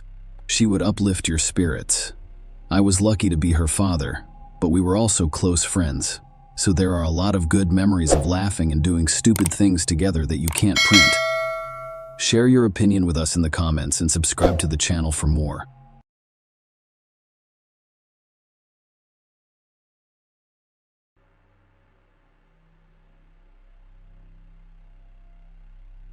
Hey guys, welcome to my channel, and today we're going to take a look at another horrible case with you.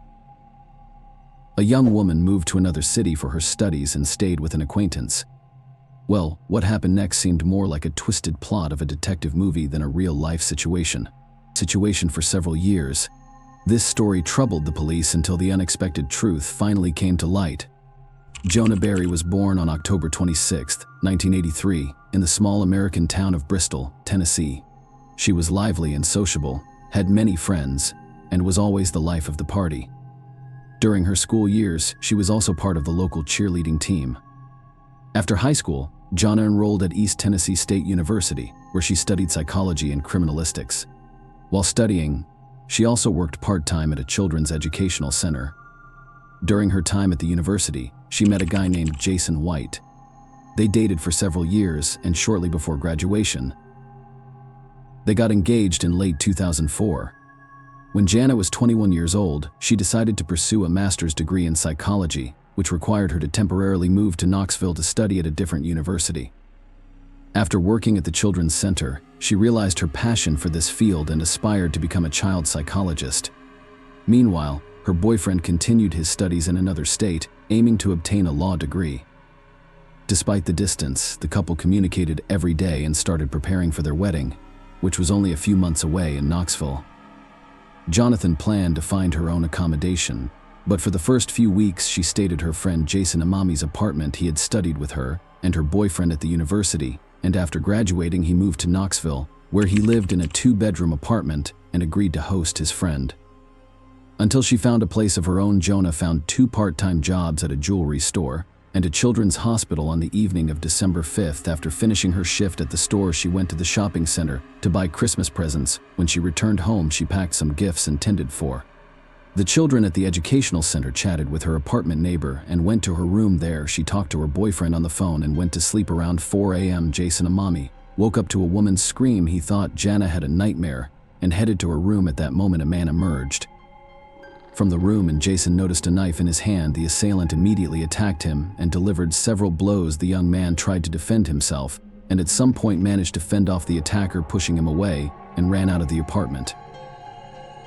Jason quickly ran to the neighboring residential complex and began knocking on every door, hoping that someone would call the police, but no one opened for him. He then sprinted to the nearest 24-hour store, which was almost a kilometer away. Upon seeing the bloodied man, the store clerk immediately called 911, and Jason recounted what happened. The police arrived at his home and immediately discovered Jonah lying on the floor next to the corridor door that connected 5 apartments. The young woman was alive, but barely responsive to what was happening around her as the paramedics prepared to load her into the ambulance. A police officer asked, "Is the attacker still in the apartment?" and he thought he saw John nod sever so slightly. The officers thoroughly searched the entire building and the surrounding area but failed to find him. The young woman was swiftly transported to the nearest hospital, but despite the efforts of the doctors, they were unable to save her. Medical experts determined that she had sustained over 20 knife wounds, leaving the doctors with virtually no chance of saving her life. As for her neighbor, the assailant had managed to inflict 8 wounds on him, with only 1 being serious. The medics provided him with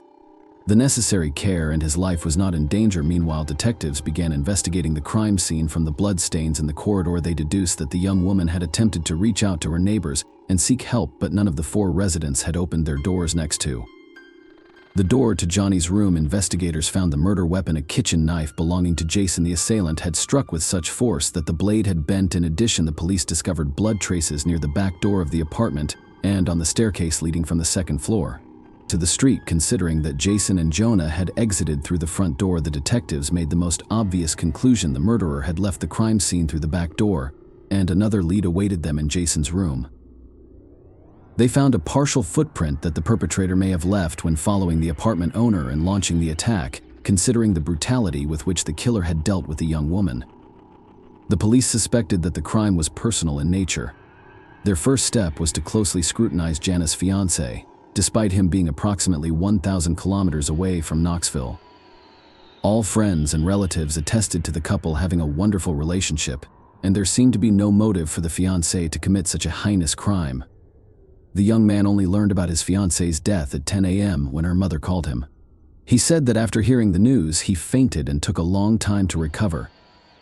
He had to ask his neighbor to book a plane ticket for him and pack his suitcase since he was incapable of doing anything himself.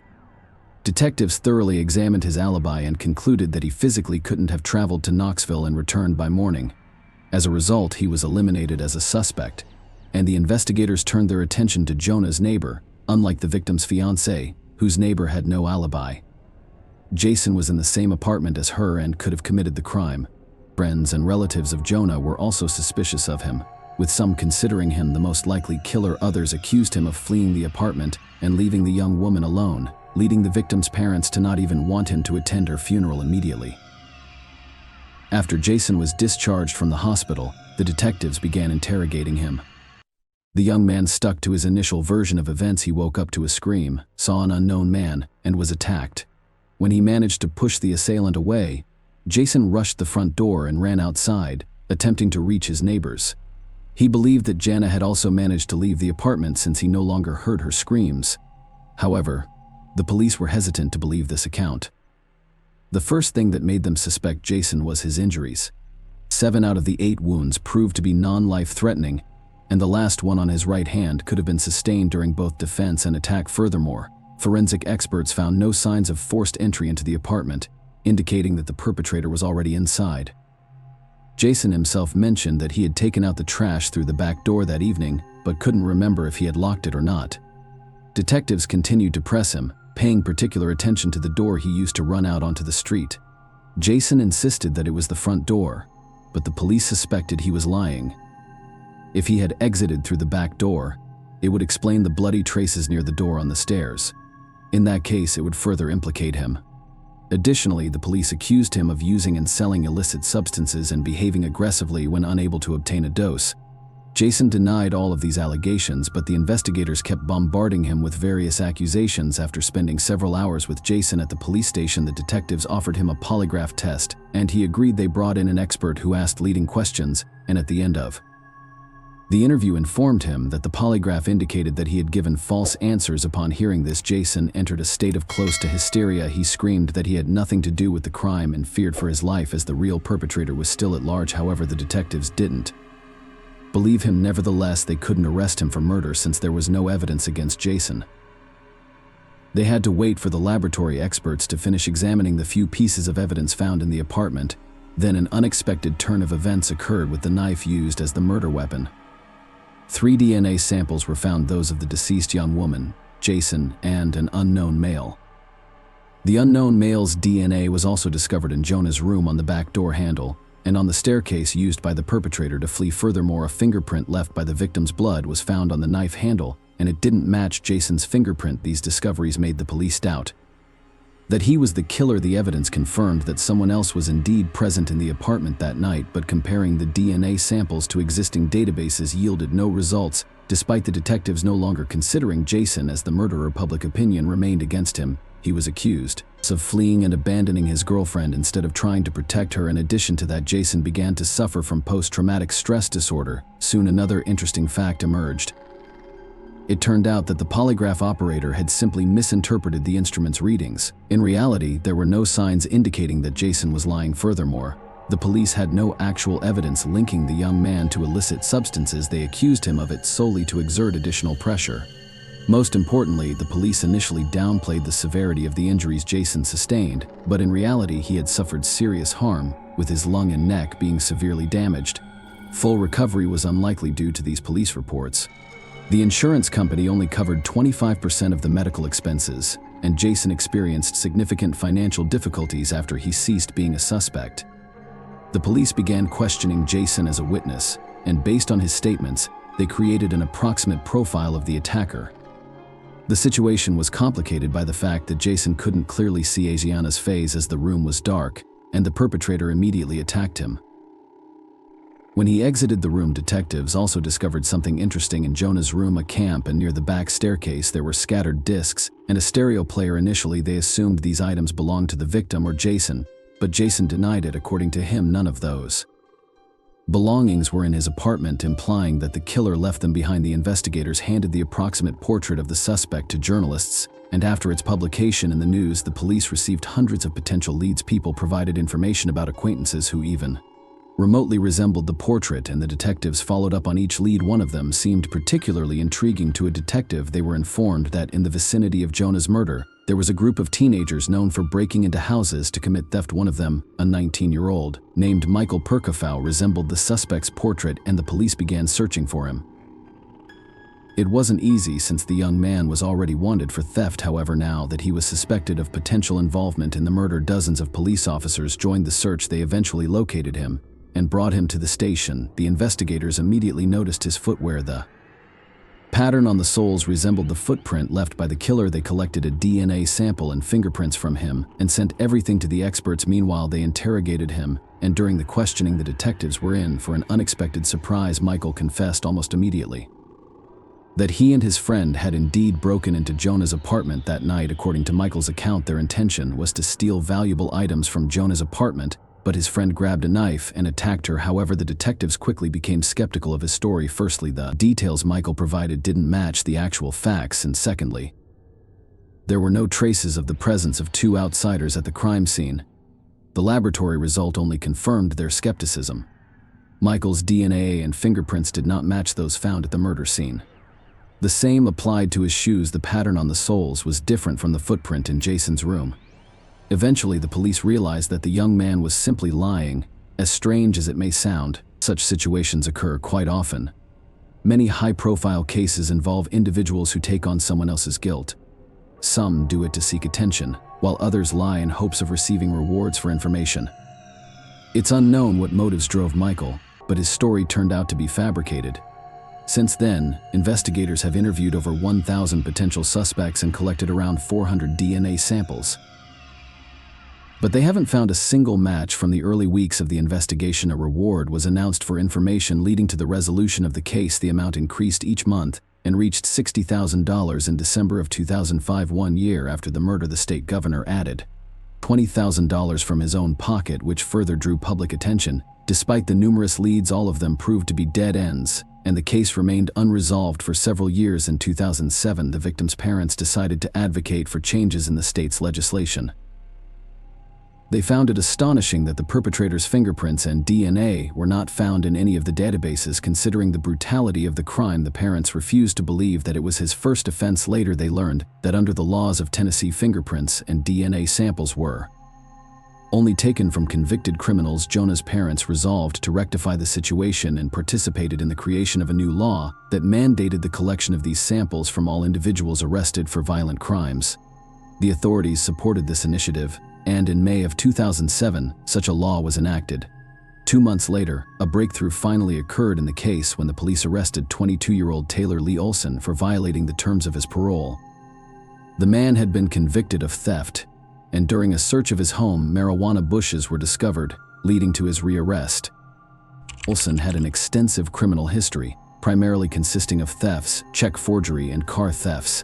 He had been arrested multiple times, but his fingerprints and DNA were never taken until now. It turned out that Olson had already come to the attention of investigators 5 months prior. They received a tip about his possible involvement in the murder, but for some reason the police never attempted to take his DNA for analysis. However, now that he was arrested for violating the terms of his parole, they finally decided to question him about the Jonah case. Olson denied his involvement in the murder and willingly agreed to provide his DNA sample. It was handed over to experts, and soon the detectives received a report from the laboratory. Taylor's DNA fully matched the sample found in the victim's apartment. Following this, his fingerprints were taken, and they also matched the print found on the murder weapon. Olson was subsequently arrested, and the detectives brought him in for questioning. At first, he denied his guilt, but soon he decided to confess. Taylor explained that on that night he wanted to steal John's car and entered the apartment through the back door to take the keys when he entered the young woman's room. She woke up and started screaming. That's when Olson grabbed a kitchen knife and struck her multiple times, although he claimed he did not intend to kill anyone. And it all happened accidentally. The detectives doubted the truthfulness of some aspects of his account and leaned toward the belief that Taylor had initially planned the murder. It was possible that he had been stalking the victim for some time, indirectly supported by a fact mentioned earlier in the investigation. Genre's friends told investigators that she had been followed by someone in a car. At the time, they couldn't find any evidence to confirm it, but after Olson's arrest, they considered the possibility that he had indeed been stalking her. Despite the doubt surrounding some details, nobody questioned Olson's guilt. His DNA and fingerprint were found on the murder weapon, indicating that he had inflicted the knife wounds on the victim. Olson's trial was scheduled to begin in mid-2008, and by that time he had already hired a lawyer. Apparently, the lawyer advised him to retract his confession, and Taylor provided a new version of events to the detectives. Now he claims that he had energy in his apartment with his friend Noah Cox, according to Olson, when he entered Jonah's room to take the car keys. She allegedly woke up, grabbed a knife, and struck him multiple times. Olson ran out of the apartment through the back door while his friend went into Jonah's room, where he grabbed the knife from her and killed the young woman. This account also did not convince the police. No fingerprints or DNA of other individuals were found at the crime scene, making the involvement of someone else unlikely. The detectives were awaiting the start of the trial, but it was never meant to happen. 10.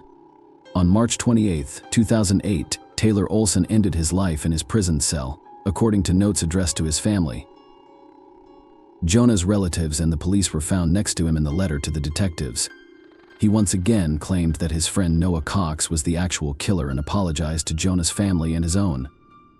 The detectives continued to believe that Olson was the one who committed the murder, yet they repeatedly questioned Noah, but no evidence of his involvement could be found. Jonah's parents also believed that he lied in their opinion. If Taylor was truly innocent, he would not have taken his own life.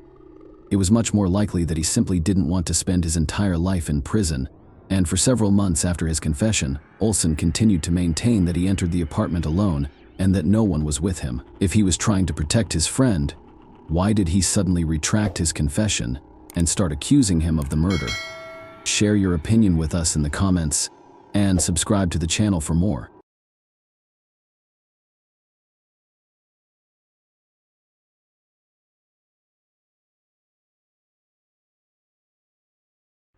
Hey guys, welcome to my channel, and today we're going to take a look at another horrible case with you. Today's story is set in the Netherlands in 2018. Dunny Odegaard, a Minnesota resident, was alarmed to see a police officer on her doorstep A terrible sense of déjà vu overcame her at that moment, transporting her mentally back 3 years. She immediately realized the officer's visit was related to her 21-year-old daughter, Sarah. Sarah Pappenheim was born on January 30th, 1997 in Minnesota. She was the second child of Dunny Odegaard and Jerry Pappenheim. Josh was the family's oldest child.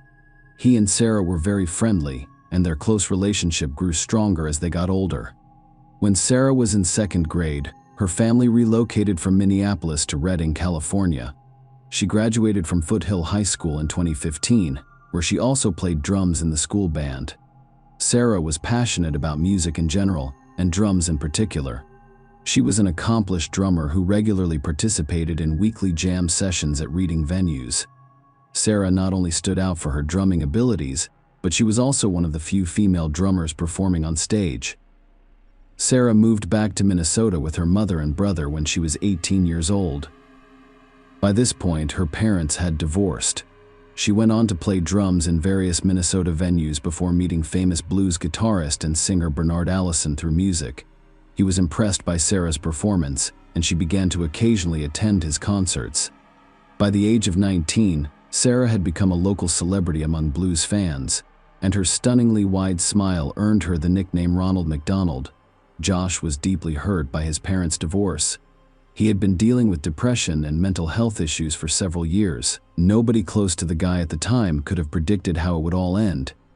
It was February 2016. On a seemingly ordinary day, Dunny heard a knock on the door and opened it to find police officers on the doorstep, asking Josh Pappenheim who she was. The woman responded that she was his mother, and the officer broke the sad news that divided her life into before and after the age of 20. Josh ended his own life. His death was a devastating blow to his loved ones. Dunny later recalled crying so much that her tear ducts dried up. Josh's obituary still contains a message from her in which he promises to love her son forever. Sarah and Josh were extremely close.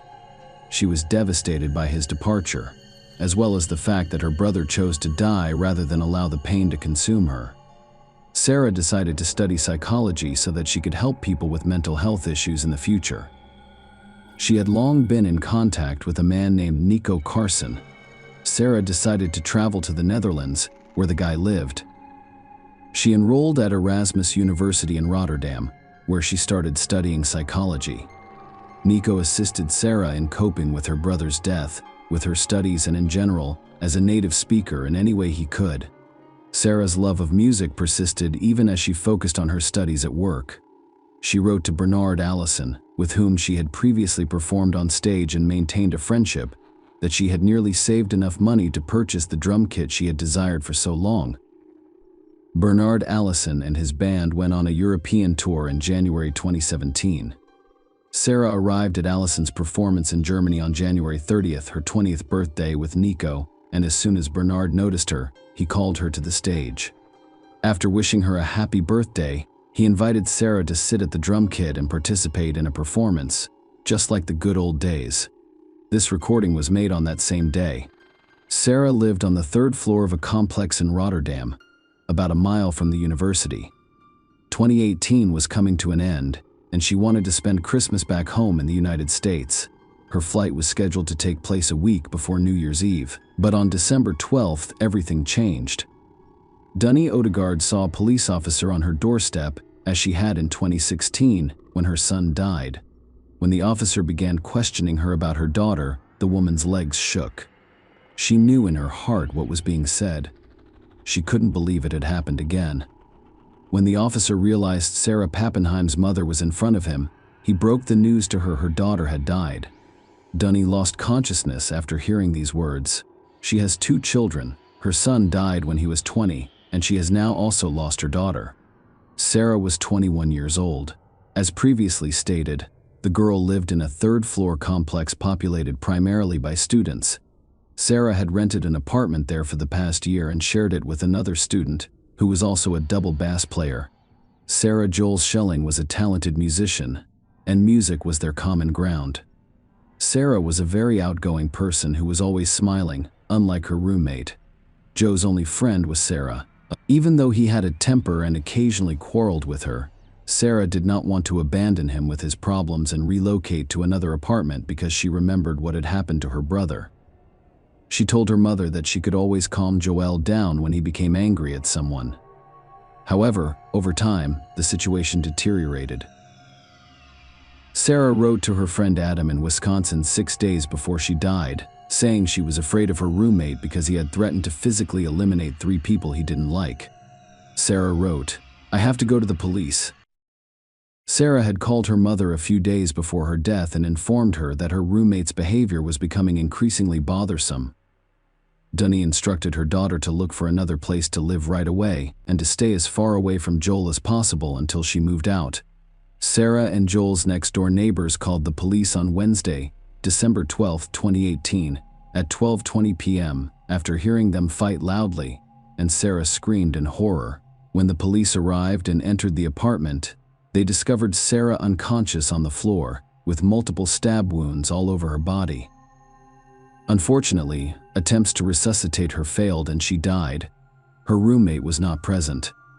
Apparently, he had fled, and the police began looking for him. Interviewing neighbors from the same floor, officers discovered that Joel Schelling had left the apartment in a hurry, carrying a double bass with him. This musical instrument is of imposing size, so it was highlighted in the description sent out less than 2 hours after the crime occurred. Joel Schelling, 23, was arrested at the Eindhoven train station, approximately 60 miles from Rotterdam. His parents lived in Eindhoven, and he was on his way to see them. He called his mother while on the train and confessed to her that he had killed Sarah. The judge arrested him for 14 days. During that time, it was determined whether Schelling had any mental disorders. The forensic experts who conducted the autopsy discovered 27 stab wounds on Sarah's body, including several in the neck, abdomen, and back. Donny Odegaard left for the Netherlands just 2 days after her daughter died. She had to make a decision about returning Sarah's body to her home country. People who cared for the family assisted them in raising $40,000, which was necessary. Donny's first question was whether Sarah had contacted the police to report that her roommate was planning to attack 3 people. It turned out that Sarah had not contacted law enforcement. She did, however, contact social workers who assist people who are experiencing psychological difficulties. The social workers paid Schelling a visit and got the impression that he was normal because he answered all of the questions calmly and directly. The next day, Sarah was once again forced to contact social services. Schelling became enraged and began beating himself with a hammer, claiming that he would soon have to kill several people. Sarah was afraid Joe would find out that she was the one who had sent the social workers to ask him. The specialists did not have time to respond to Sarah's second request, as she had already passed away. Schelling was accused of causing Sarah Pappenheim's death. He admitted his guilt but said he did not remember taking her life. According to him, he remembered how they began to fight. And then, when he came, he was already in the shower, cleaning himself. The hearing in the case began in March 2019. Sarah's mother, Dunny Odegaard, flew to each hearing, where she could only understand what the participants were saying with the help of an interpreter. At the trial, Schelling stated that he suffered from delirium and heard voices in his head. When the judge asked him if the voices had ordered him to fight with Sarah, he replied that he did not know and could not remember. He also said he did not remember what he and Sarah began fighting about. Before the verdict was announced in December 2019, experts said Schelling suffered from various disorders and needed long-term treatment, and at the same time, they concluded that he should be held responsible for taking Sarah Pappenheim's life. The medics reasoned that Schelling remembered the beginning of the fight and scuffle with Sarah and could have made a choice to stop or to grab the knife. He chose the latter and should be punished. The prosecutor demanded 10 years in prison for the defendant, but the judge in Rotterdam sentenced Schelling to 6 years in prison, followed by indefinite imprisonment in a psychiatric hospital. The court went on to explain that it rejected the prosecution's argument for 10 years in prison because of the suspect's relatively young age and his extreme diminished capacity when he took the victim's life.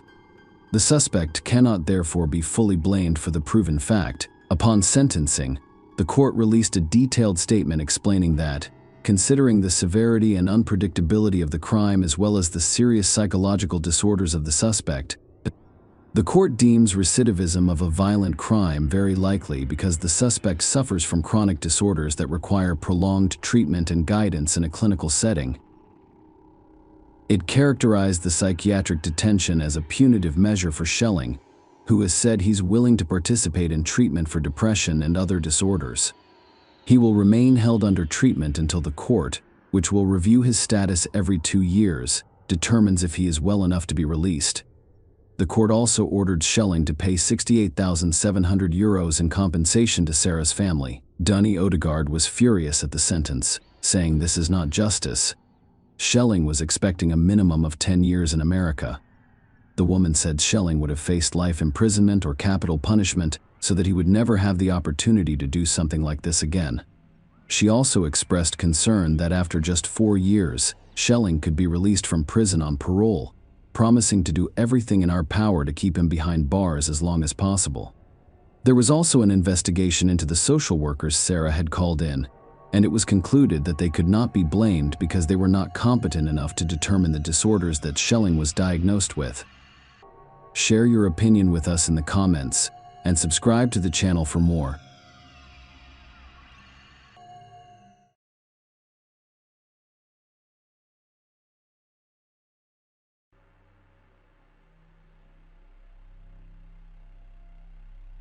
Hey guys, welcome to my channel, and today we're going to take a look at another horrible case with you. A young girl was found dead in her own apartment in an upscale apartment building that was under 24-hour security. The police tried to solve this gruesome mystery for 2 weeks, and only dozens of surveillance tapes helped them discover the sad truth. Sasha Samsurian was born on July 4, 1988, in New York City. After high school, she moved to Florida, where she graduated from a local university. After receiving her degree, she took her job as a social media manager for a real estate agency in Orlando. Her career took off quickly, and she received solid bonuses and awards for her good work. Sasha's friends spoke of her as a friendly, sweet, and outgoing girl with a big heart. She was a member of several charitable foundations, taking an active part in their activities. On October 16, 2015, it was the last day of the soccer season in Orlando. Sasha and her friends went to the stadium to support their favorite team. The match ended in victory, and the company went to the popular Attic nightclub downtown to celebrate. After spending there a few hours, Sasha left the club around 1:30. As it turned out later, she hadn't told her friends where she planned to go. She could have gone home or to another bar. Before she left, she arranged to have breakfast in the morning with her friend Anthony, who was at the club that night. The next day, he arrived at the cafe at the appointed time, but the girl never showed up. She also did not answer her cell phone or social media messages. Such behavior was not typical for Sasha. She was always in touch and would not ignore Anthony, especially when they had agreed to meet in advance. At first, he thought she was just slipping it off after the party last night, but several hours passed and there was no answer. Then the young man began to seriously worry about Sasha.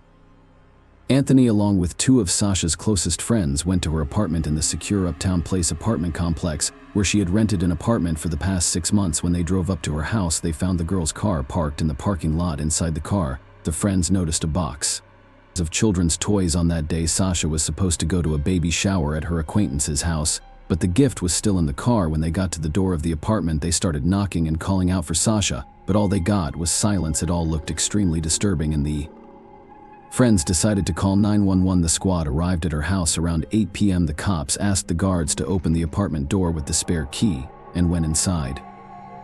At first glance, there were no signs of a struggle in the apartment, but as soon as the officers entered the bedroom, a gruesome discovery awaited them. Sasha's arm and hair were sticking out from under the blanket of the bed. It was clear almost at once that the police were dealing with a murderer. There were clear signs of strangulation on her neck. In addition, her torn t-shirt was lying nearby, the same one the girl wore to the stadium. This could indicate that the attack took place immediately after Sasha came home. The pendant she always wore was also torn from her neck for Sasha's relatives and friends. This event came as a real shock. She had always been a kind and cheerful person, and it simply didn't make sense that someone would hurt her in such a cruel way by talking to the police. Her family and friends couldn't name a single person with whom Sasha might have had problems.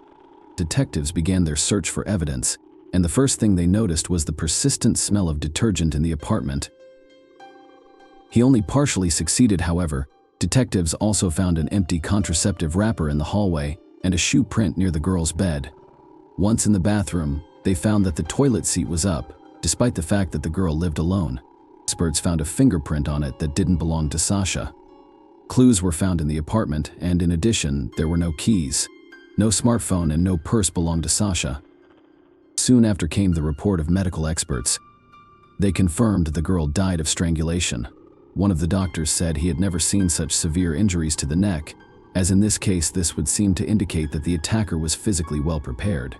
In addition, the experts determined that Sasha had been abused.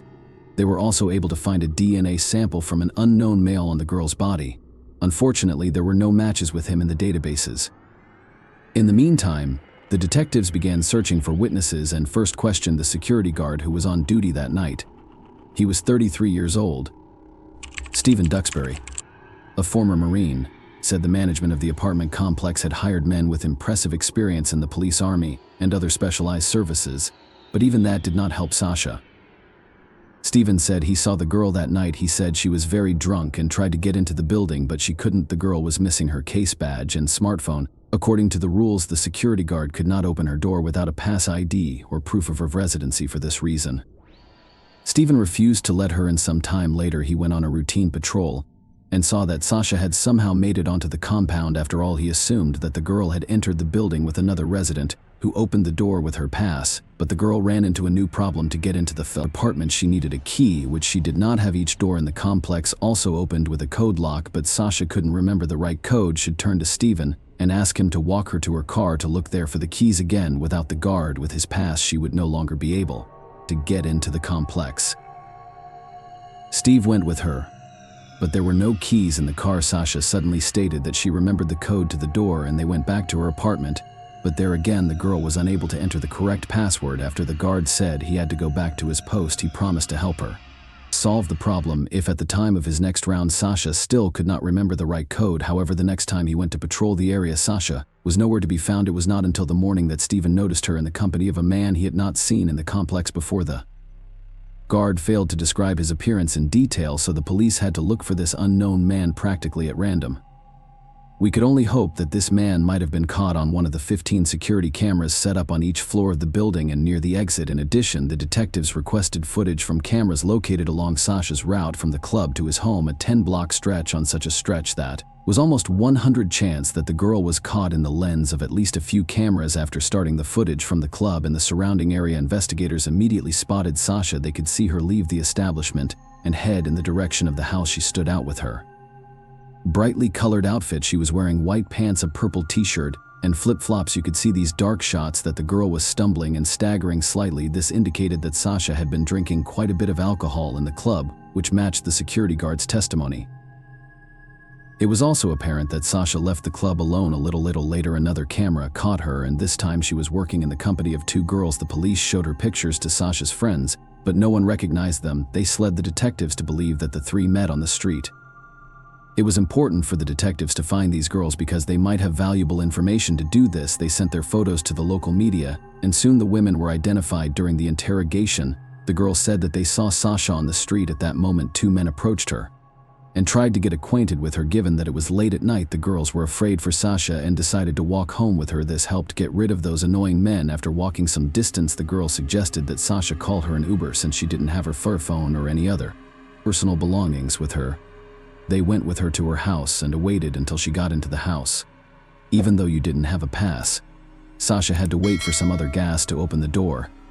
At 1:46 a.m., the cameras caught a man approaching Sasha and talking to her about something. It turned out that it was a resident of the complex who opened the door for her with his pass. Thus, investigators learned the exact time when the girl was able to get into the building. The man was no longer on camera, so the detectives did not consider him a suspect.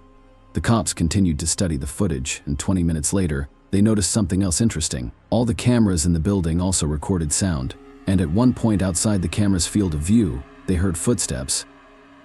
The investigators concluded that Sasha was walking next to this camera in the corridor of the building the next time she was spotted was at 2:25 a.m., but already in the company of a security guard they headed in the direction of the parking lot and then returned to the compound. This also coincided with Steven's story. After that, Sasha was not caught on any cameras and the detectives were at the standstill again. The police decided to question the guys Sasha had been in a relationship with in the past. This idea had to do with the method of murder. More often than not, strangulation is motivated by passion, and the culprit is someone close to them. The first guy's name was Taylor. Again, Sasha broke up a long time ago, but continued their friendship. He worked as a bartender and was on duty until 9 p.m. On October 16th, he voluntarily provided the detectives with his DNA sample, which did not match the sample found on Sasha's body. A man named Ben was called next for questioning. In addition to being in a relationship with Sasha, he was also the last person she wrote to before she died. Detectives discovered that at 5:12 a.m. Sasha had sent him a text message that only included his name, Ben. This was very strange, especially when you remember that according to the story of the security guard and the two girls, Sasha didn't have her phone when she returned from the club. Investigators also learned that Sasha had planned to meet Ben this weekend. However, the man had an alibi. On the night of the murder, he was with France. In addition, he voluntarily provided a DNA sample, which also came back negative. By that time, the detectives had finished examining all the available camera footage and noticed something strange. When questioned, security guard Stephen Duxbury said that his shift ended at exactly 6 in the morning, after which he went home, but one of the cameras captured him leaving the building at 6:36 a.m.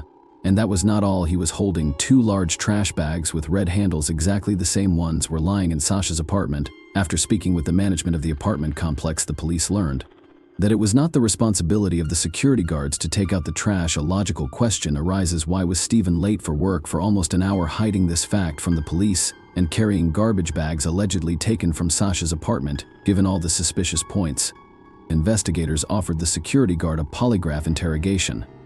When asked if he had ever entered Sasha's apartment, Stephen answered in the negative, and the machine recorded the lie. Next, he was asked if he knew how Sasha died. 3 different questions came up: was she poisoned, attacked with a sharp object, or strangled?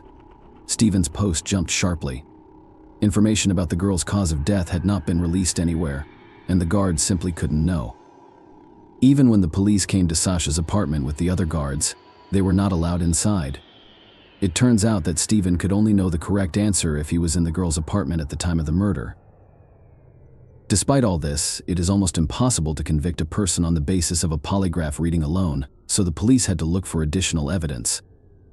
Investigators asked Stephen to show them the shoes he was wearing that night. He provided them with a pair of shoes, and their soles did not match the footprint found in Sasha's apartment. However, the detectives also obtained a search warrant for his apartment, where they found other shoes, and they showed an exact match. Moreover, the fingerprints from the toilet in Sasha's apartment matched the events. By taking his DNA sample, experts quickly found a perfect match with the sample found of Sasha's body. Police learned even more gruesome details after examining Stephen's phone. At about 5 a.m., he was searching on Google for how to quickly pick a combination locked door. The same one had been installed on the door of Sasha's apartment. Detectives finally found a severe bite mark on Stephen's arm, as well as numerous scratches on his body. All this was enough to arrest the man and charge him with murder. Goal.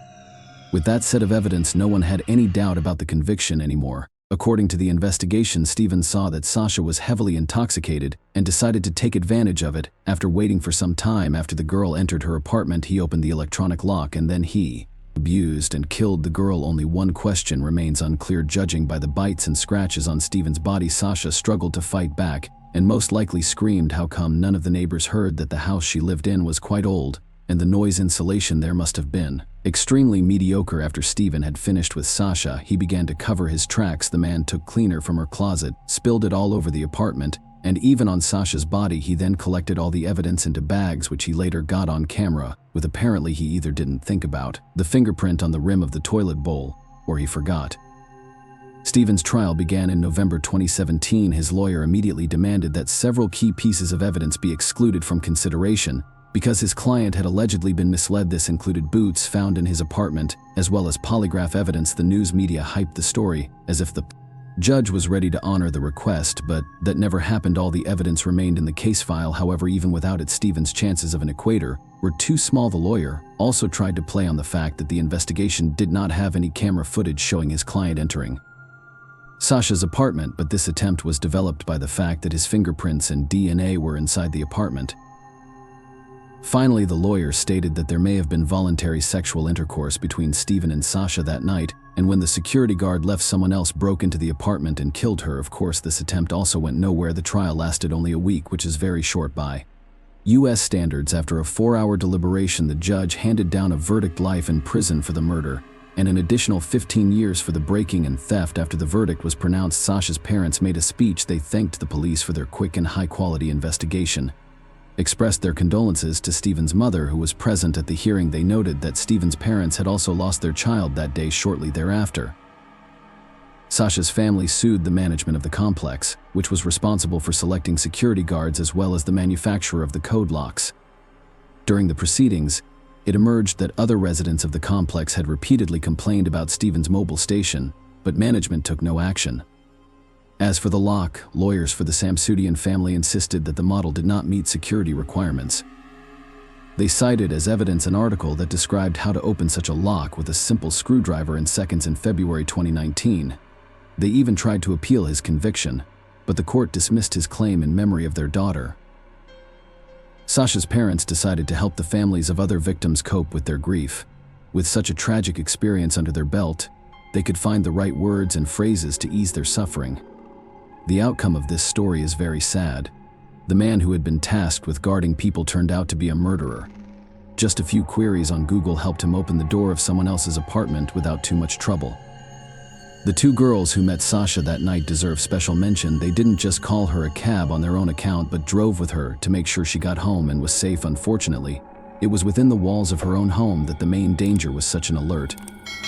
Share your opinion with us in the comments, and subscribe to the channel for more.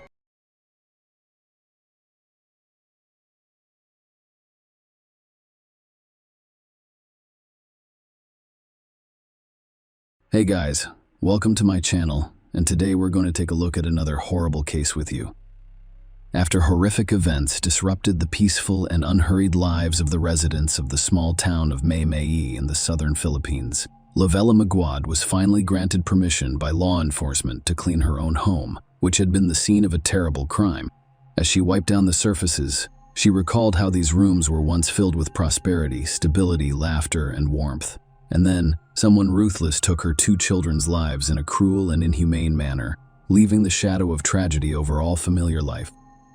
Lovella found it difficult to touch the pieces of furniture that still held her children's memories. Cleaning, on the other hand, diverted her attention away from her intense emotions, giving her a brief sense of control over the house's organization. And she found temporary relief from the emotional pain in this control because she also has an adopted daughter, Janice, who miraculously survived the terrible massacre and requires her strength. In recent days, the grieving mother could only cry, scream, curl up in a ball, and withdraw into herself for long periods of time. Despite realizing how difficult it must have been for Janice, the only witness to the crime, to get to her foster daughter's room, Lovella focused on cleaning. Suddenly, she discovered an ID card that should not have been in the girl's room. The ID belonged to a 17-year-old boy named Merlin. Lovella immediately went to the police station to report the discovery. Janice had previously reported 3 burglars, so the ID most likely belonged to one of them. She stated that the police officers listened carefully to the woman, and that the ID did help bring the crime closer to being solved. They were not surprised at this point. They were fairly certain who and why killed Gwen and Louis Magwad on December 10, 2021. On September 22, 2013, long before the events at the Mudguard's home, a 9-year-old girl stood on the dock, unable to bear the lack of parental love, care, poverty, beatings, and physical hunger, staring hopelessly into the water. A lonely, quiet child caught the attention of a passing woman. When asked what she was doing here alone, and if she needed help, the girl looked up and quietly replied, "My name is Janice Sabil, and I do not have any parents. And for some reason, I can't remember anything." The woman concluded that the child had suffered a shock that caused her memory loss. Perhaps something terrible happened to her. The woman took the girl to the nearest police station and was assured that the child would be cared for. Janice was placed in temporary custody while authorities searched for her parents. Time has passed. The search resulted in nothing. The girl had no memory of her life, and no one had ever reported her missing. After a while, the girl was officially recognized as an orphan and placed in the permanent care of the Department of Social Welfare and Development, which did not sit with the child at all. For the first time, she had plenty of food and clothes, as well as lots of friendly adult attention. As it turned out, Janice had not lost her memory. However, the child's defense mechanisms, having experienced so many traumatic events, push away memories of family and home. Being an orphan meant starting a new, better life. That is what she did. Even then, Janice had her first, albeit incomplete, experience with how to behave in such a way that others want to help. Unfortunately, the events of 2013 were not a one-time ticket to a new life, but rather a mechanism for achieving her goals. Others recognized Cruz and her love, Elma Maguad, as a well-meaning married couple. Cruz taught at the local high school, and his wife ran an elementary school. A couple raised two lovely children. Incredibly intelligent, Gwyn, an 18-year-old beauty, participated in every extracurricular activity and was a Girl Scout. The girl aspired to be a doctor and was willing to put herself to the test. In her senior year of high school, she enrolled in a preparatory medical program. Louis, 16 years old, became the soul of any company he joined. He was easy to get along with, open to new experiences, and a talented musician and artist. This young man demonstrated a high level of responsibility, enjoyed assisting others, and aspired to become a lawyer. Pet parents were proud of their children, assisted them with everything, and encouraged their plans and desires. The family lived a modest lifestyle, attended church, and did charitable work. Glenn met Janice at one of the church's charity events, where she served as a nanny for the children. The girls became instant friends, then best friends overnight. They were nearly the same age and had a lot of fun. They frequently shared dance videos on TikTok and devised creative ways to spend their time.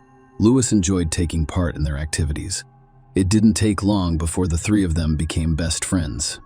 Janice's brother and sister asked why she was working instead of going to school, and she explained that she was an orphan. Her parents died of illness when she was very young, so she has always relied solely on government assistance. In order to purchase something for herself, she has to work part-time instead of studying. The girl complained that the couple who hired her paid her very little, and the money she received was only enough for food, and she had to work almost around the clock. Later, Janice repeatedly expressed her concerns about the future to her new friends. Since she is about to turn 18, she will lose some social benefits reserved for minors, and she may not even be able to pay for housing. Education and a successful career are all but forgotten. Gwyn, moved by her friend's plight, decided to help her and went to her parents. She told them about a new acquaintance's tragic life and asked them to adopt Janice so she could have a place to live and study. She assures the parents that everyone will benefit. Janice would be able to obtain an education, share housework, and assist Louis with his homework. The gods were skeptical at first.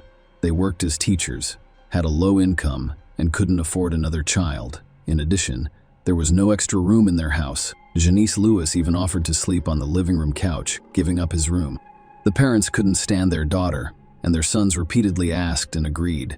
The Emma gods officially adopted Janice in July 2021, enrolling her in school and giving her their last name. Janice turned out to be an intelligent and polite young lady. She accepted all of the house rules. Cruz and Lavella wanted their children to grow up to be responsible and disciplined individuals who understand the value of work and money, so they brought them into the household. Janice received the exact same amount of housework as her sister and brother.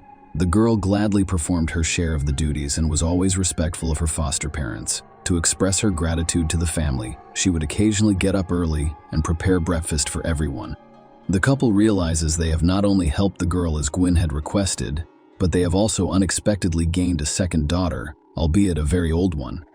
Janice even called her parents on December 10, 2021, at 2:58 in the afternoon. Cruz, who was checking his middle school homework, received a phone call from a neighbor who advised him to hurry home but not to panic. Janice posted a strange message on Facebook. "Your house appears to have been burglarized." Cruz immediately put work on hold, called his wife, who was also working at the time, and rushed home. On the way, he attempted to call his children, but they did not respond. The worried father drove home at high speeds. At around 3:15 p.m., he was more concerned about the safety of his children than the money in the house. Cruz drove up to the house. The door to the house seemed to be locked, so he went to the back door, walked around the house, and then entered through a second door. Everything was a mess. Cruz went from room to room, calling the children by name. When he entered the living room, he noticed something that no parent should ever see. Louis and Gwen lay on the floor, bloodied. Louis lay in the living room, his hands tied behind his back, a towel stuffed in his mouth, and scars covering his body. He found his eldest daughter, Gwen, near the bedroom door. Her entire body was covered in wounds and blood. They were definitely dead, with a noise in his head and absorbent cotton legs.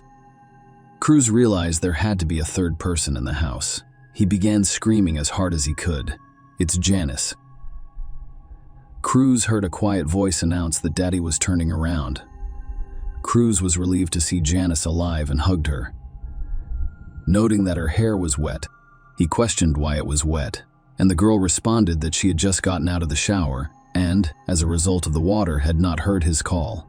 Of course, her distraught father thought her response was strange, but he concluded that Janice wished to wash away the horror she had witnessed. After all, many people exhibit unusual behavior when confronted with shocking circumstances.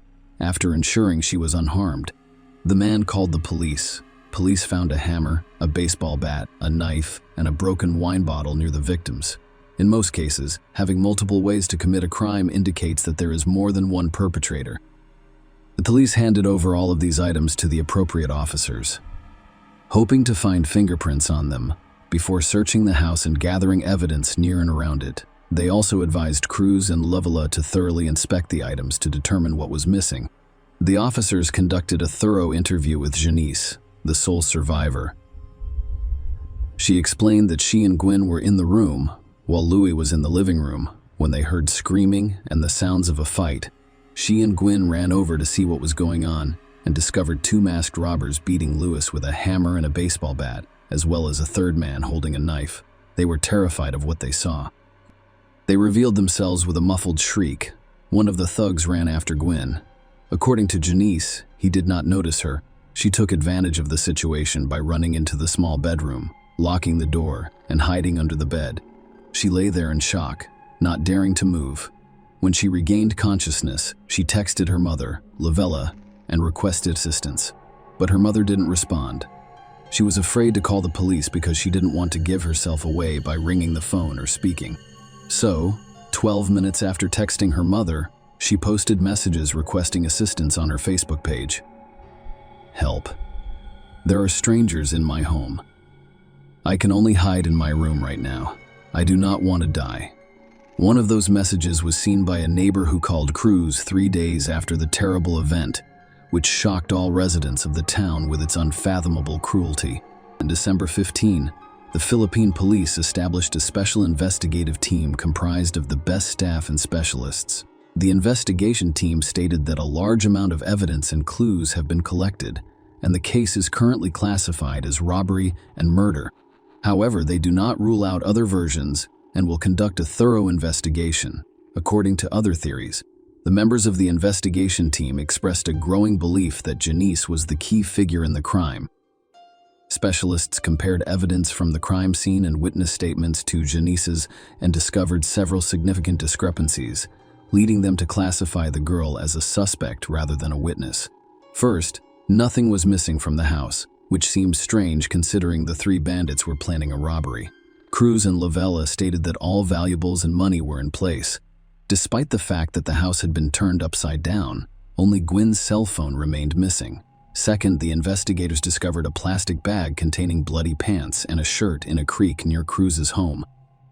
It was determined that the bloodstains on the clothing belonged to the murdered men.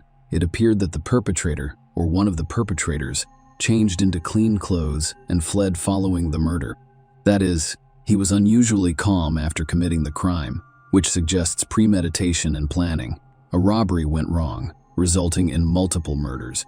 The perpetrator would most likely have panicked and attempted to flee as quickly as possible, rather than wasting time looking for clean clothes and changing clothes.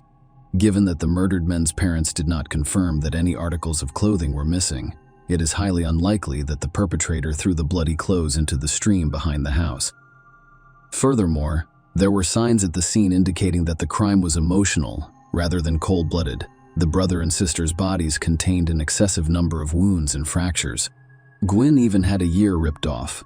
The majority of the injuries were to her face. The autopsy lasted 2 full days. Such a scene appears to be motivated by anger, vengeance, or jealousy, rather than calculating.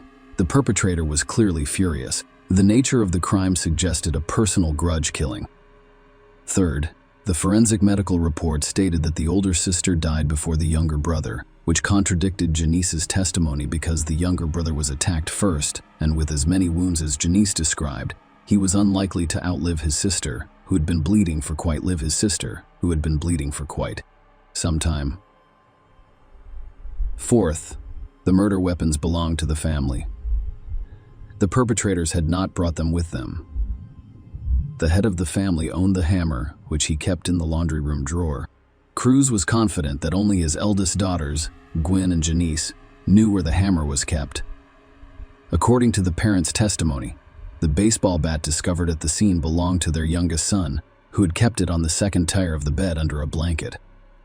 Burglars who are suddenly caught off guard should not run around the house looking for a hammer and bat hidden in unexpected places. They either bring their own murder weapons or use available ones. It turns out that only the people who lived in the house knew where the 2 key tools for this crime were. Cruz and Lavella had alibis. That leaves Janice, who knows where the hammer and baseball bat are kept. Louise gave her his room, so she was aware of the unusual location of the item.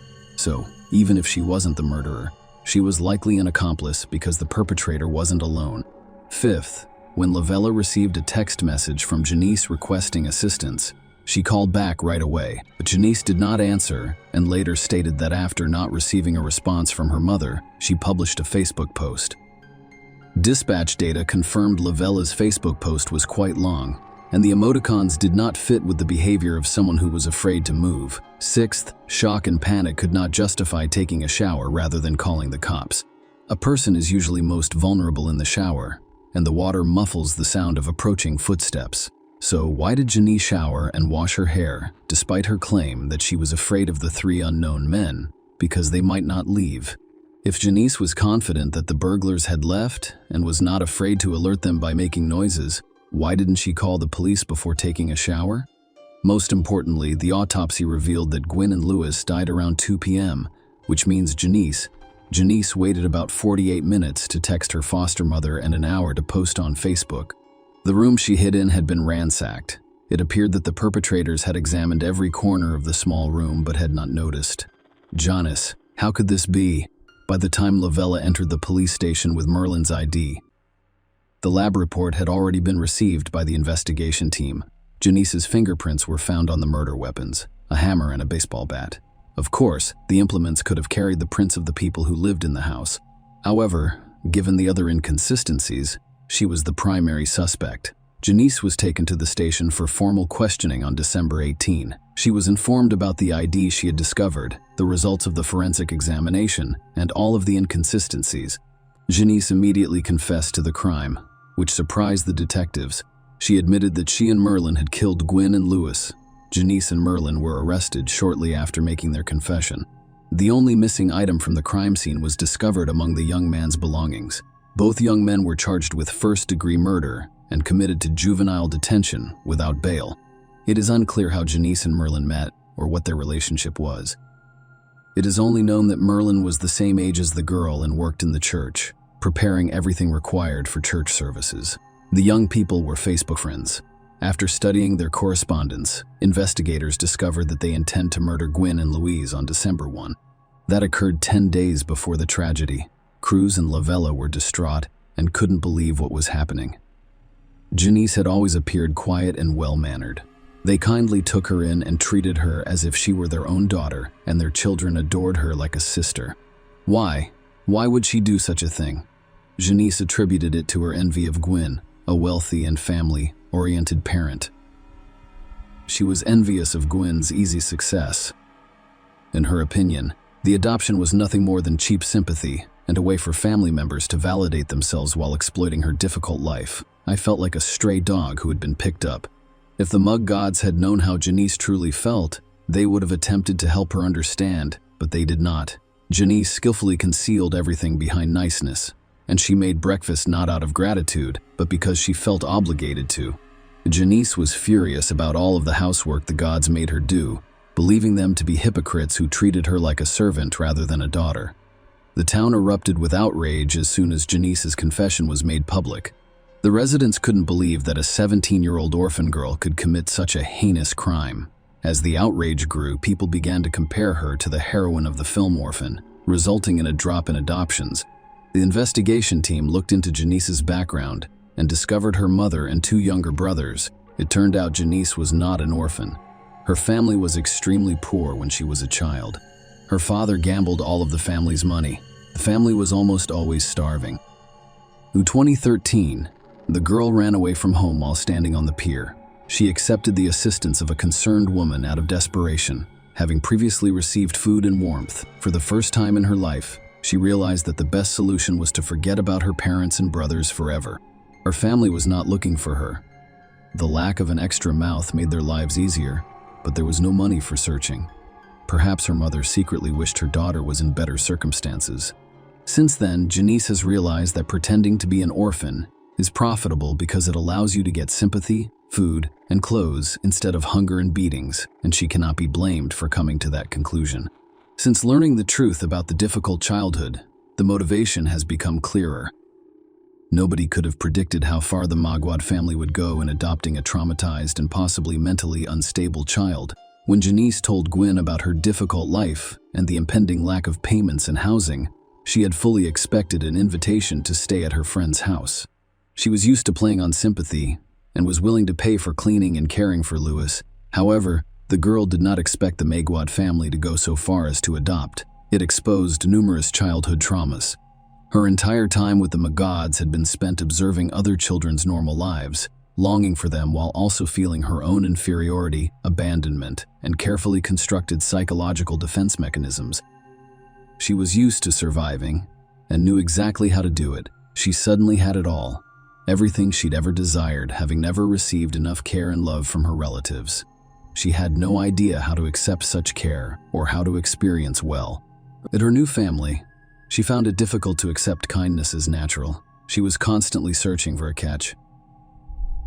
She felt the usual fear about the future, but it was not reflected in reality.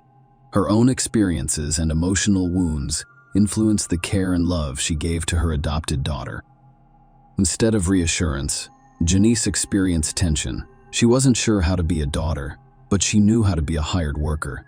She explained to herself what was going on while completing the assigned tasks. This house really wanted a free worker, not a daughter. Everyone was just acting noble and reveling in their generosity. Tension turned to hatred and a desire for vengeance after being treated like a picked-up stray dog. The better Janice's family treated her, the more resentful she became. She felt strange and was envious of Lavella and Gwyn. Lavella's love for her daughters made Janice jealous. Unable to deal with such emotions, love and care became a source of fear and hatred. She became enraged and frustrated, feeling even more inferior and misunderstood. This distorted perception fueled a desire for vengeance against those she believed had simply taken advantage of her trust. Numerous studies in child psychology emphasize the importance of psychological support for children who have been through difficult times and emotional trauma, particularly during the adoption process. Unfortunately, no one knew about Janice's past and the emotional traumas she had endured. The desire to assist the orphaned girl became a nightmare for them, a good family that was ruthless and irreversible. Gwyn and Lewis were interred in a private cemetery on December 20, 2021. More than 1,000 people attended the funeral, and everyone expressed their grief. Janice and Marilyn were tried separately, but the young men received identical sentences of 32 years in prison, with no chance of parole. When they are released from prison, they will be in their 50s, with a full life ahead of them. Gwyn Lewis Cruz and Lavella will no longer be victims of a horrific crime that has permanently shattered the Magwad family. Their act of kindness has been repaid in the most horrific way possible. It is extremely difficult to maintain kindness and strength after surviving the horror. Nonetheless, Cruz and Lavella succeeded. In August 2022, the couple opened a restaurant in memory of their late children, serving their favorite dishes. The couple is undergoing psychotherapy and intends to use their business to honor Gwen and Louis' memory. Share your opinion with us in the comments and subscribe to the channel for more.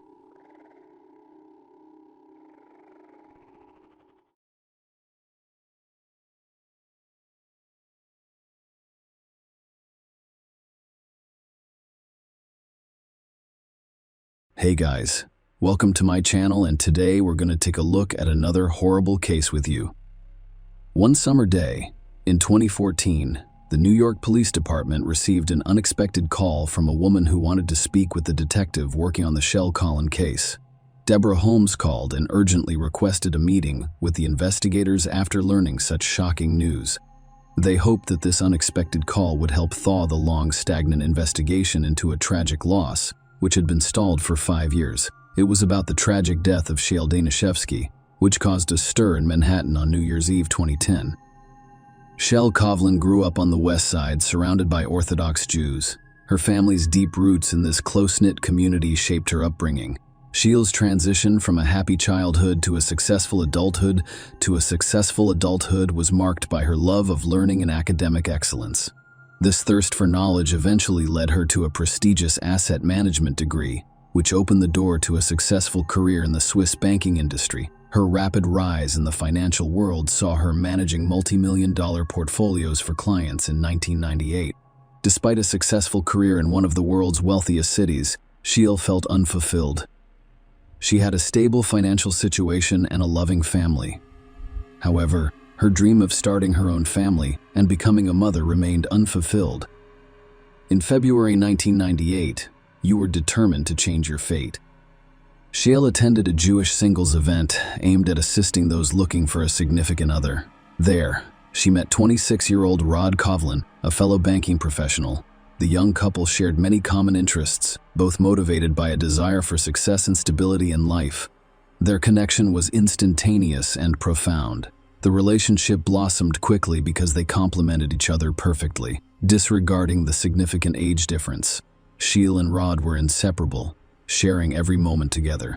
They were so in love that they decided to marry soon after meeting. Despite the fact that some acquaintances thought Rod and Shelley had made a hasty decision, everything felt right. The happy couple soon welcomed 2 beautiful children, a boy and a girl, to complete their family. On New Year's Eve, 2009, the Kovlin family's idyllic life was shattered by a tragic accident that killed Shel. At first, the police thought it was a freak accident. They were convinced it was only that early on December 31. At the Manhattan police station, 2 officers are finishing up their night shift and were having coffee to talk about their holiday plans. However, the peaceful atmosphere was abruptly disrupted at 7:30 a.m. An urgent phone call. Rodney Kovlin. In a frantic state, he informed the officers from the Upper West Side of strange occurrences, including the discovery that his ex-wife, Shel Danishevsky, was dead in her bathtub, submerged in blood-stained water. Emergency services hoped Rod could help save the victim. Following the operator's phone instructions, Rod pulled her out of the water and attempted resuscitation, but it quickly became clear that saving her life was not possible. Shel's body remained cold and motionless. A distraught Rod wrapped her in a blanket he found in the bedroom and waited for the police to arrive. Thus, on December 31, 2009, Manhattan witnessed a heartbreaking event in Rod Kovlin's life. The police responded quickly to the incident. Upon arrival, they quickly assessed the situation and cordoned off a major street in Manhattan. They were greeted by a luxurious home just a few steps from the city park. The Upper West Side was known for its safety, so officers assumed Shel Danishevsky's death was another tragic case of self-harm. When they entered the apartment, they discovered children's toys scattered throughout, which was not surprising given the upcoming holiday. They then went to the bathroom, where a woman's body was wrapped in a blanket by her husband. Rod had just pulled the body from the water, as evidenced by the bloody water in the tub and the wet floor. There was a bleeding wound on the back of the Shel's head. The officers surveyed the bathroom and discovered an open cabinet door with a torn hinge, implying that the woman may have slipped and torn it off while attempting to hold on to the door. Forensic experts arrived shortly after and performed a thorough examination to rule out any other potential causes of the tragic incident. After a thorough examination, they determined that there was no break-in or signs of a struggle. Investigators were increasingly inclined to believe that Shell's death was an accident. The detective working on the case decided to speak with family members. During their questioning, it was revealed that Sheil and Rod's 9-year-old daughter was the first to discover her mother's body, and she was traumatized and shocked by what she saw. The girl was able to tell the police officer exactly what had happened. It turned out that the night before, she and her younger brother had slept in their mother's bed, which is quite common. When she woke up in the middle of the night and noticed her mother's absence, she went to find her and discovered the horrifying scene in the bathroom. The terrified child immediately contacted her father for assistance. Rod and Shell had recently separated, and he had moved to a new apartment on the same floor of the same building. To get to his apartment, he only needed to cross the corridor. The girl called her father, who was nearby and arrived right away. When he entered the bathroom, he removed Sheila's body from the water and called for help. The girl's account was exactly what Rod had described, confirming the theory of an accidental death. The police informed Shell's relatives about the tragic incident, which shocked everyone. The autopsy and forensic examination were scheduled the day after the body was discovered. However, surprisingly, it never occurred. When the medical examiner called the investigators to begin the examination, he was surprised to learn that, despite the necessity, the procedure would not be carried out. This perplexed the examiner, who wondered how this could happen. A rabbi from the synagogue had intervened. He contacted an organization in charge of Orthodox Jewish burials, which then requested permission from the police to access the tragedy site in order to exercise religious rites guaranteed by the victim's family faith. Permission was granted, and a team led by the rabbi arrived on scene. They cleaned the bathtub of blood traces and prepared the body shell for burial. All evidence and clues gathered were destroyed before reaching the police's forensic department. Autopsies are considered taboo in Orthodox Jewish tradition and are seen as desecration of the deceased body, so the organization acted quickly. In this case, the synagogue's rabbi put pressure on Shell's family, grieving relatives, and husband, who were grateful for the rabbi's assistance and, despite their doubts about the incident's accidental nature, did not object to it. The family also decided to forego the autopsy and leave funeral arrangements to the burial preparation organization. Thus, within 24 hours, Shallow had been buried. Hundreds of people came to pay their final respects and condolences to the family. Later, after learning from the police that potential clues were destroyed while cleaning the bathroom, Shell's parents began to have doubts about the official version of her death. A fall in the bathtub was certainly a risk. However, the possibility of death from such an accident appeared increasingly unlikely to them. Although nothing confirmed their suspicions, the thought that their daughter's death was not an accident troubled them greatly. The New York Police Department was unable to conduct further investigation because the evidence was destroyed, prompting the family to hire a private detective to clarify the circumstances and confirm that Shell's death was caused by a tragic fall. The private investigator hired by the woman's relatives began investigating this unusual case. First, visit the deceased's family home and speak with the relatives. From their statements, he discovered that their relationship was far from perfect and their marriage was facing serious challenges. The couple celebrated their 10th wedding anniversary in 2008. However, their marital bliss quickly crumbled. Rod struggled in his career, frequently changing jobs. It was revealed that he had developed a gambling addiction and had spent a lot of money on it. Shale was concerned about her husband's neglect of the family and excessive use of computer games. Rod was spending their savings on backgammon tournaments, which Shell had complained about to her close friends. He was dissatisfied with the amount of family money he spent on his numerous trips. Furthermore, she discovered that he had been unfaithful during his numerous trips. It's important to note that Shelley wasn't passive or naive about her husband's behavior. After discovering his infidelity through his emails, she decided to end their marriage and obtained permission for a religious divorce. Externally, the couple still appeared to be married, but Rod had moved in to another apartment in the same building, and an official divorce took some time to complete. Despite their estrangement and strained relationships, Shelley and Rod attempted to maintain a friendly demeanor, particularly for their children. However, Rod's behavior frequently caused conflicts and disagreements. Shell had recently complained to her close friends about her husband, describing him as aggressive and hot, tempered. She suspected he was monitoring her entry into her apartment when she was not present and checking her emails. She also suspected Rod had installed a camera in the building's corridor to monitor when she returned home. These complexities in their marital life could have prompted further investigation into Shell's death. After gathering all of these details, the private detective proposed the theory that Rod was involved in his wife's death and that he needed to conduct additional investigations to learn the whole truth. The detective's first goal was to determine whether a crime had occurred at the location where the body was discovered. He intended to inspect the Shell apartment but encountered a problem. The door was sealed. He quickly obtained a court order to gain access to the site and arrived at the scene, accompanied by New York police officers. He tried to unlock the door with the key provided in advance, but the stubborn lock resisted for a while. After a few moments, Rod Coughlin emerged from his apartment at the end of the corridor. He claimed to have heard noise and came to see what was going on. When confronted by the police, the detective Rod took the key and effortlessly opened the door. This prompted some questions for the detective. Did Rod hear sounds in the corridor by chance, or was he deliberately keeping an eye on things? Once inside the apartment, the detective was determined to find evidence to back up his murder theory. Shell's relatives say she was home on December 31, but her phone was missing. The detective thoroughly searched every room, but only found the woman's phone charger. While the phone was not found, the detective was tasked with investigating the bathroom at the scene of Shell's death. He paid special attention to the hinge that investigators suspected she had severed during a fall. The more he examined this item, the more he questioned whether the shell could have torn off the metal detail, which was securely attached to the cabinet. Even with the woman's weight, it would have required immense strength. There were serious concerns about such a possibility. After a lengthy discussion with law enforcement, the detective attempted to persuade them that this was not an accident, but rather a homicide. The investigators were not persuaded and cited a lack of evidence. As a result, it was decided to conduct an autopsy to definitively determine the cause of death. The impending exhumation of Shell's body sparked intense thought and debate among her family. More than 2 weeks had passed since her burial, and it was a difficult decision for her family to make. In the Jewish faith, such interventions are viewed negatively, and religious leaders frequently oppose them. The family needed time to make their decision.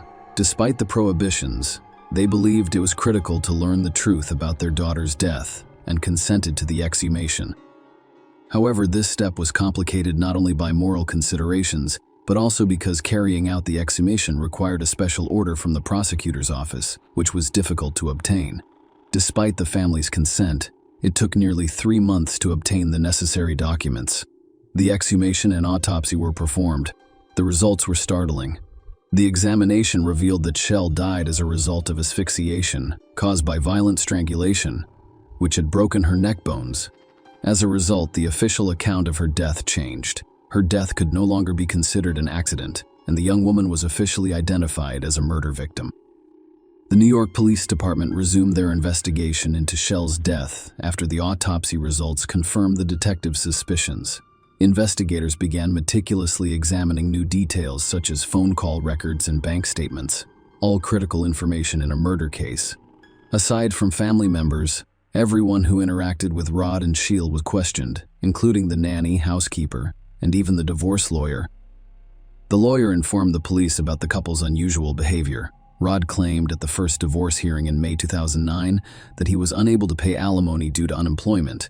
The judge jokingly suggested that Rod give up his favorite games, which infuriated him in court and exposed his true nature to everyone. Rod did not stop there. He sought vengeance on Shell, accusing her of living an immoral lifestyle, misusing funds, and even calling her employer with slanderous allegations about drugs and violence against their son. Shelley suffered greatly as a result of these false accusations. An investigation launched in response to these allegations revealed no evidence to back up her husband's claims. The most shocking aspect of this story, however, was when Rod and Shell's son revealed that his father had coached him to say phrases designed to discredit his mother. Rod paid a high price for his despicable actions. At a new divorce hearing on July 7, 2009, he was barred from being alone with his children, a measure that remained in effect even after Shell's death.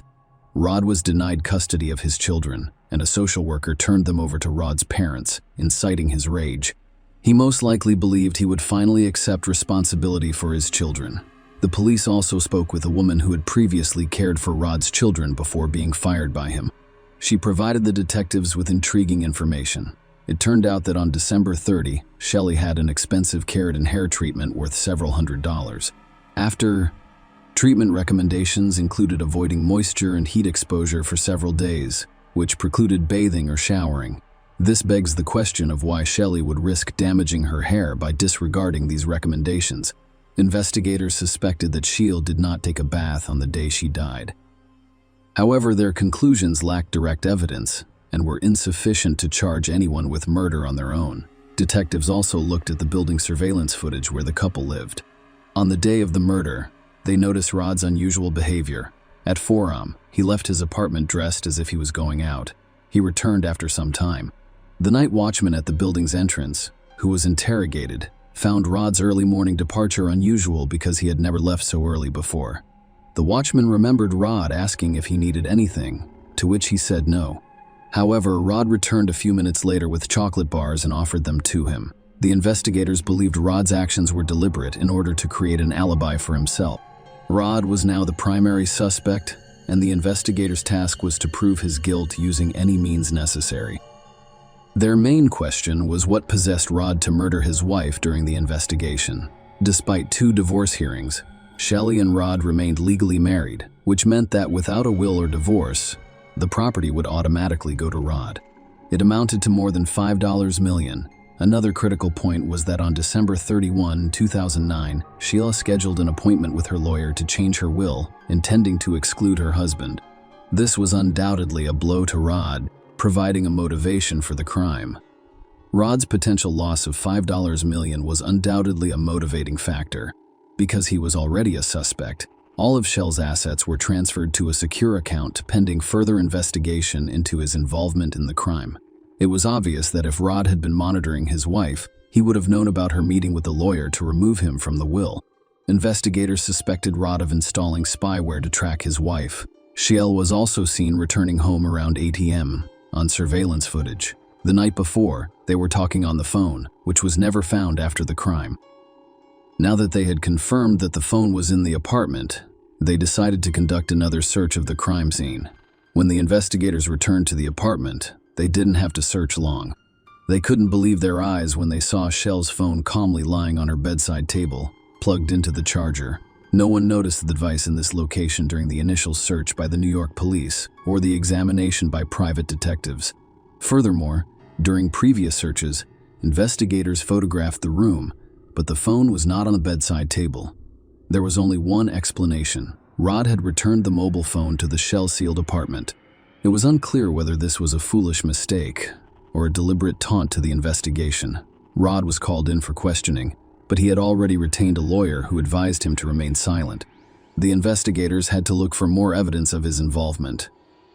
When police examined Rod's phone records, they discovered frequent calls to a number registered in Jacksonville, North Carolina. Deborah Holmes, a married mother of 3, owned the phone number. She was 14 years older than Rod. They met at a backgammon tournament 5 months before Shell's murder and had a passionate affair.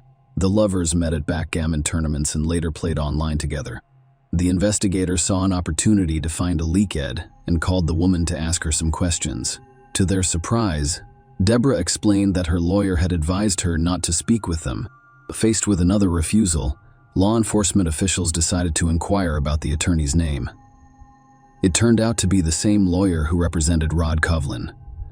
The police's last hope was to find compromising messages or electronic correspondence between Rod and Deborah. They hoped to find these on Shell's newly discovered phone. Unfortunately, every message has been professionally deleted. Even expert programmers were unable to retrieve the data. Rod had meticulously planned everything, apparently mocking the authorities. Days turned into months and years, and it was clear that Rod Coughlin was avoiding justice. Perhaps the crime he committed was perfect, but the rabbi's cleanup of the bathroom, which removed all traces of blood and other evidence, was crucial.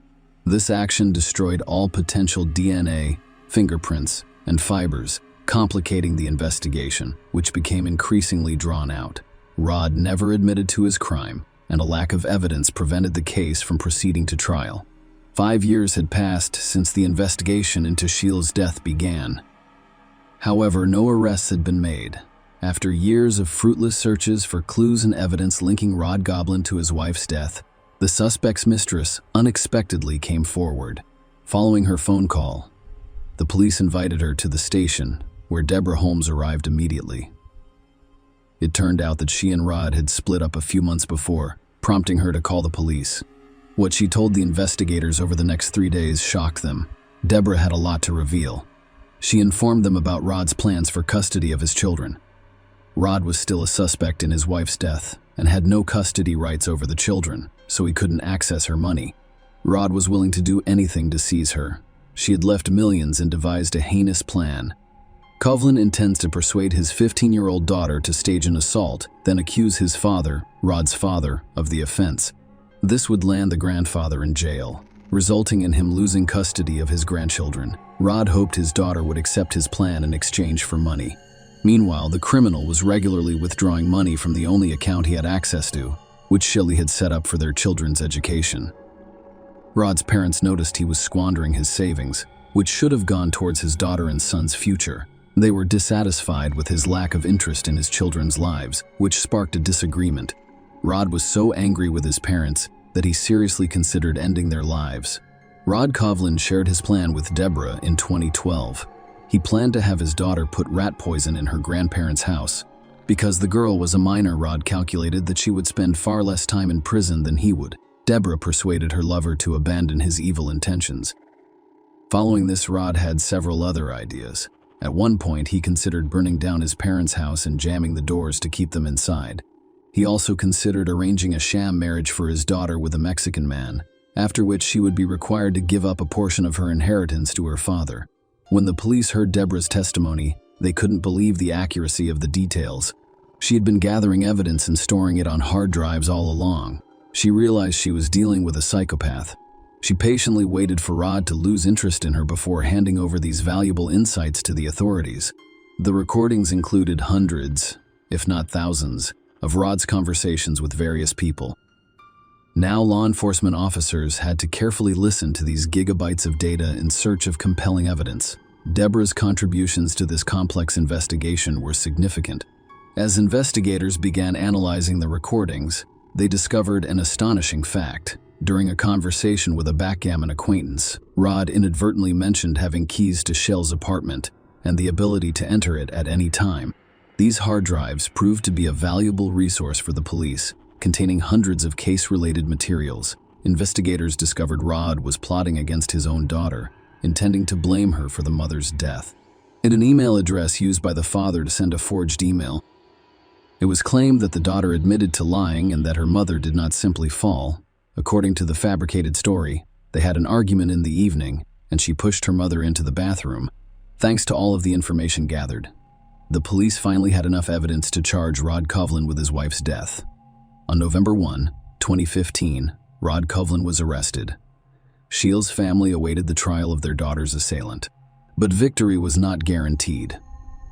The charges were circumstantial, and a skilled attorney could raise doubts in the jurors' minds. The detectives continued their investigation, gathering new information and meticulously verifying all evidence. Soon, irrefutable proof came from an unexpected source. While in prison, Rod Coughlin told a fellow inmate about his wife's death. He described his actions in great detail, even mimicking the gesture he used to strangle her. The police requested surveillance footage and discovered that it perfectly matched the autopsy results. This was direct evidence of Rod's guilt, almost like a confession.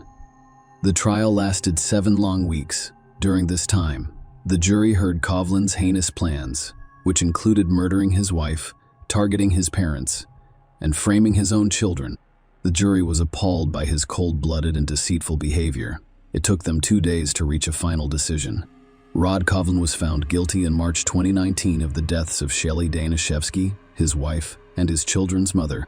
Despite the lack of direct evidence, he received a life sentence with the possibility of parole. After 25 years, Sheila Coughlin was a successful and determined woman seeking simple family happiness. However, a ruthless, greedy monster crossed her path, claiming not only her life, but also that of her children and loved ones. Deborah Holmes' determination brought this tragic story to justice. The criminal was sentenced for his heinous actions. Deborah's bravery most likely aided not only in obtaining justice, but also in preventing potential future crimes. Rod Kovlin will never again harm his family or the people of New York. Share your opinion with us in the comments and subscribe to the channel for more.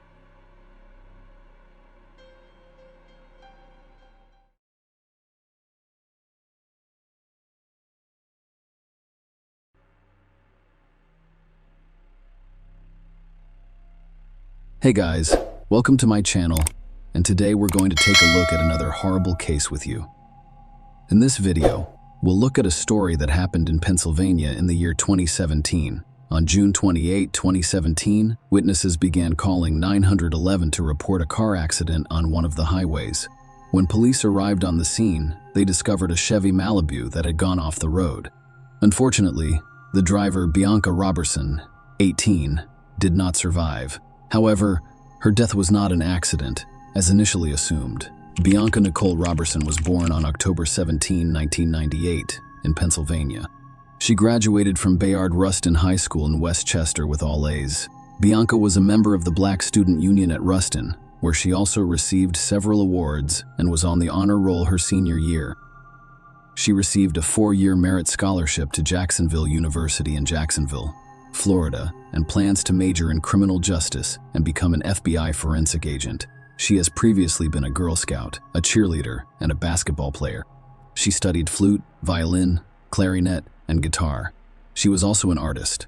Bianca, who lived with her mother and maternal grandmother, Josephine Perry, was excited to experience the freedoms and challenges of dorm life.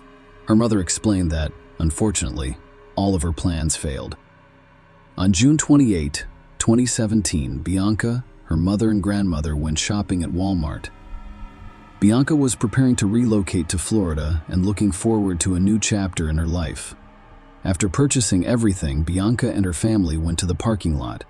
They all got into separate cars. They intended to meet at home later, but her mother and grandmother had other plans, and Bianca immediately returned home. She had to drive approximately 10 miles. Bianca was very familiar with this road. However, this was the young woman's last car ride. About 10 minutes after she left the Walmart parking lot, witnesses to the accident began calling 911. The first responders arrived at the scene right away. Bianca Robertson was the driver of the Chevrolet Malibu. The paramedics were unable to help her, and she was pronounced dead on the scene. At first glance, Bianca's head injuries appeared to be the result of a severe blow when the car veered off the road. Many people driving along the highway at the time of the accident came to a stop near the scene before the police and ambulance arrived. After interviewing eyewitnesses, the police discovered one crucial detail. One of the witnesses claimed Bianca went off the road after colliding with a red pickup truck, which then fled the scene without stopping. "I hope it isn't Bianca." That was what the grandmother told herself as she drove past the car crash scene, intended to meet her granddaughter at home. She had no idea that the traffic she was stuck in was caused by a crash involving her granddaughter. When Bianca's grandmother returned home, 2 police officers had already arrived to report the car accident that claimed her granddaughter's life. Bianca's mother, Michelle, could not believe what was happening to her. The death of a child is one of the most devastating events that parents can experience. Michelle, a nurse in Delaware County, said she never imagined anything like this would happen. After losing her 22-year-old son, Michael James Rowley, to a heart condition in 2013, she hoped her pain would ease. Instead, it's doubled. "I'm not even sure who I am right now. I'm just existing," Michelle said. "They were my breath. My reason is to get up. I don't have any children right now." Michelle Robertson has lost her second child, and this is heartbreaking. She claimed she did not leave the house for quite some time and was constantly crying. Michelle and Rodney Robertson, who divorced in 2006, have become amicable co-parents thanks to Bianca.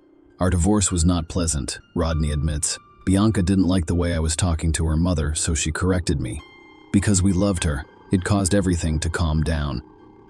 Bianca was devoted to her family, and she particularly enjoyed being her daddy's girl. "If I had a favorite, it would be Bianca, who, as her father put it, was looking forward to being on her own." Bianca's parents said she was pleased to be getting closer to realizing her dream of becoming a forensic specialist for the FBI. She was focused on her future, and nothing was going to stand in her way, said Bianca's father, who proudly stated that his daughter had received a 4-year merit scholarship to Jacksonville University, one of the 4 schools to which she applied, and one of the 3 to which she was accepted. She was also accepted at Coastal Carolina and the University of Georgia. Detectives requested CCTV footage to confirm Bianca's claim that her car veered off the road after colliding with a red pickup truck. After all, if Bianca's death was caused by a collision with another vehicle, it was more than just an accident. It was a crime. If this was the case, the police had to find the perpetrator. But what they quickly discovered was even more shocking. While the detectives waited for the footage, there was another watershed moment in this case. Everyone assumed Bianca died after going off the road and hitting her head. However, during the autopsy, forensic experts determined that the cause of her death was not a car accident. They discovered a bullet in Bianca's head. It drastically altered everything. What appeared to be an accident, followed by a collision with a red pickup truck, turned out to be death from a gunshot to the head. After receiving the autopsy report, the detectives visited Bianca's family. They had to inform Bianca, her parents, that her death was not an accident. It was an even bigger surprise for everyone, particularly her mother. Michelle was puzzled. Why would anyone do that to her daughter? The family was unable to identify anyone who could wish Bianca harm. She had a friendly relationship with everyone. Robertson needed answers, and investigators were doing everything they could to find the person responsible for Bianca's death. The detectives found nothing suspicious while reviewing footage from cameras at Walmart, where Bianca and her family had gone on the day of her death. They scrutinized every move Bianca and her family made, from getting out of their cars to leaving the parking lot. The detectives ruled out the possibility that someone at Walmart chased Bianca and fatally shot her. After all, she did not get into any fights while shopping at Walmart. They simply bought what they needed, loaded it into Bianca's car, and left. It is possible that Bianca died as a result of an incident that occurred while she was driving down the highway toward her home. "We loaded all of the bags into Bianca's car," her mother explained, referring to the 2009 Chevy Malibu the family purchased from CarMax for her 16th birthday. Bianca did not ask for much, but when she did, she asked for big things, such as a car, according to her mother, who added that Bianca had chosen the car when she received her permit. "She got what she wanted," Michelle Robertson stated. "I do not call it spoiled, I call it loved." But Bianca was willing to work for her goals. She got her first job at McDonald's at the age of 15. She left fast food after 2 weeks to work as a dietary aide at the Whitehorse Village retirement community in Delaware County. Michelle said she has a stack of letters and cards from residents who loved Bianca. Soon after, the police obtained the traffic surveillance footage. There were no cameras near where Bianca veered off the road, but one was about a mile away. Let us look at Google Maps. Here's where Bianca got off the road. As you can see, the 2 lanes merge into one at this point. When the investigators watched the recording, they discovered evidence that confirmed Bianca's story about a disagreement with the driver of the red pickup truck. The video captured their cars driving side by side. They're approaching the point where the 2 lanes merge into one. Perhaps the conflict arose because one did not yield to the other. Knowing the outcome of the confrontation, the investigators suspected that the driver of the red pickup truck fired the fatal shot. Unfortunately, the footage was of low quality. The pickup truck's license plates were obscured, as was the driver's face. However, from that point forward, the driver of the red pickup truck was the primary and sole suspect in Bianca Robertson's death. Detectives needed to identify this man, but all they had at the time was a blurry image. None of Bianca's family members knew anyone with a red pickup truck. The police returned to speak with those who were present at the scene of the incident, and those who dialed 911. None of them noticed the license plate on this car. Friends and stuff, rangers young and old, too many to count, have reached out to the Robertsons in support, beginning with a vigil 2 days after her death. They've heard from teachers who have known Bianca for years. "Bianca changed my mind about how I would teach." According to one educator, Michelle Bianca was our Save the World child. Michelle confronted Bianca, saying that if a parent put a child out, she would sneak them into our house. Bianca might say something like, "Mom, wouldn't you want someone to do the same for me?" Bianca once saw a car accident and asked her mother if they could stop and help. If she noticed someone dining alone, her first thought was to invite them to the family table.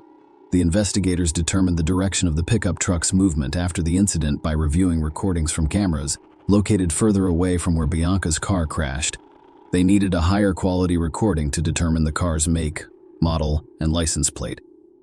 The police also asked the media to spread information about the red pickup truck, hoping that the public could help identify its owner. Detectives determined that following an incident, the driver of a red pickup truck turned onto Paoli Pike. They began walking around the neighborhood, visiting houses and shopping centers. I was looking for cameras that could have recorded the pickup truck. They discovered one surveillance camera, and the footage was of high quality this time.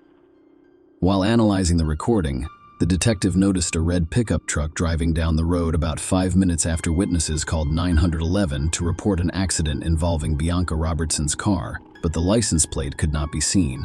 Furthermore, it was unclear whether it was the same car or another that matched the description. While the investigators searched for additional recordings and moved from one door to the next, another breakthrough occurred in the case. 2 days after the incident, a woman called the police and said she had seen the car they were looking for. She also saw the face of the person sitting behind the wheel. This woman stated that her red pickup truck overtook her, came to a stop at the Paoli Pike intersection, and then turned left. This information was critical to the investigation because it limited the search area. Furthermore, it indicated that the pickup truck in this video was not the vehicle they were looking for. It was simply a similar-looking truck. The woman who contacted police assisted the forensic artist in creating the suspect's sketch. She described him as a white male between the ages of 25 and 35, with brown hair and a stubble beard. The police were hoping that someone would recognize this person and report it to them. They presented the suspect's sketch to Bianca's family. However, they didn't know anyone who resembled the sketch. The investigators also began to suspect that Bianca's death was a hate crime. Knowing that the red pickup truck had turned left at this intersection, the detectives went around the shops and houses on this street, hoping to find a high-quality recording that could answer some questions. Soon, they discovered what they were looking for. The owner of the house, which is less than half a mile from the intersection, provided the police with a recording from a surveillance camera pointed at his driveway. After calculating the approximate time it would take to get there from the crime scene, the police quickly located the required vehicle. Although the footage was of higher quality than the previous one, the angle of view prevented law enforcement officers from identifying the vehicle or the driver. The police worked hard to find another recording from the camera at a closer distance, and luck was on their side. Although they couldn't see the license plate, they did notice the car's distinguishing features. The vehicle had a sticker on the right side window, a vertical dent on the passenger door, and damage to the hood. These distinguishing characteristics could greatly simplify the search for this vehicle. The police wanted to expedite the process. As a result, they used the media to request assistance from the general public. They offered a $5,000 reward for information that could help them locate the truck or its driver. The investigators were confident that someone would recognize this particular vehicle. 3 days after Bianca Robertson died, a lawyer called the police station and said he had a client who wanted to turn himself in, mentioning the latter's involvement in the incident that resulted in the death of 18-year-old Bianca Robertson. This incident occurred on Wednesday, around 5:30 p.m. Bianca Robertson: I am 18 years old and recently graduated from Westchester Ruston High School. I am on my way to Jacksonville University. Her entire summer and life were spent in front of her loving family. She was driving on Route 100. Route 100 is a 2-lane highway that connects to Route 100 Spur just a few miles away before merging with Route 202. And where it merges, it reduces from 2 lanes to 1. That is the same merge that people in southeastern Pennsylvania perform thousands of times per day. People all over the world do this without issue. But last Wednesday, as Bianca was merging from 2 lanes to 1, a man in a red pickup truck joined her, and they were jockeying for position, which irritated him. So he pulled out his gun and shot Bianca in the head. The driver of the red pickup truck was identified as David Desper, 28, of Pennsylvania. He arrived at the police station with his lawyer. Desper refused to testify but consented to a search of his home. He also told them where his pickup truck was. Desper was arrested and charged with killing Bianca Robertson. The police found the pickup truck at the location indicated by Desper stickers on the side windows, and the rims made it clear that it was the vehicle they were looking for. During a search of Desper's home, investigators discovered the gun used to shoot Bianca Robertson in the head. The police were certain they had found the culprit. However, the motive for this crime was unknown. On July 7, over 800 heartbroken family, friends, and community supporters gathered at St. Paul's Baptist Church in the borough of Westchester, 25 miles west of Philadelphia, for her homegoing service. During the funeral service, a church banner read patience, kindness, goodness, gentleness, and self-control. Among those who paid tribute were her brothers, officials from Bayard Rustin High School, where she had recently graduated as chief admissions officer at Jacksonville University, where she was set to enroll in the fall, and friends. What emerged was a portrait of an extraordinary young woman, with speaker after speaker after speaker praising her brilliance and virtues. In his eulogy, Pastor Wayne Croft Sr. compared the shooter to George Zimmerman and Michael Dunn. Zimmerman killed black teenager Trayvon Martin in Florida in 2012. Zimmerman was acquitted of murder in 2013. In 2012, Dunn fatally shot Jordan Davis, another black teenage male, in Florida. A verbal altercation over music in the teenager's car escalated when he fired shots into the vehicle while it was driving away. He was convicted and sentenced to life plus 90 years in prison. The black community is unconcerned about whether Bianca's murder was motivated by rage or racism. All we know is that we have lost another bright young black star. The pastor announced that another good sister had passed away. At the September 2018 trial, they asked David Desper to explain his motivation for committing the crime.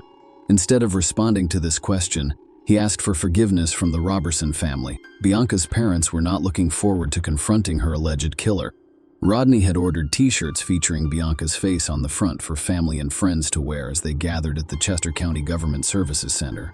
They also had bracelets engraved with the words, "Bianca Robertson, a rose in God's garden," and a banner reading "Justice for Bianca Nicole Robertson, who was murdered on Wednesday, June 28, 2017. I'm not sure how I'll react when I see him.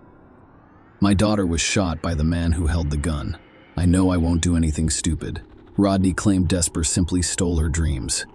He did not have that. Right, Michelle claimed I couldn't get her back.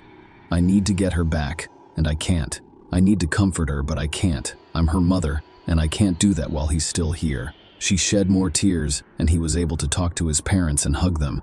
He is 28. She's just a teen, a baby. The prosecutor suggested that the traffic jam was caused by Bianca's failure to yield to Desper when the two lanes merged. He then rolled down the passenger side window and pulled the trigger. Recognizing the consequences of his actions, Desper fled the scene, leaving his pickup truck with a friend in Pennsylvania and attempting to flee to Delaware. However, when his sketch and the distinctive features of his pickup truck made the news, he decided to hire a lawyer and turn himself in. The police investigated his social media accounts and interviewed his friends, but found no evidence of a bias-motivated crime. As a result, they did not charge the man with a hate crime. District Attorney Hogan added that there was no evidence that we were aware that this was a race or hate crime.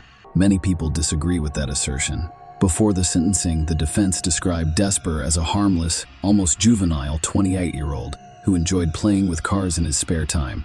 They called him a big kid and claimed that Desper essentially gave the government the case by turning himself in. According to the defense, Desper was driving home when a car unexpectedly approached him. He took the gun and shot it. They claimed there was no monster or threat. If you're a 28-year-old man driving a car with a loaded firearm, you're not a big kid, argued prosecutor Chris Miller. It turned out that Desper's mother had shared a Facebook post about police searching for the man who killed Bianca Robertson. She later realized it was her own son. Wendy Desper expressed her love for Bianca's family and prayed for her. "I apologize for what my son did." She said this while her son sobbed. Rodney Robertson struggled to speak through tears as he confronted his daughter's murderer. "My questions to the defendant are simple. Why in God's name did you shoot my daughter because she was young and black? Because she was a girl? You wanted to be the first on the road because you had a bad day?" "All of my dreams for Bianca were coming true." He continued, "Until the day the defendant murdered my daughter, all I had of Bianca were my memories." David Desper admitted to third-degree deprivation of life. The court sentenced him to 40 years in prison, with the option of applying for parole in 20 years. Judge Anne Marie Wheatcraft wiped away tears as she announced the sentence, telling Desper, "I don't believe you were afraid. I believe it was anger." County Judge Anne Marie Wheatcraft imposed the maximum sentence for that level of homicide, which ranged from 20 to 40 years. Desper attempted to appeal his sentence, but it was denied. Share your opinion with us in the comments, and subscribe to the channel for more.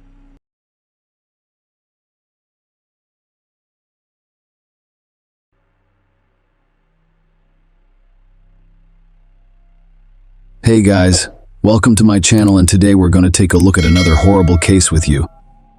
In this video, we will discuss the events that took place in Texas. On April 4, 2011, Robert Frisbee arrived at the police station because he couldn't find his 17-year-old daughter, Bridget. Robert assumed she had spent the night at her friend's place, but when Bridget did not return home, he became concerned and attempted to contact her via phone. All of his attempts were unsuccessful. So Robert headed to the police station. Bridget was born December 17, 1993. There isn't much information about her early life because she was raised in an orphanage before being adopted by Catherine Randall Frisbee and Robert Frisbee at the age of 18 months. When I mention Robert and Catherine, I'll refer to them as Bridget's father and mother, not her adoptive parents. Bridget grew up to be a cheerful, energetic, and inquisitive young lady. She enjoyed poetry, painting, and horseback riding. Unfortunately, the difficulties that had followed Bridget like a shadow since birth did not fade as she grew older. Catherine Frisbee, Bridget's mother, died from a long illness when she was 6 years old.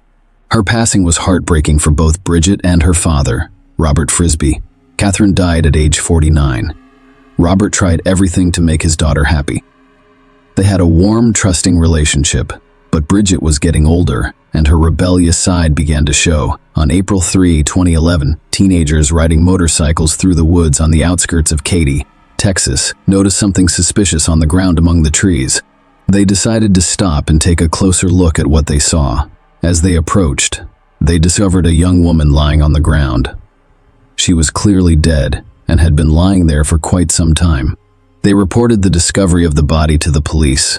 The police officers who arrived at the crime scene quickly determined that the location where the teenagers discovered the young woman was the site of her death, but she didn't have any identification with her. The detectives had no idea who she was or how she ended up in the woods.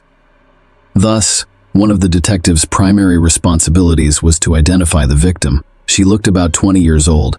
When the expert examined the body, he discovered an entry bullet hole in the back of the victim's head. The bullet passed through and through, as evidenced by the exit wound on the forehead.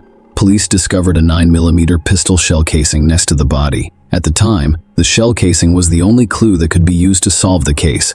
When investigators examined the crime scene, they discovered another suspicious detail. There was a small hole a few yards away from the body. It was clear that someone had removed the topsoil, but it was unclear whether this was related to the crime. In search of answers, the police began interviewing residents near the crime scene. It was a quiet, wooded area, and residents became concerned about their safety after learning about a brutal crime committed near their homes. The police wanted to know if they had seen anything strange. Perhaps someone noticed strangers or unfamiliar cars near their home. Any clue was valuable. The officers went door to door, but no one reported seeing anything unusual. However, one of the locals stated that she had heard something strange. She spent the night before with friends in the backyard. At approximately 2 or 3 a.m., they heard a loud bang, like a gunshot. They paid little attention to it and did not call the police. At the time, this was not a major concern. However, learning about the discovery of a dead young woman nearby has raised serious concerns. Thus, the police estimated that the crime occurred between 2 and 3 a.m. No other residents have provided significant information to the police. To solve this case, detectives first had to identify the victim. In most cases, the perpetrator and victim know each other's names, occupations, social circles, and enemies. The police were able to track down the criminal detective, who began reviewing missing person reports in the hopes of finding someone who matched the description of a young woman found in the woods, but no one did. The following day was April 4, 2011. Robert Frisbee visited the police station. He became concerned after learning that the police were investigating the death of a young woman whose identity had not yet been determined. Robert couldn't contact his 17-year-old daughter, Bridget. He informed detectives that he had last seen his daughter 2 days ago. She thought she was spending the night with a friend. He began to worry when she did not return home. Robert's worst fears were confirmed when the detective showed him photos of the crime scene. He recognized Bridget among them, and this, of course, caused him unimaginable emotional distress. Many years ago, he lost his wife, and now he's lost his daughter, whom he loved despite her rebellious nature. The investigators asked him to describe everything about the last time he saw his daughter and the events leading up to his visit to the police station. The police now knew the victim's name, giving them hope that they would be able to find the person who killed Bridget quickly. Robert Frisby testified that he had last seen his daughter on April 2, 2011. That day, he bought her a new rave outfit, including blue, green fox fur leggings, a skirt, and a top. Kendall Suto, Bridget's friend, visited them in the evening and stayed for dinner. Robert drove Bridget and Kendall to a rave party, but it was closed, so they returned home shortly after 10 p.m. Kendall's ride was supposed to pick him up at midnight, so he and Bridget settled in to watch a movie. Bridget was still dressed in her new rave outfit when Robert went to bed and set the alarm for midnight. When he awoke, Bridget informed him that the candle ride had not yet arrived. When Kendall left, Robert wanted to lock up the house. When Robert awoke at around 3 a.m., he discovered the back door and garage door open. Bridget could not return without the man's knowledge because he was locked up. Then he realized his cell phone was missing. He had recently taken away Bridget's phone, so he assumed she had taken his when she went out. Robert repeatedly called his cell phone and searched the internet for its GPS location. He gave up waiting for her to return after being unable to contact her or locate the phone. The next day, he called several of Bridget's friends, but none of them knew where she was.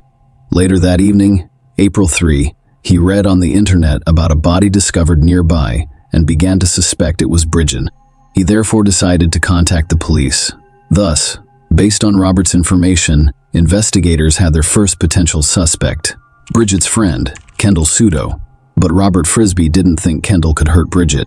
He claimed that only one person could have personal motivations to harm her, Bridget's ex-boyfriend, Jonathan Larson, with whom she had a complicated relationship, became the second potential suspect.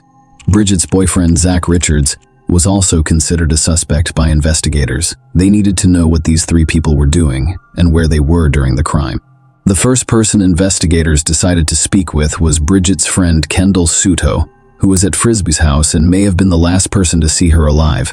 Kendall had no prior issues with the law. When the police called, he agreed to meet with them. During a conversation with detectives, he admitted to watching TV with Bridget on the night she died. However, Kendall allegedly left Frisby's house shortly after Bridget's father went to bed. He denied involvement in Bridget's death, claiming they were friends, and he had no reason to harm her. The man was prepared to provide the investigators with any assistance they required. He mentioned it while he and Bridget were watching television. She was upset due to a disagreement with her ex-boyfriend, Jonathan Larson. They were together for several months, but the relationship was troubled and they eventually split up. Investigators checked Kendall's alibi, which appeared to be confirmed. Nonetheless, he was not removed from the suspect list because the case was still unclear. Next, the investigators decided to approach Jonathan Larson, whose name they had already heard from several people, in the hopes of catching him off guard. They showed up at his house without warning. However, they were not expecting a pleasant surprise. The house was empty. Larson's family apparently left the house quickly. The most surprising thing, however, was what the investigators discovered outside the windows. The front door and walls were bullet-ridden, as was revealed 3 weeks prior to the police visit. Someone fired all of those bullets at Larson's family home in a drive-by shooting. The police department investigating the murders was unaware of the shooting because no one was injured. When someone shot the house, the owner called the police, but the case remained unsolved. The police only had shell casings and bullets, but they had no idea who was responsible for them. After interviewing the neighbors, the investigators discovered that the next day after the drive, they shot Larson and fled because they felt unsafe. Detectives were now investigating whether Bridget Frisby's death and the shooting at her ex-boyfriend's house were connected. Let me remind you that Bridget's body was discovered on April 3, 2011, and the drive-by shooting happened 3 weeks ago. On March 14, Jonathan Larson was identified as the primary suspect, so the police began searching for him. During the investigation, police went to Bridget Frisbee and Jonathan Larson's school. The school administration stated that Jonathan had not attended school in several days. When they couldn't find Jonathan, they decided to speak with Bridget's classmates. They wanted to know who she was feuding with, who might wish her harm, and if she had any enemies. Alexander Olivieri was among those with whom the investigators spoke. He claimed that he and Bridget were friends who frequently spent time together. Alexander claimed that Jonathan Larson was the only one with a motive to harm Bridget. When the investigators asked Alexander about the last time he saw Bridget, he stated that they were supposed to meet on the night she died. They agreed to meet at her house, then travel to Houston together to pick up Bridget's boyfriend, Zach Richards, at the bus stop. Alexander stated that he arrived at Frisbee's house with his friend Alan Perez, but Bridget was not present. She was supposed to be waiting for him on the street near the house, but she was nowhere to be found. Alexandra Olivieri stated that he and Alan Perez returned to Frisbee's house a few hours later, but Bridget was still not present. According to him, it was around 5 a.m. No wonder Bridget was not at home. She had already died by that time. Olivieri stated that he learned about Bridget's death from a news report. After visiting the school, the investigators added 2 new names to their list of potential suspects, Alexander Olivieri and Alan Perez. However, the main person of interest in the investigation remained the same, Bridget's ex-boyfriend, Jonathan Larson. Detectives discovered that Jonathan's mother did not leave the city following the drive-by shooting. She lived in a friend's apartment for a while. During a conversation with investigators, she stated that she sent her son to live with relatives in Austin, Texas. Following the incident, the woman stated that her son frequently got into trouble, and she was certain that their house had become bullet-ridden as a result of him. That incident, she believed, was a form of vengeance against her son. She also claimed Jonathan fought with another man shortly before the drive-by shooting. She was certain there was a connection between the fight and the shooting at their house. The woman's relationship with her son was not ideal. She had no idea where Jonathan was at the time of Bridget Frisbee's death. She gave officers the address of her relatives in Austin, where she claimed Jonathan was supposed to be. However, the case's breakthrough came before the investigators discovered Jonathan. A lawyer representing the Perez family approached the police. He stated that his client, Alan Perez, has important information regarding Bridget Frisbee's death. When the investigators spoke with Bridget's classmate, Alexander Olivieri, they learned the name Alan Perez. The latter then stated that he came to Frisbee's house with Alan Perez. Alan was now prepared to share important information, but only under certain conditions. He was willing to discuss Bridget's death in exchange for an immunity agreement. The authorities needed answers, so they accepted this condition. Alan Perez claimed that the drive-by shooting at Jonathan Larson's house was linked to Bridget Frisbee's death. This shooting occurred just 1 week after Jonathan and Bridget split up. Alexander Olivieri, 17, whom investigators had previously spoken with at school, assisted Bridget in exacting revenge on Jonathan and firing the shots at the house. Perez and Olivieri met in high school. They joined the National Guard together, but when Olivieri returned from basic training, he began attending a new school. According to Perez, Bridget was one of Olivieri's new friends at his new school. Perez testified that Bridget had been bragging about participating in a drive-by shooting with a friend, and that Olivieri later told Perez that he was the shooter. Specifically, Olivieri told Perez that Bridget drove, and he shot at her ex-boyfriend's house with his Hugo semi-automatic rifle. Perez testified that Olivieri approached him for a favor on the evening of April 2, 2011. Olivieri explained that he wanted to punish Bridget for informing friends about the drive-by. He wanted Perez as a backup. Olivieri told Perez to bring a weapon. Perez arrived carrying a .380 caliber pistol and dressed in a green military uniform, mask, and gloves. Olivieri carried a 9mm Beretta pistol in a shoulder holster beneath his jacket. According to Perez, they arrived at Olivieri's house after midnight. Olivieri then called Bridget and asked her to accompany him to pick up her boyfriend, Zach Richards, from the bus station. Bridget declined, citing her busy schedule. Olivieri went to Bridget's house and instructed Perez to hide under a blanket in the back of his Suburban. Olivieri informed Perez that he wanted to get Bridget into his car. That's why Perez had to sit under the covers and remain silent. Perez was supposed to follow them from a distance once they arrived at their destination and exited the vehicle. Bridget was leaving on her four-wheeler to meet friends when they arrived at her house, so they left. They went looking for her again a little later, and they found her pushing her four-wheeler because it had run out of fuel. Olivieri requested her assistance in locating a cache of random items. She initially declined, but he eventually persuaded her to go with him.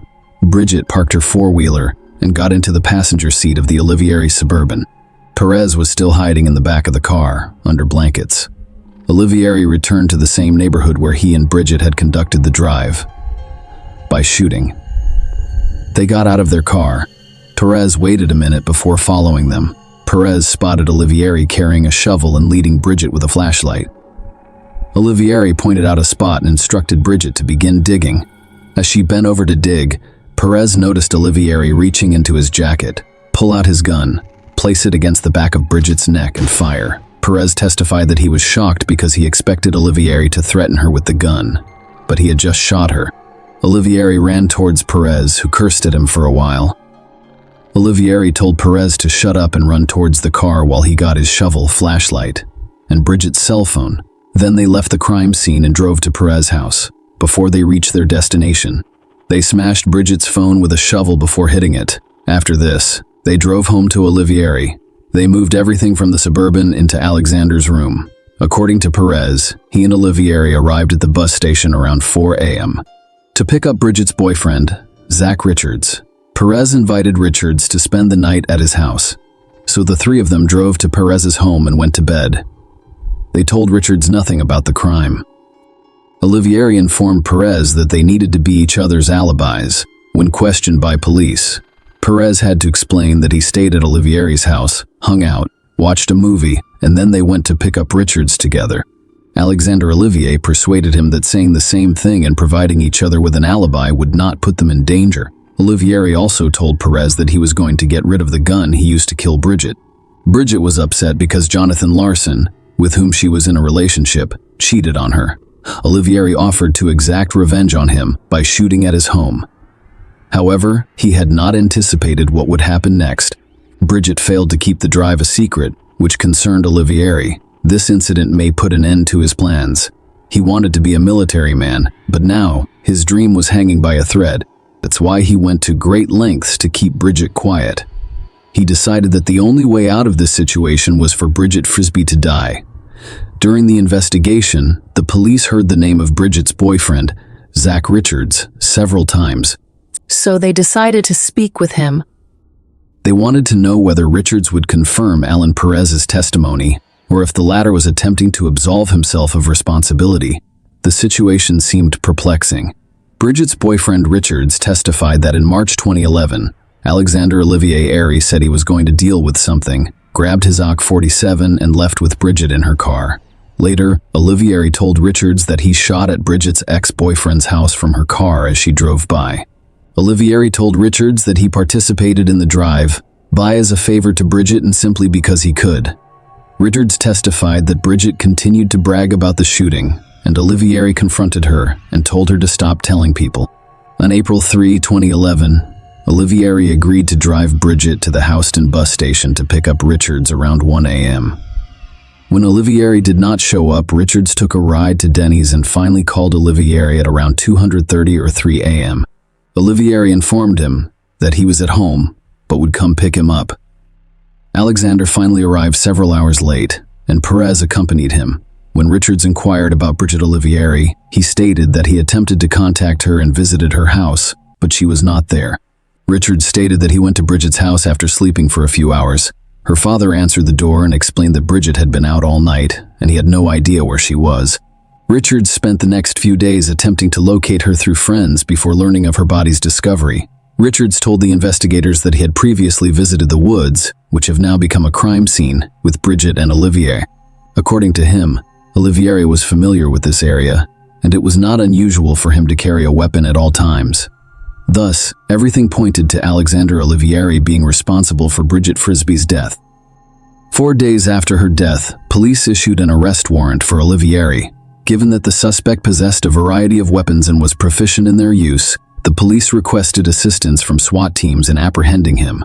After the surveillance team confirmed that Alexander Olivier was at home, the SWAT team began their work. Fortunately, They did not have to use weapons, and Olivier surrendered without resistance. He was calm and emotionless. He understood why he was arrested, but he denied having any involvement in Bridget Frisby's death. Alexander's father, Samuel Olivieri, agreed to a search of the house and car. The police discovered neither the AK-47 nor the Beretta, but they did find an instruction manual for a 9mm Beretta pistol. It matched the shell casing discovered at the crime scene. In Olivier Ivory, police discovered a blanket, a shovel, a rifle, and shotgun shell casings, as well as trace evidence samples such as fibers from the passenger seat and floorboard. Ballistics testing revealed that the shell casing from the Suburban match was recovered during the drive by shooting at Larson's home. Fibers lifted from the car's passenger seat matched Bridget's new Rave Fox fur outfit, which she was wearing when her father last saw her on the night of April 2. During his trial, Alexander Olivieri claimed that he did not see Bridget on the night she was killed. Olivieri's defense claimed that fibers discovered in their client's car matched the fibers of Bridget's new Rave Fox outfit and arrived there a few weeks before her death, but this theory was rejected. During the trial, Robert Frisby provided a credit card statement that showed Bridget's outfit was purchased on April 2, 2011. She died several hours later. It showed that Bridget was undoubtedly in Olivieri's car before her death, implying that he was lying when he claimed he hadn't seen her that night. The court saw a video posted on YouTube in 2010, approximately a year before Bridget died. It was called Me and My Beretta 9mm. It shows Alexander Olivieri firing a variety of firearms, including a Beretta pistol. Alan Perez testified at the trial that the video showed the same gun that Olivieri used to kill Bridget. On August 1, 2012, the court sentenced Alexander Olivieri to 60 years in prison. He will be eligible for parole in 30 years, but Robert Frisby believes Olivieri will be imprisoned for at least 50 years. It is critical that this man be removed from the streets and remain so for the rest of his life. Robert Frisby stated that after spending so many years in a small cell, he will be a broken man when he gets out. Share your opinion with us in the comments and subscribe to the channel for more.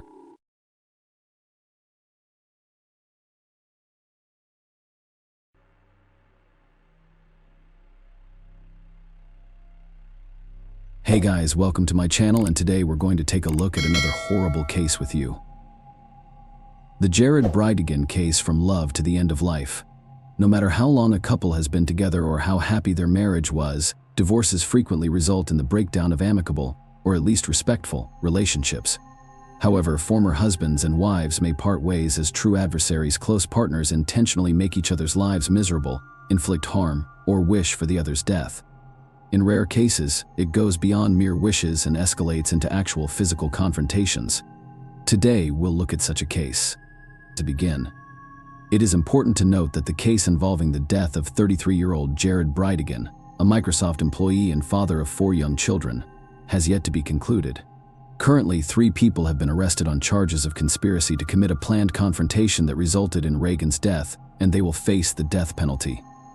This sensational story, which unfolded in the sunny state of Florida, has, without a doubt, shaken the entire country. The protagonists are parents with multiple children. Once married, the motive for the crime is alarmingly simple: a refusal to split jointly acquired assets and custody of their children. However, the approach to ending Brigan's life is reminiscent of a complex detective plot. Let's look at how former spouses and deeply religious people turned into the worst of enemies, and why it all ended so tragically. Who was Jared Bridegan? Jared J. Bridegan was born in 1989 in Florida into a modest family as the second of 2 sons.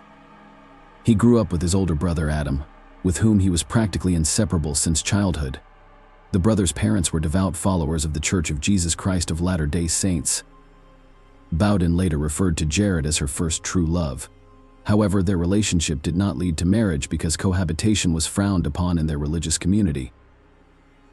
As a result, when Jared graduated from Florida Arts High School in 2007 and decided to continue his education in another state, they parted ways. Jared moved to Utah, where he attended college and met his future first wife. At a friend's birthday party in 2009, Jared Bridegan, then 20, met Shanna Gardner. She was 2 years old and came from a wealthy family. She was a member of the Church of Jesus Christ of Latter-day Saints, as previously stated. Shanna was born in 1987. Her parents, Starling and Shelley Gardner, were co-founders of Stampin' Up!, a major company that manufactured and sold decorative and craft items. By 2010, their family business, headquartered in Salt Lake City, was reported to generate $100 million in annual revenue. Shauna has a sister named Sarah, who is currently a manager in the family business. As the heir to such a wealthy family, Shauna grew up in luxury and was used to living a leisurely life, never having to work in her trained profession as a chef. She was described as enthusiastic and fickle. According to Mallory, who was mentioned earlier, Jared was initially uninterested in his new acquaintance. Shauna, on the other hand, went out of her way to entice him with her extravagant lifestyle, implying that together they could travel the world and do whatever they wanted because her parents would financially support them. Family life and the birth of twins. The couple became engaged just a few months after their first meeting, and less than a year later, in early 2010, they celebrated a lavish wedding in a temple in Salt Lake City, Utah, with the Gardner family covering all expenses for the ceremony and reception. The couple's religious beliefs, which frowned on cohabitation and long engagements, influenced their quick decision to marry. Following their wedding, the newlyweds relocated to Utah, where the bride's parents assisted them in purchasing a comfortable home valued at approximately $1 million. Each spouse also owned their own Mercedes. Despite the fact that Jared was still a student and Shannon was not working, the couple traveled extensively around the world, posting numerous photos of their exciting trips, expensive purchases, and leisure activities on their social media accounts. According to close friends, Shannon's parents gave the couple around $10,000 per month for various expenses and gave them full access to their accounts. Furthermore, after Jared finished his degree, his in-laws generously gave him $100,000 to launch his own business. In 2013, the couple gave birth to twins, Abigail and Liam. The family relocated to Connecticut for a while, but Liam was soon diagnosed with a heart condition and lung issues. Doctors advised the child to move closer to the sea, citing health benefits. The Brits moved to Florida, where they purchased a 2-story comfortable home near the coast in Ponte Vedra Beach, south of Jacksonville. Shauna was actively managing her own social media blog at the time, portraying herself as a loving wife, a caring mother of twins, a professional chef, and a woman who enjoyed travel and sports. She took fitness seriously, going to the gym almost every day. Seeing her dedication, Jared decided to surprise his beloved by hiring a personal trainer for her. Following the scandalous divorce shortly after moving, clear issues arose in the marriage, despite the couple's stubborn insistence that everything was fine. Shauna became disillusioned with their religion and almost stopped attending church, while her husband remained a devout and exemplary member. This difference in religious commitment resulted in disagreements, misunderstandings, and tension. Shauna reportedly became disillusioned with Jared, whom she saw as too lazy, having gained weight, and only half-heartedly attempting to get his business off the ground. After completing online programming and design courses, Jared secured a position at Microsoft and began earning independently. After a few years, he was promoted to senior manager. Nonetheless, the couple grew apart and disagreements became commonplace in their home. The situation worsened when Jared discovered intimate conversations between his wife and her personal fitness trainer. According to some sources, Shauna had an affair, which the trainer confirmed over the phone with Jared, though Shauna strongly denied these allegations. Jared then emailed Mallory Bowden, lamenting how his wife had become distant and emotionally attached to her gym trainer. Despite this, he expressed a willingness to forgive the infidelity and keep their family intact for the sake of their children. The couple began a contentious and scandalous divorce process in 2015, nearly 6 years after they married. They had a heated argument about shared assets and custody rights for their children. Jared publicly accused his ex-wife of infidelity, which she categorically denied, claiming that the marriage had simply lost its romance. In response, she accused him of being cruel and defensive. Shauna refused to divide their home, cars, and bank accounts, claiming that nearly everything they had acquired over the years had been purchased or gifted by her parents. Jared had only begun working less than a year before, having previously focused on his studies and failed to establish his business with funds from his in-laws. Jared challenged this viewpoint, claiming at least half of their Florida home. Custody of the twins sparked numerous disputes. Shauna claimed that whenever Jared was with the children, he tried to turn them against her. He allegedly coached them on what to say about their mother and recorded their statements for use in court. Jared, for his part, accused his ex-wife of extensive surveillance, including the installation of hidden cameras in their home, the tapping of his phone calls, and the placement of a tracker in his car to monitor his movements. Shauna sought sole custody of the children, as well as exclusive ownership of their seaside home. She also claimed Jared threatened to take all of the money from their children's trust funds for personal use. Jared responded by alleging that his ex-wife evaded taxes by working off the books at her parents' company and receiving tens of thousands of dollars. By the end of 2015, the court had ordered joint custody of the children. But that did not put an end to Jared and Shana's disputes. Even after their divorce was officially finalized, they continued to appear in court for nearly 7 years, culminating in the tragic end of their story. By this point, both had moved on to start new families and have additional children. In 2016, Jared met Christina, a Microsoft employee who lived and worked in North Carolina. Initially, their interactions were strictly professional, but they gradually became closer. A few months later, Christina relocated to Florida to be with Jared. They married in February 2019, having met in the fall of 2017.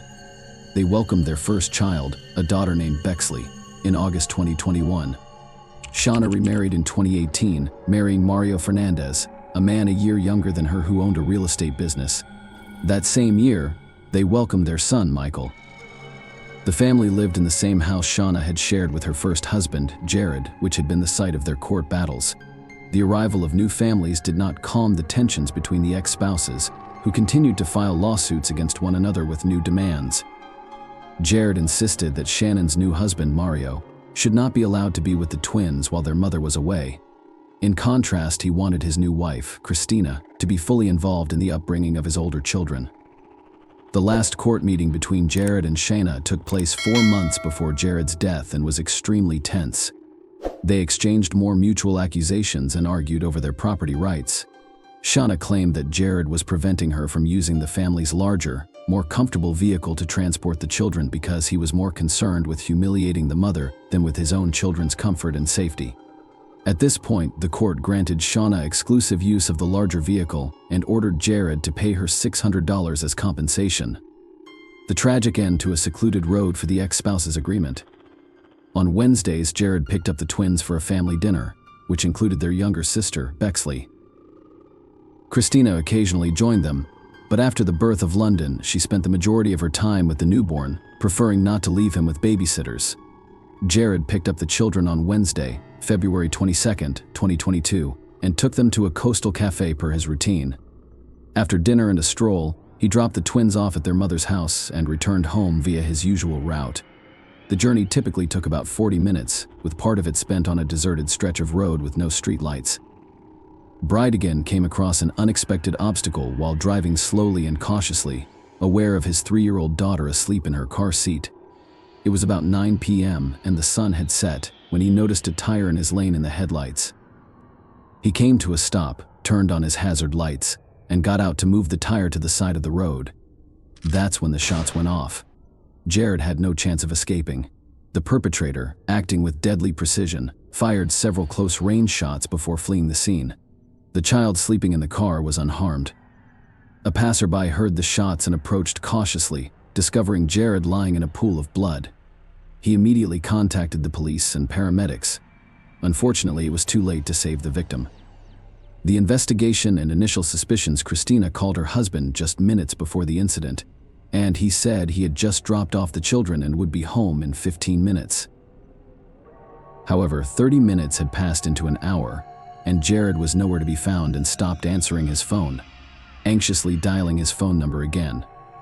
Christina was greeted by a police officer who informed her of the incident and requested her immediate arrival at the Jacksonville Beach police station. The investigation team at the scene determined that Jared's vehicle came to a halt due to a road obstacle, specifically a tire. They concluded that he got out of his car to remove the obstacle but was then shot. His 3-year-old daughter, who was asleep in the car, was unharmed, indicating that the mysterious shooter did not target her. Furthermore, there were no valuables missing from the vehicle. A wallet containing cash, a phone, and a tablet were left, effectively ruling out the robbery theory almost immediately. When asked if her husband had any known enemies, antagonists, or recent conflicts, Christina stated that she was unaware of anyone wishing harm on her husband except his first wife, Shauna. However, she avoided making direct accusations in the absence of incontrovertible evidence. The absence of cameras resulted in a lack of surveillance footage, according to police, whereas on the stretch of road where the incident occurred, a witness who heard Tay. However, they did hear the sound of a car speeding away. There was nothing visible in the darkness. Investigators found Christina's suggestion of Shannon's involvement in the crime plausible. However, detectives knew she was unlikely to act directly, especially given her solid alibi of being at home with her husband, twins, younger son, and her parents who were visiting. The police decided to check the nearby surveillance cameras. The video captured an old, dark blue Ford F-150 with brown trim entering the area about 15 minutes before the incident. Again, a few minutes after the witness reported the shots, detectives asked the public for assistance in identifying the vehicle of interest. The Jared family made television appeals, urging anyone with any information about the case to come forward. The first suspect arrested, Shauna, and her current husband, Mario, were repeatedly questioned but denied any involvement in the murder. Shauna did not hide the fact that her relationship with her ex-husband was complicated, but she insisted that she would never harm the father of her children. She also told the media how the 9-year-old twins reacted to the news of their father's death. According to her, Abigail cried uncontrollably for several hours. Liam was stunned and silent for a long time. It's worth noting that neither the ex-wife nor the older children attended Jared's funeral. Christina had told Shanna that her presence at the farewell ceremony was extremely unwelcome, to which Shanna responded that if she wasn't allowed to attend, neither would the twins.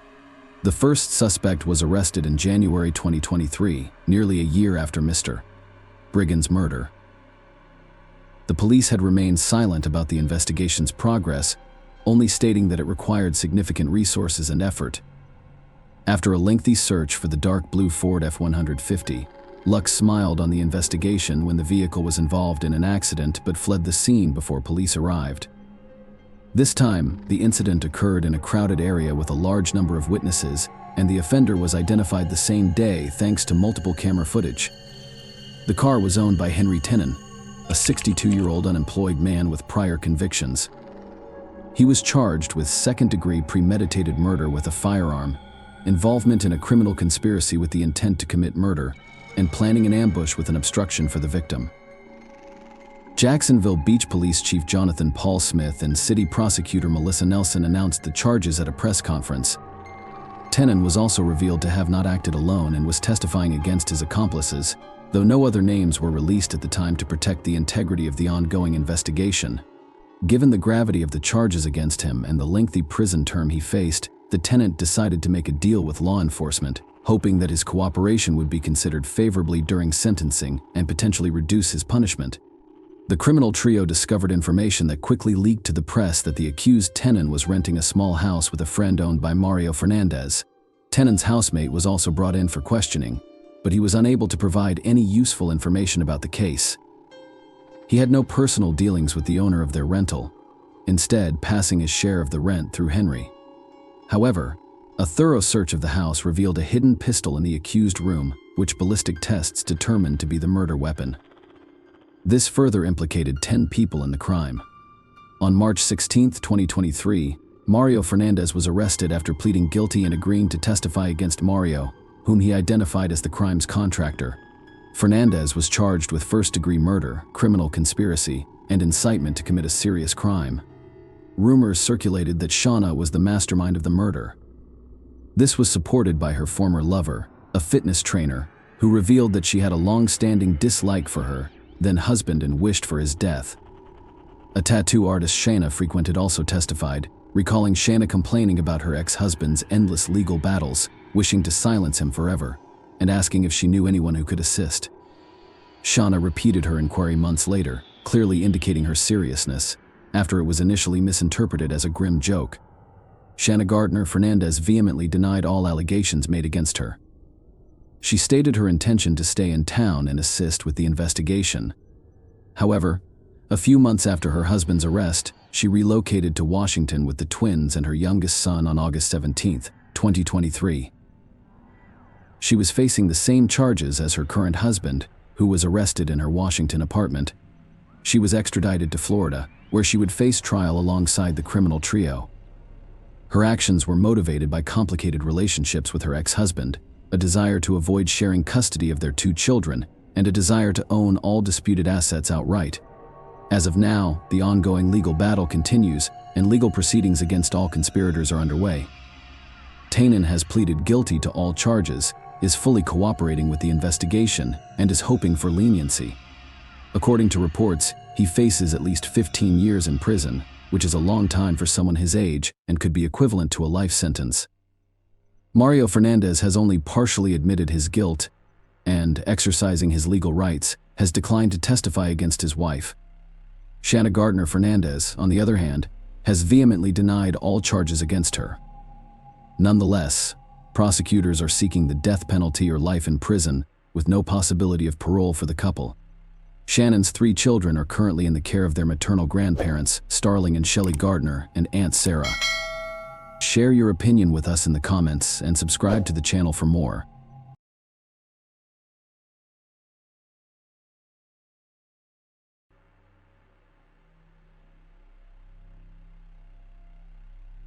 Hey guys, welcome to my channel, and today we're going to take a look at another horrible case with you.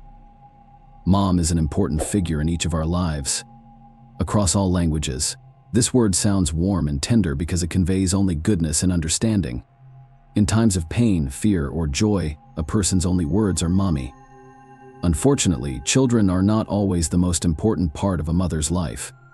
A high-profile crime committed in one of the nation's largest states, Texas, has spread across the country. Christy Sheets, a young and successful 42-year-old woman, shot and killed her 2 adult daughters in her own backyard. But why? Let's start at the beginning and try to figure out what possessed a loving mother to commit such a cruel act. Christy Bird was born in Decatur, Alabama, in 1974. Rebecca Bird's parents separated when she was very young, and her mother Christy had to work hard to provide a poverty-free existence for her child. Christy was raised primarily by her grandfather. The girl adored her grandfather because he spoiled her and taught her unusual skills, such as how to handle a gun. The retired officer had an impressive collection of weapons. The 2 of them would lock themselves in a semi-dark basement room and spend hours looking at the treasures hidden beneath her grandfather's intriguing stories. From early childhood, a person seeks to understand his place in life, learns to form relationships with others, and receives education for the purpose of applying what he has learned in real life. Christy, however, did not strive for knowledge. Despite attending one of the best schools in the state, the study was uninterested in the young rebel. Frequent clashes with peers severely traumatized her childhood psyche. As a result of repeated attacks and conflicts with classmates, Christy barely finishes school. It's after school. Christy relocates to Lawrence County in North Alabama to attend university. She begins working as a secretary for a transportation company, where she meets Jason Sheets, a young and promising specialist. The young people walk for hours around the city. They hike together, take a vacation to Christy's hometown, and form a strong and lasting bond. After a few years, they married and moved to Kathy's hometown, located on one of the city's quietest streets. On April 19, 1994, the young family purchases a house. Taylor, their first daughter, was born. Jason was overjoyed because he had always wanted a small daughter. The Sheets family was very well done and pleased. Jason has successfully worked as a consultant for a large oil and gas company. Christy raised her daughter and was an outstanding housewife. On October 21, 1998, Christy and Jason welcomed their second daughter, Madison. Family life proceeded in a calm and measured manner. Jason was at work. Christy was caring for the children until tragedy struck, forever changing the family's way of life. When Christy's grandfather died in 2012, she loved him as if he were the father she never had. The woman had a difficult time dealing with such a significant loss. Psychologists and antidepressants took the place of family idols. However, even 2 months later, she had not fully recovered from her grandfather's death. Christy's mother dies. Another tragedy morally kills her, and she enters a mental health clinic for the first time. One clinic is replaced by another, and antidepressants are substituted for hard alcohol. Christy's internal state has been unstable and vulnerable for a long time. Husbands and daughters have long tried to help a loved one in any way they can. After a while, they appear to be successful. Christy returns to her former life. She gets a job as a manager at a laser cosmetology clinic that specializes in tattoo removal. Work consumes all of her time, while her beloved husband and daughter have attempted to occupy her heart and thoughts. Christy shared a photo of Taylor and Madison on Facebook on September 25, 2015, her daughter's birthday. She captions it with a statement of maternal love. Christy summoned her children. These girls are incredible, sweet, kind, beautiful, and intelligent. You have no idea how much I love and cherish you. Christy wrote at the time to her daughter. In January of that year, she wrote another strong post in support of her right to bear arms. A post with a photo of a polished gun on a table next to 7 bullets. I own 10 guns. Obama wants 8 of my firearms. What number of guns do I have? Responding to her comments. That is right. I own 10 guns.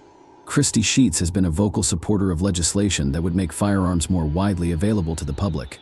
She was particularly opposed to the Democratic Party's initiative to prohibit the free trade of semi-automatic handguns. Christy claimed that it would violate her family's right to self-defense. It's ironic that Christy Sheets' love, admiration, and staunch defense of guns, as well as her belief in the right to bear arms, ultimately led to the tragic loss of her 2 daughters and her own life.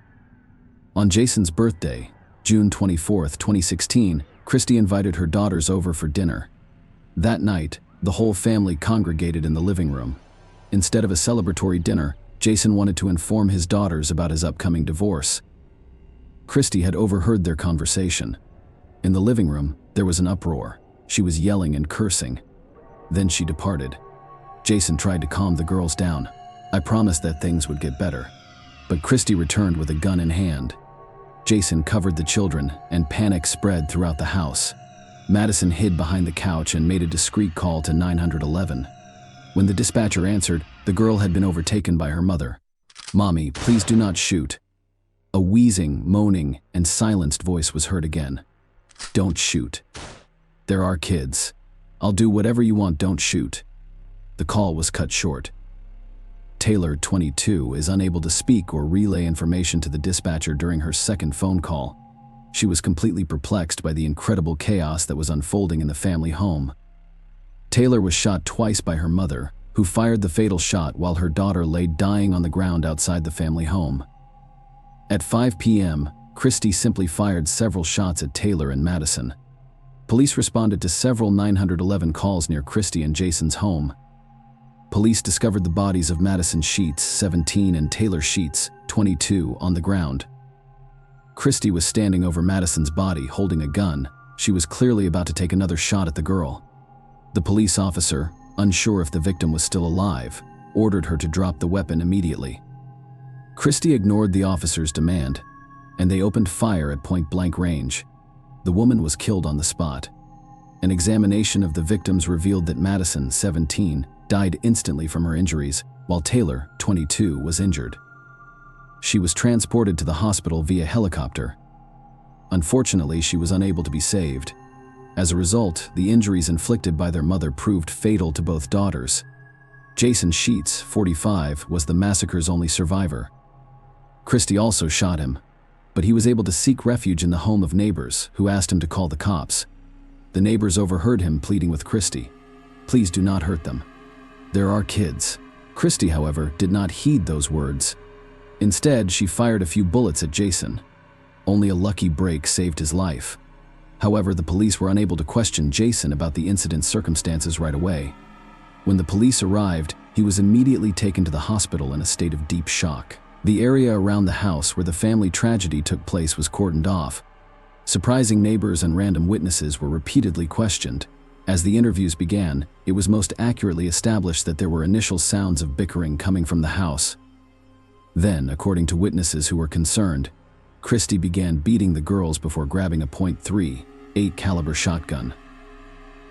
She fired at Madison and then Taylor from point-blank range. The bleeding girls ran out of the house. Madison managed only a few steps before collapsing in agony. The mother saw this and fired another shot in Taylor's direction. Christy went inside the house, reloaded the shotgun, and shot her dead at point-blank range. According to witnesses, Christy acted coldly and without movement. They returned to their home's living room after the first shots were fired. All family members dashed outside. A family argument turned into a shooting. but we're still trying to put everything together. That was the first version of what happened, told to TV news crews who arrived on the scene of the tragedy. What drove Christy Burns Sheets, 42, to commit such heinous crimes? The detectives are unsure of the exact reasons. All they have are dry facts. According to police, there was trouble in the Sheets family home for several years due to disagreements among family members. Police have called Sheets over a dozen times. In the end, Christy's father and husband were both female. Jason Sheets, 45, couldn't take it anymore and left his wife. But he recently returned to her. On the day of the tragedy, Christy's invitation brought the entire family together for dinner. Taylor, a college student who recently had a fight with her mother, returned home to celebrate Jason's birthday with her family. What happened astounded observers and family acquaintances alike. How and why did a mother murder her own daughter's neighbor, Gino Hernandez, according to the Sheets family? "I've known both girls since they were 10 years old," the man said, wiping away tears. "They were always pleasant. When outgoing girls passed, they would always wave and say hello. Then there's Christy. She refused to attend the barbecue. It was always as if she were one of her own wonderful girls, and Jason was a good guy to another neighbor who voiced their concerns. We are completely focused on Christy." The investigation also supports the neighbors. Christy's previous conflicts with both daughters have already been revealed. Furthermore, official authorities have already stated that Christy suffered from a mental illness on June 29, 2016. Sheriff Troy Nils told reporters at the first press conference that the 42-year-old mother was depressed and had attempted suicide multiple times because she was about to divorce her husband.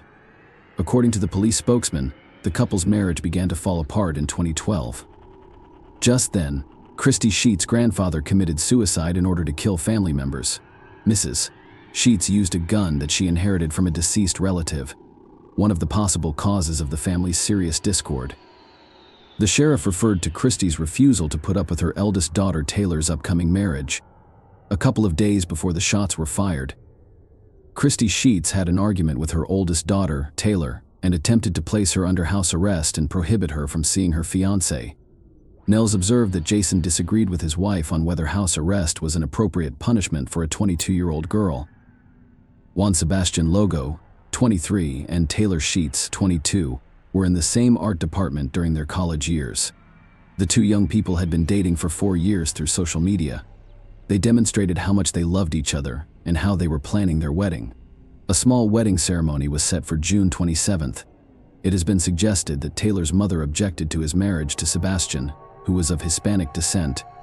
Jason Sheets disagreed with his wife and insisted that incarcerating their eldest daughter was inappropriate punishment for an adult. Later, Jason Sheets would testify, telling investigators that his wife had called their daughters to inform them of their divorce. She had been informed of it, but instead of explaining it to the children, she pointed a gun at them and shot them several times. But she didn't shoot her husband. As Mr. Sheets stated, the wife's motivation was to make him suffer. According to Jason Sheets, his wife's downward spiral began in 2012 when she lost her grandfather and continued 2 months later when she lost her mother. Apparently, the gun she used to kill her daughters was a gift from her grandfather. Jason Sheets revealed that his wife applied for a gun permit but was denied due to her mental illness. This begs the question, what did Christy Sheets believe triggered the need to punish and torture her husband? Was it a breakdown in their marriage? The feeling that she had lost control and valor in her life. Christy alluded to this in a series of Facebook rants where she discussed protecting herself and her family. Or could Christy Sheets' decision to kill her daughters have been influenced by medication or a deterioration in her mental state? Jason Sheets admitted to the police that his wife suffered from depression. She was taking her prescribed pills by the handful and seeing a therapist. She had been to a private psychiatric hospital 3 times in recent years after attempting to commit suicide. Sheriff Nels made a report. Christy Sheets had enough time and opportunity to murder her husband. But she did not. Jason realized Christy wished him to suffer. Sheriff Nell echoed Jason Sheets, who was recounting the incident for the first time. Mr. Sheets revealed that Christy was aware of how much he loved Taylor and Madison, as well as their love for him. Nels continued, possibly exacerbated by the complete schism in the family and the realization that she would be losing not only her husband but also her daughters. Christy was already in a difficult emotional state when she grabbed a gun, foreshadowing her tragic end. Madison Davey, a close family friend, gave an excellent interview discussing family relationships. He was the absolute best father in the world. I used to hang out with them, and he enjoyed being around us. They were so funny together that you would expect the sisters to fight. But no, Davy responded. They were deeply in love with each other, and we are always laughing. Davy went on to say that both daughters were very close to each other and their father. Jason was willing to do anything to protect them, and he tried. However, Christy planned to kill that day, according to Davy. Christy, perhaps only intimidating, pulled out a gun and screamed and cried as she said goodbye to her family in an attempt to commit suicide. But she did not get the desired result. Jason answered differently. If you just want to shoot yourself, don't come near us. Shoot yourself, but Christy said, no, that will be your punishment. Family, friends, and acquaintances were certain that something had to happen in this family. But no one could have predicted that a woman would kill her daughters. Christy was doing harm to her family. She lacked mental stability. The sheriff's department stated that police officers were repeatedly dispatched to Christy and Jason's home, where they were having violent arguments. Since January 2012, police have received 14 requests for service. Christy, who had previously been diagnosed with mental health issues, threatened to commit suicide on 3 occasions. Sebastian's heartbroken sister Maria described the Sheath sisters as some of the sweetest, most sensible, and kind-hearted girls she had ever met. Maria found it difficult to believe that not long ago, she and Taylor were having a good time at a party and planning her wedding to Sebastian. You've already joined our family and will remain so, she speaks to her friend. You were a beacon of light in this crazy world. We'll always remember you. The brutal crime that took the lives of young girls with everything ahead of them has long sparked public outrage.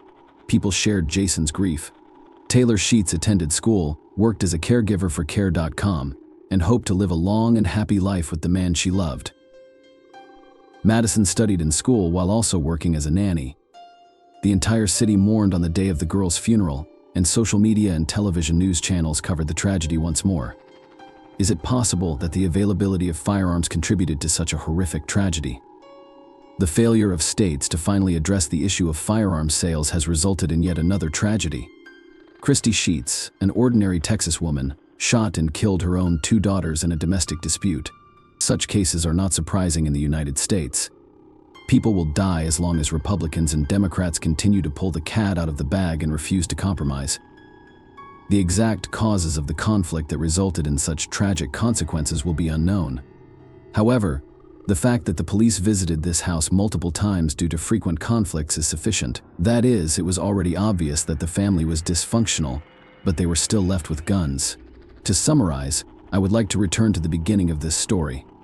A mother is the closest and most important person in her children's lives. Christy Sheets' case is an exception rather than a reality. Amidst her internal heartache, her maternal instinct appears to have completely shut down, and no one could stop her. Christy's plan, however, has been fully realized. Jason Sheets will be haunted by the memories of his daughter's murders for the rest of his life. Share your opinion with us in the comments, and subscribe to the channel for more.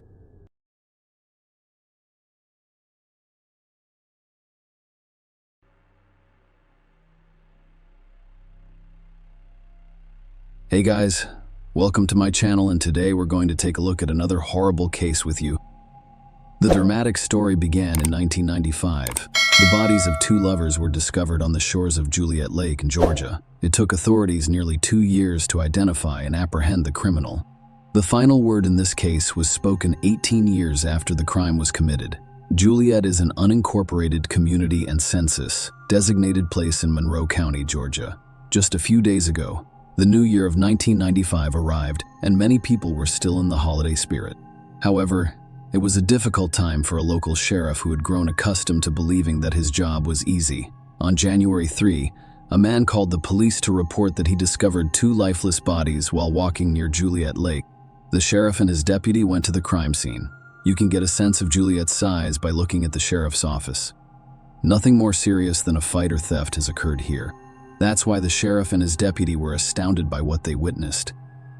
There was a white Honda on the lake's shore, with the man's body inside, and it wasn't far away. The body of a young woman lay on the ground.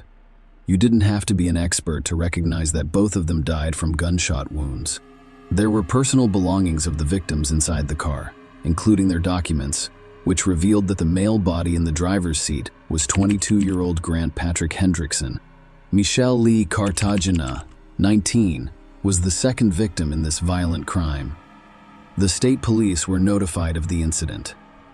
Soon, officers from the Major Crimes Unit arrived at the lake, along with forensic experts. The first thing detectives noticed, which could have been a motive for the crime, was Michelle's partially exposed body with her skirt pulled up.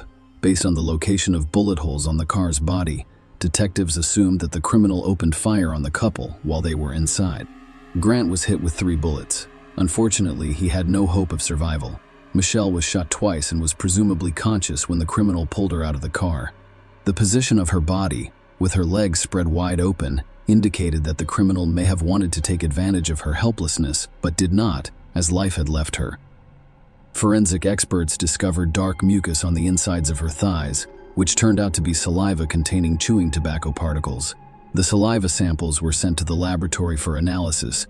During the investigation of the crime scene, the police discovered significant evidence, specifically bullet cases of 2 different calibers, 13 220 .3 caliber casings and 4 9mm casings. If 2 types of weapons were used in the crime, it is possible that there were 2 criminals. When Grant and Michelle's families learned what had happened, they were both shocked. They had no idea who or why would want to do this to their children. Grant, like Michelle, was his parents' only child. Michelle Lee Cartagena was born May 2, 1975, in Monterey, California.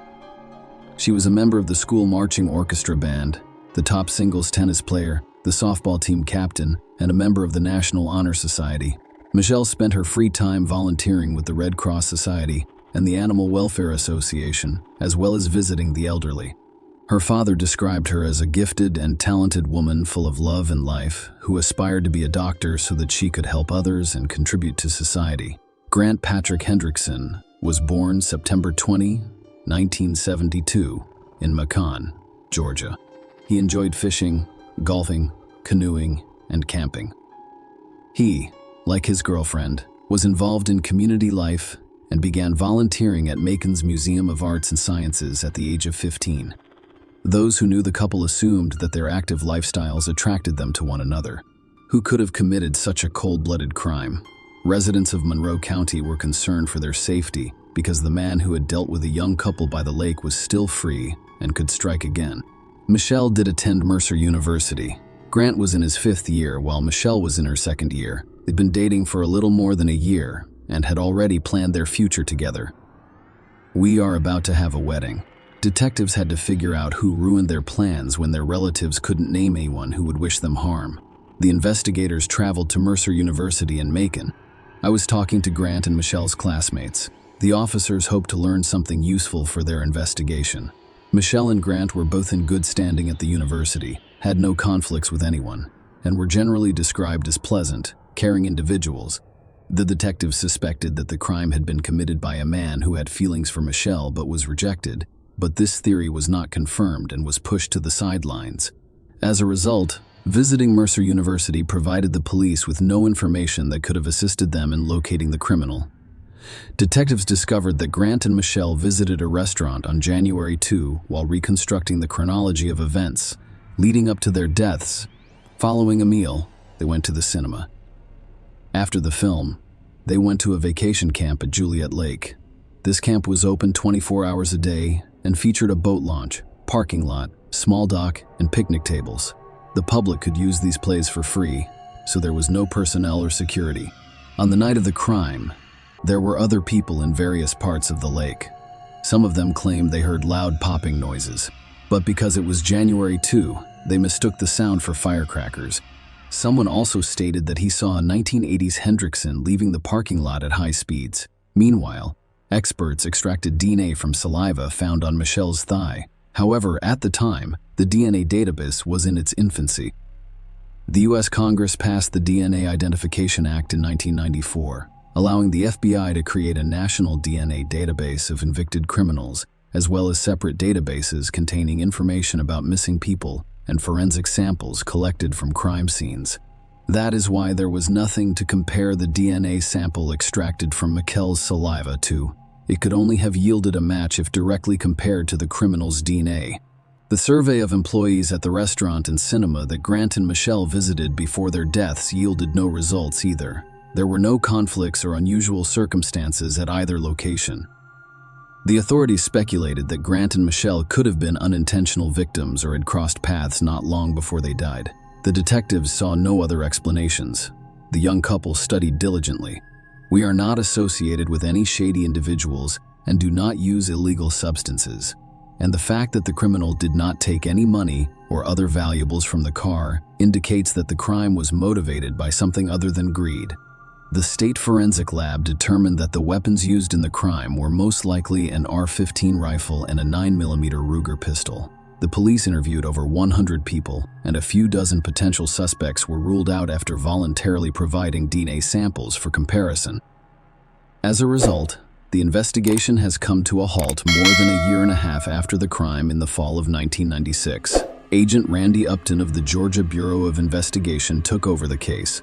After thoroughly studying the case, he decided to take a different approach and began looking for the criminal himself, as his predecessors had.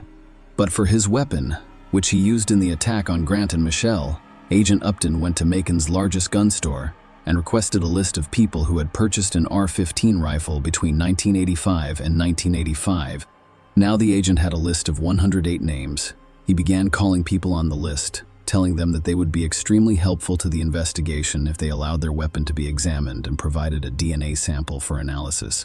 Most people readily agreed to cooperate. Following the appropriate tests, the list of potential suspects began to shrink. On November 27, 1996, Upton called Andrew Allen Cook, 22, who was also on the list, in conversation with Andrew. Agent Upton explained the purpose of his call and requested permission to examine Cook's rifle. Andrew replied that it was impossible because he sold it in April 1994, 8 months before Grant and Michelle died. However, according to gun store records, Andrew Cook was unable to sell his rifle in April 1994 because he had purchased it in August of that year. Agent Upton realized his interlocutor was lying. When Upton asked Cook to provide his DNA sample, he said he needed to speak with his father, an FBI agent, first. And then he hung up. Upton immediately realized that Andrew Cook could be the person he was looking for. It was discovered that 5 months after Grant and Michelle's deaths in May 1995, a cook pawned his rifle at one of the gun stores. The police also discovered that in December 1993, a Cook's acquaintance purchased a Ruger pistol on his behalf because he was too young to do so himself. He sold the pistol to one of his friends in July 1995, just after pawning the rifle. To summarize what has been said, he got rid of both his rifle and pistol 6 months after the deaths of Grant and Michelle Andrew Cook, which was far from a coincidence. The more the police learned about Cook, the more they were confident that they were on the right track. As it turned out, shortly after Grant and Michelle's deaths, he not only disposed of his weapons, but also his car, a 1987 Hendrickson. This vehicle fits the description of a car found near the crime scene. Cook worked in a diaper factory, which Agent Upton decided to visit. Andrew was not at work, but the agent spoke with a friend and colleague. According to court documents, a colleague reported that they recently discussed the worst thing they had ever done, and Andrew stated that he shot someone with a rifle. The colleague didn't believe the story but wanted to know why he did it. The cook responded that he wanted to see if he could get away with it. The colleague also stated that Andrew chewed tobacco frequently. Another friend testified that in late November 1996, the cook told him he needed to leave town because it was getting too hot. Agent Upton began looking for Andrew Cook, who had not lived in his parents' home in several years. Randy Upton contacted his father on December 4, 1996, and set up a meeting. John Cook was indeed an FBI agent with 29 years of experience. During the meeting, Agent Upton explained to John that he is investigating the crime committed at Juliet Lake, which is why he wishes to speak with his son Andrew, but cannot locate him. John became aware of Grant and Michelle's case through the media. He himself did not take part in the investigation. He told Upton that he does not consider his son a suspect, but he promised to find him and speak with him. Later that day, John was able to reach Andrew on the phone. He informed his son that the detective in charge of the Juliet Lake case was looking for him and inquired whether he knew anything about it. His son's response turned his entire life upside down. Andrew told Daddy, "I can't tell you. You're one of them. You are a cop." When John Cook asked the next question, he prayed that his son would say no. "Were you the shooter?" he asked. After a brief pause, Andrew replied yes. He told his father that one night, while fishing at Juliet Lake, the couple drove there, and he got into an argument with the driver. According to him, Grant threatened him with a pistol. He became enraged, took his rifle, and did something that could not be undone. John Cook asked his son to contact the authorities, but Andrew replied that he would just disappear. John was stunned by his son's story. It was extremely difficult for him, but he remained professional. The next day, John went to the Monroe County Sheriff's Office and informed them about his son's confession. At the time, no one knew Andrew had been arrested in the neighboring county that morning for shooting deer and turkey outside of the hunting season. He introduced himself under an assumed name, but it became clear when Agent Upton learned that Andrew Cook had been arrested. He traveled to Jones County to speak with him. Upton was unaware of this the day before. Andrew confessed everything to his father. After arriving at the Jones County Sheriff's Office, Upton introduced himself and asked Andrew Cook to answer a few questions. He replied, "2 years have passed, and you still have nothing. I once owned a Honda. I once owned a rifle, and I used to have a Ruger, but now you're trying to set me up." He then stated that if they called his father and found him a lawyer, he would confess everything. Andrew was delivered to Monroe County. The sheriff allowed John Cook to speak with Andrew one-on-one. When John hugged his son, both of them cried. John expressed his disbelief that Andrew had told him the truth, to which Andrew responded that he was not fishing that night and that when he arrived at the lake, the victim's car was already there. Grant and Michelle didn't notice how he approached the car with his rifle and opened fire. Then, he claims he fired a few more shots from his pistol before pulling the woman out of the car to confuse the cops. He spat on Michelle on purpose to ensure that the police couldn't find him using his name. Andrew Cook was charged in the case involving Grant Hendrickson and Michael Lee Cartagena. In addition to Andrew's confession, police have identified the current owners of the rifle and pistol he used during the crime. A forensic ballistic examination revealed that Michelle and Grant were killed with the same firearms. Andrew's DNA was also tested, and it matched the sample extracted from Michelle's saliva. The trial started in 1998. John Cook spoke at the trial. He repeatedly apologized to Grant's and Michelle's families, but he also stated that his apologies would not bring them peace. He claimed that he dedicated his entire life to his service and had no idea how evil had consumed his son. On March 19, 1998, Andrew Cook was found guilty. He was sentenced to death, and after Cook exhausted all of his appeals, the execution date was set for February 22, 2013. The State Board of Pardons and Paroles met 3 days before this date, on February 19, 2013, to consider a clemency appeal filed by Andrew's attorneys on his behalf. The attorneys attempted to persuade the board that Andrew is mentally ill and requires treatment. After considering the appeal, the State Board decided against clemency. On the day of Andrew's execution, February 22, 2013, his family paid him a visit in prison to say goodbye. He was also able to order his final meal. He ordered steak, baked potatoes, fried shrimp, lemon pie, and soda. As he was strapped to a gurney in the death chamber, he said his final words, "I'm sorry, but I'm not going to ask you to forgive me. I couldn't even do it myself." He thanked his family for their support and presence, and he apologized for taking so much away from them all. The injection was given at 11:08 p.m. 14 minutes later, Andrew Cook, 38, was pronounced dead.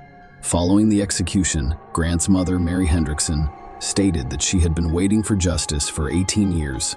She added, "I believe that was the devil's work. When all this was going on, I was just thinking to myself, well, the devil will not win. He's not going to win my heart. He's not going to win my heart. He is not going to win." On June 21, 2023, the media reported that John Cook had died at the age of 81. Share your opinion with us in the comments and subscribe to the channel for more.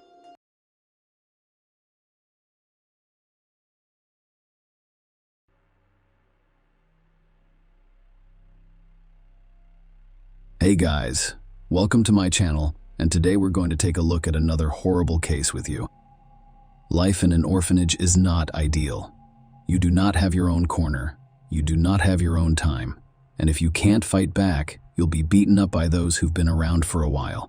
Amanda and Anna Marie McClure are a little luckier than the rest. When there are two of you, the chances of fighting back rise. Aside from these juvenile aggressors targeting loners, the sisters were content to be alone and did not attempt to make friends. They hoped their stay in this hell wouldn't last long. Their mother would soon learn that their father had been imprisoned, so the girls were placed in an orphanage and taken away as soon as possible. It's impossible not to learn that their father, Larry McClure, was imprisoned. It was widely covered on television and in newspapers for a long time. Time has passed. Days progressed into weeks. As the weeks turned into months, we realized we could forget about returning home. One day, the sisters rescued Meredith, a newcomer, from being bullied. The girl lived with her addicted mother, who was extremely thin, terrified, and flinched at the slightest rustle.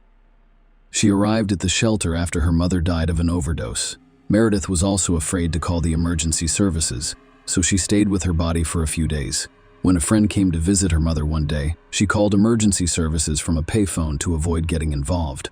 Meredith became friends with the McClure sisters, and the three of them started having more fun and feeling safer. Amanda and Anne-Marie had never told anyone why they were here. Meredith had asked about it once, but Anne-Marie dismissed it and blurted out something about a police officer's father who had attempted to apprehend a dangerous criminal but was killed on the job. Amanda listened to the story with wide eyes, but her sister gave her a look that told her not to get involved. Meredith, enthralled by their father's posthumous deed, told the other students at the orphanage about the sisters' fate, and the sisters became instant celebrities. They were respected. They were envied because the majority of those present had parents who died from illegal drugs or went to prison. Eventually, all of the children wanted to be friends with the sisters, and their isolated existence came to an end.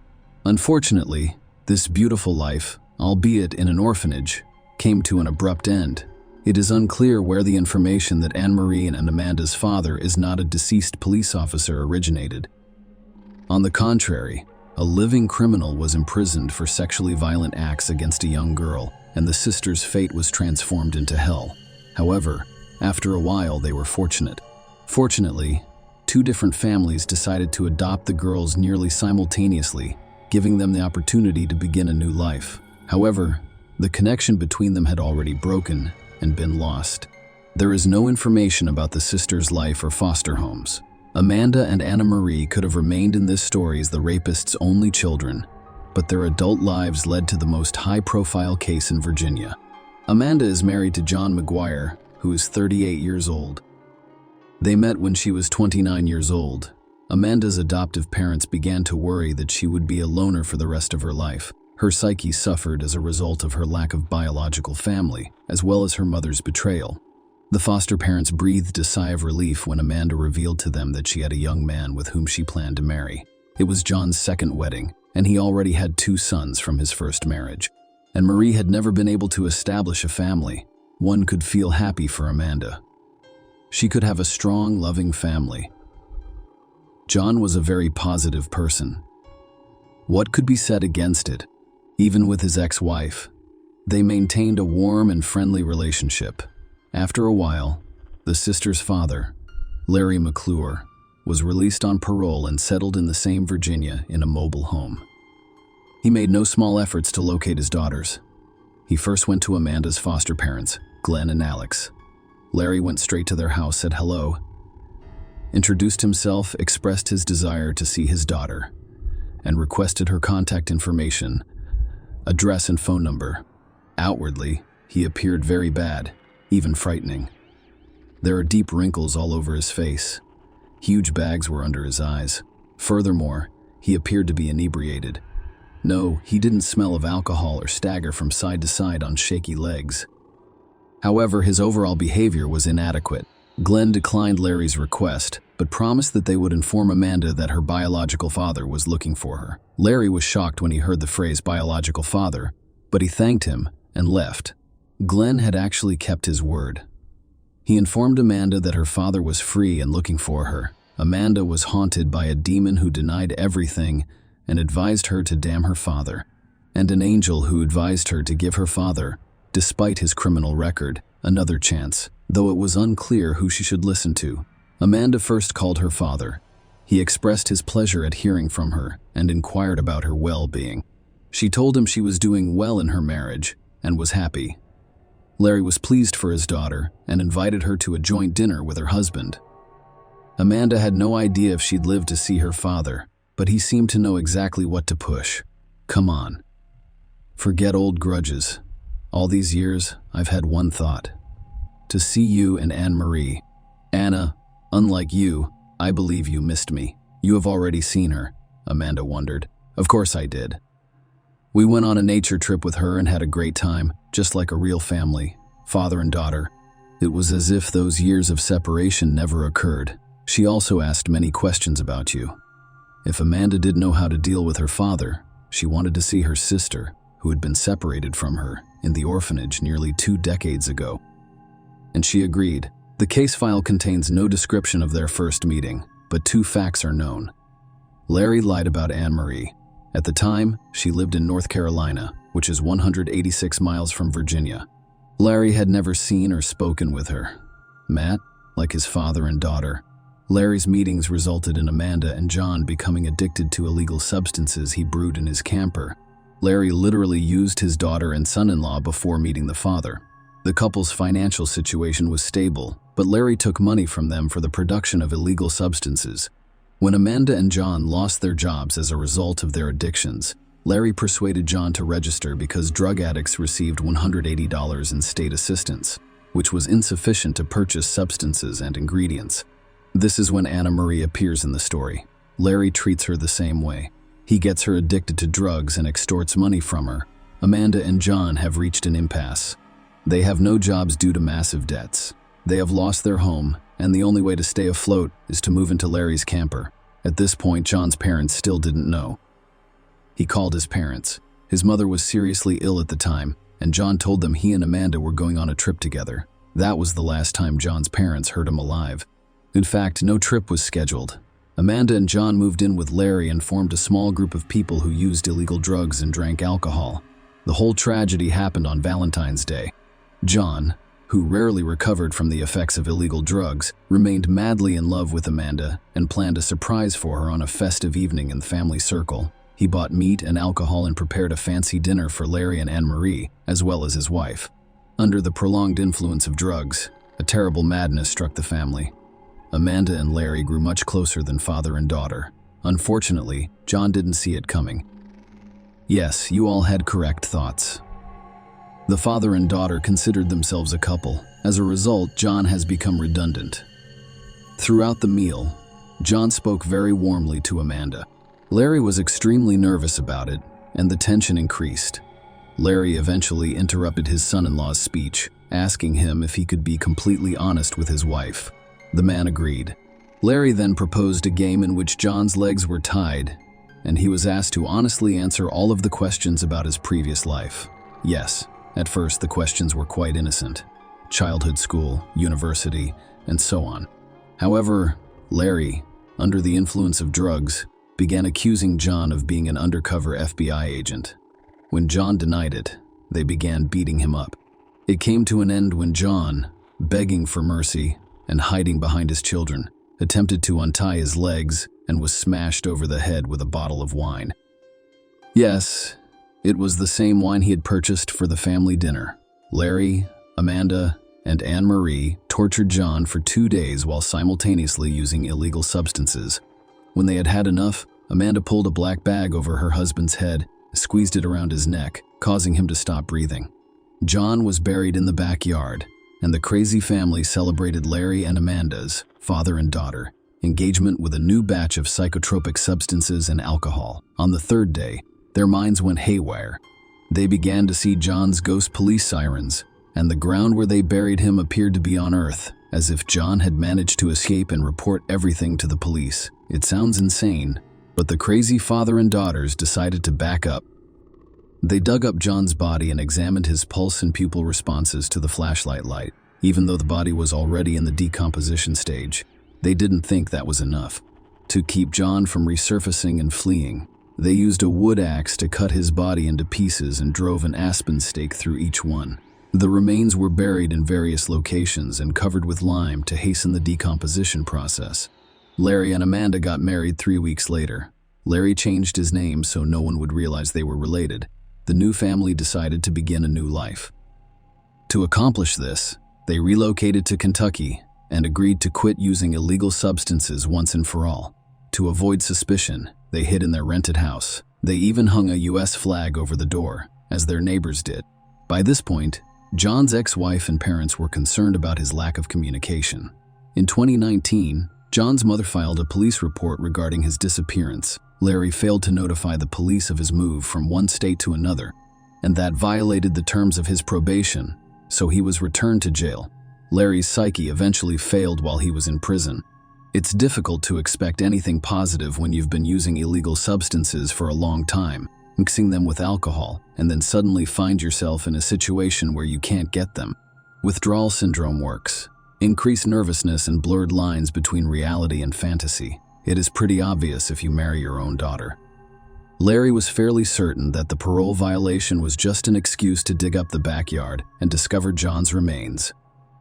He needed to contact Amanda or Anna Marie immediately and tell them to have his daughters dig up the body parts and rebury them somewhere far away from home. All prisoner calls are always monitored. As a result, the information had to be conveyed discreetly. Larry even planned a speech and thought about everything in detail. However, he was denied calls. Finally, he couldn't take it any longer and called the police officer on duty, telling him he had something to confess. Larry reasoned that if he confessed to the murder before being charged, he could avoid at least the death penalty. And if he blamed his daughters, that would be even better. The cop didn't believe Larry at first. What murder? What body parts were buried in the backyard? What was this crazy idea? Why would a junkie dig his own grave? However, by law, the man's word must be verified. Initially, the check preferred to be organized only formally. Yes, there was a statement. Yes, the location was checked. No, nothing was discovered. However, it was discovered that John was truly missing, and a police detachment was dispatched in case Larry's residence was a source of concern. On the ground, they discovered traces of the lime that Larry had mentioned. The criminal's words were then confirmed in their entirety. The McClure sisters were arrested immediately. Amanda and Anna Marie were shocked and couldn't believe that their father, someone else, and their husband had confessed to such a brutal murder. They were even more shocked to learn that Larry attempted to transform himself into an innocent sheep, and his testimony indicated that his daughters were responsible for John's death, with him acting as an unwitting accomplice. Then each member of the family began to save their own skin and persuade the police that it was only him in this terrible story, an accident. It was especially difficult for John's family in this situation. In fact, there was no body, just remains. These remains had to be recovered from the criminals, transported to his parents, and buried in a closed coffin. It has been stated numerous times that John was a very nice man. Despite these difficulties, his parents were able to bury him. Some of his friends assisted with finances, transportation, and funeral arrangements. On February 15, John was buried at a Lutheran church on October 25, 2019. The day after Valentine's Day, someone in the McClure family posted a Facebook post on John's behalf, stating that he was leaving on a trip where he would be unable to communicate for an extended period of time, and asking his friends not to be concerned about his long absence. This indicated that the insane family knew they were going to kill the poor guy soon, so they misled everyone so the family wouldn't raise the alarm. Larry and Amanda were sentenced to 6 months in prison for the marriage of their daughter and father, despite the fact that they committed such a heinous crime during the trial. As a result, marriage is criminalized in the state. Larry was given the opportunity to speak as the trial began. For the majority of my life, I have felt remorseful for my own children. Yes, when they were very young, I committed a serious crime that sent them to an orphanage. Their birth mother abandoned them, and I was the only one who felt sad for my children. I am extremely grateful to those who adopted my children. I will not hide. I even went to church and prayed for their adoptive parents after I got out. I desperately wanted to make up for the years I had missed. That is probably why I behaved the way I did. I mean, I could have walked away from the crime if I had persuaded a man not to commit it. But, truthfully, I didn't. Mr. Judge and jury, you will most likely not understand me, and I understand their point of view, but they were not in my shoes. John was a fine young man. I feel bad for him. If I could, I would make things right. However, no one can raise the dead. and I could not say no to Amanda, my favorite and youngest daughter. But she wasn't concerned about John. All she wanted was to be able to withdraw government funds from John's account. Have you ever been willing to kill someone for $180? No. Then, if you don't understand me as a father, you should understand her personality. She is a monster, not a person. Me, Amanda, and Marie, we are excessively addicted to illegal drugs. So we deserve to be punished. I'd like to address the jury. Whatever sentence you choose is for me. I'm honest about my health and estimate that I won't live more than 10 years. I am deeply sorry for this situation. I also apologize to all of John's loved ones. Again, he was a fantastic guy. The trial lasted a long time because the defendants kept changing their minds about whether or not to kill John. Amanda, who couldn't stand such a long trial, even made a deal with the investigators, promising to be charged with involuntary manslaughter. Larry's next trial speech was very different. When it all began, the four of us purchased the ingredients for illegal substances and returned to my trailer, where I began making them. Amanda approached me and said she wanted to get back at John. The truth is that John, under the influence of drugs, raped Anna Marie, and she became pregnant. And, as for me, I had to earn my daughter's trust after so many years apart. I couldn't refuse. I blame myself for that. Every day, I think about hanging myself, but why should it be my fault if the crime is theirs? After Larry's speech, John's family took the floor. His mother sobbed so hard that she was unable to speak. Even if I can't forgive the McClure family, I'll never forget what happened. I also know that I wish I could live to see one of them die before I do. Then John's children spoke up, literally cursing the killers and vowing never to forgive them. The judge issued the final verdict, sentencing Larry McClure to life in prison without the possibility of parole. When Amanda's punishment was announced, her adoptive parents expressed regret that they had told their daughter that she was wanted by her father. They had always raised her with the freedom to make her own decisions, but they had no idea that this freedom would have such an impact on her future. Amanda, for her part, stated during the verdict announcement that it was all the fault of her father, who was unable to overcome his jealousy. Amanda's poor parents asked the judge to consider that if it hadn't been for her father's negative influence, their adopted daughter would never have committed such a heinous crime. However, prosecutors saw the murder as a conspiracy to keep Amanda and Larry together. The first hearing was dedicated to Amanda, who was sentenced to 40 years in prison, but the judge noted that she would most likely only serve 20 years. When the sentence was read to Anne Marie, she tried her hardest to prove that she was opposed to John's murder, but her father and sister forced her to finish. Marie was a witness at Larry and Amanda's wedding because she was afraid for her future life, and she was sentenced to 40 years in prison. Share your opinion with us in the comments and subscribe to the channel for more.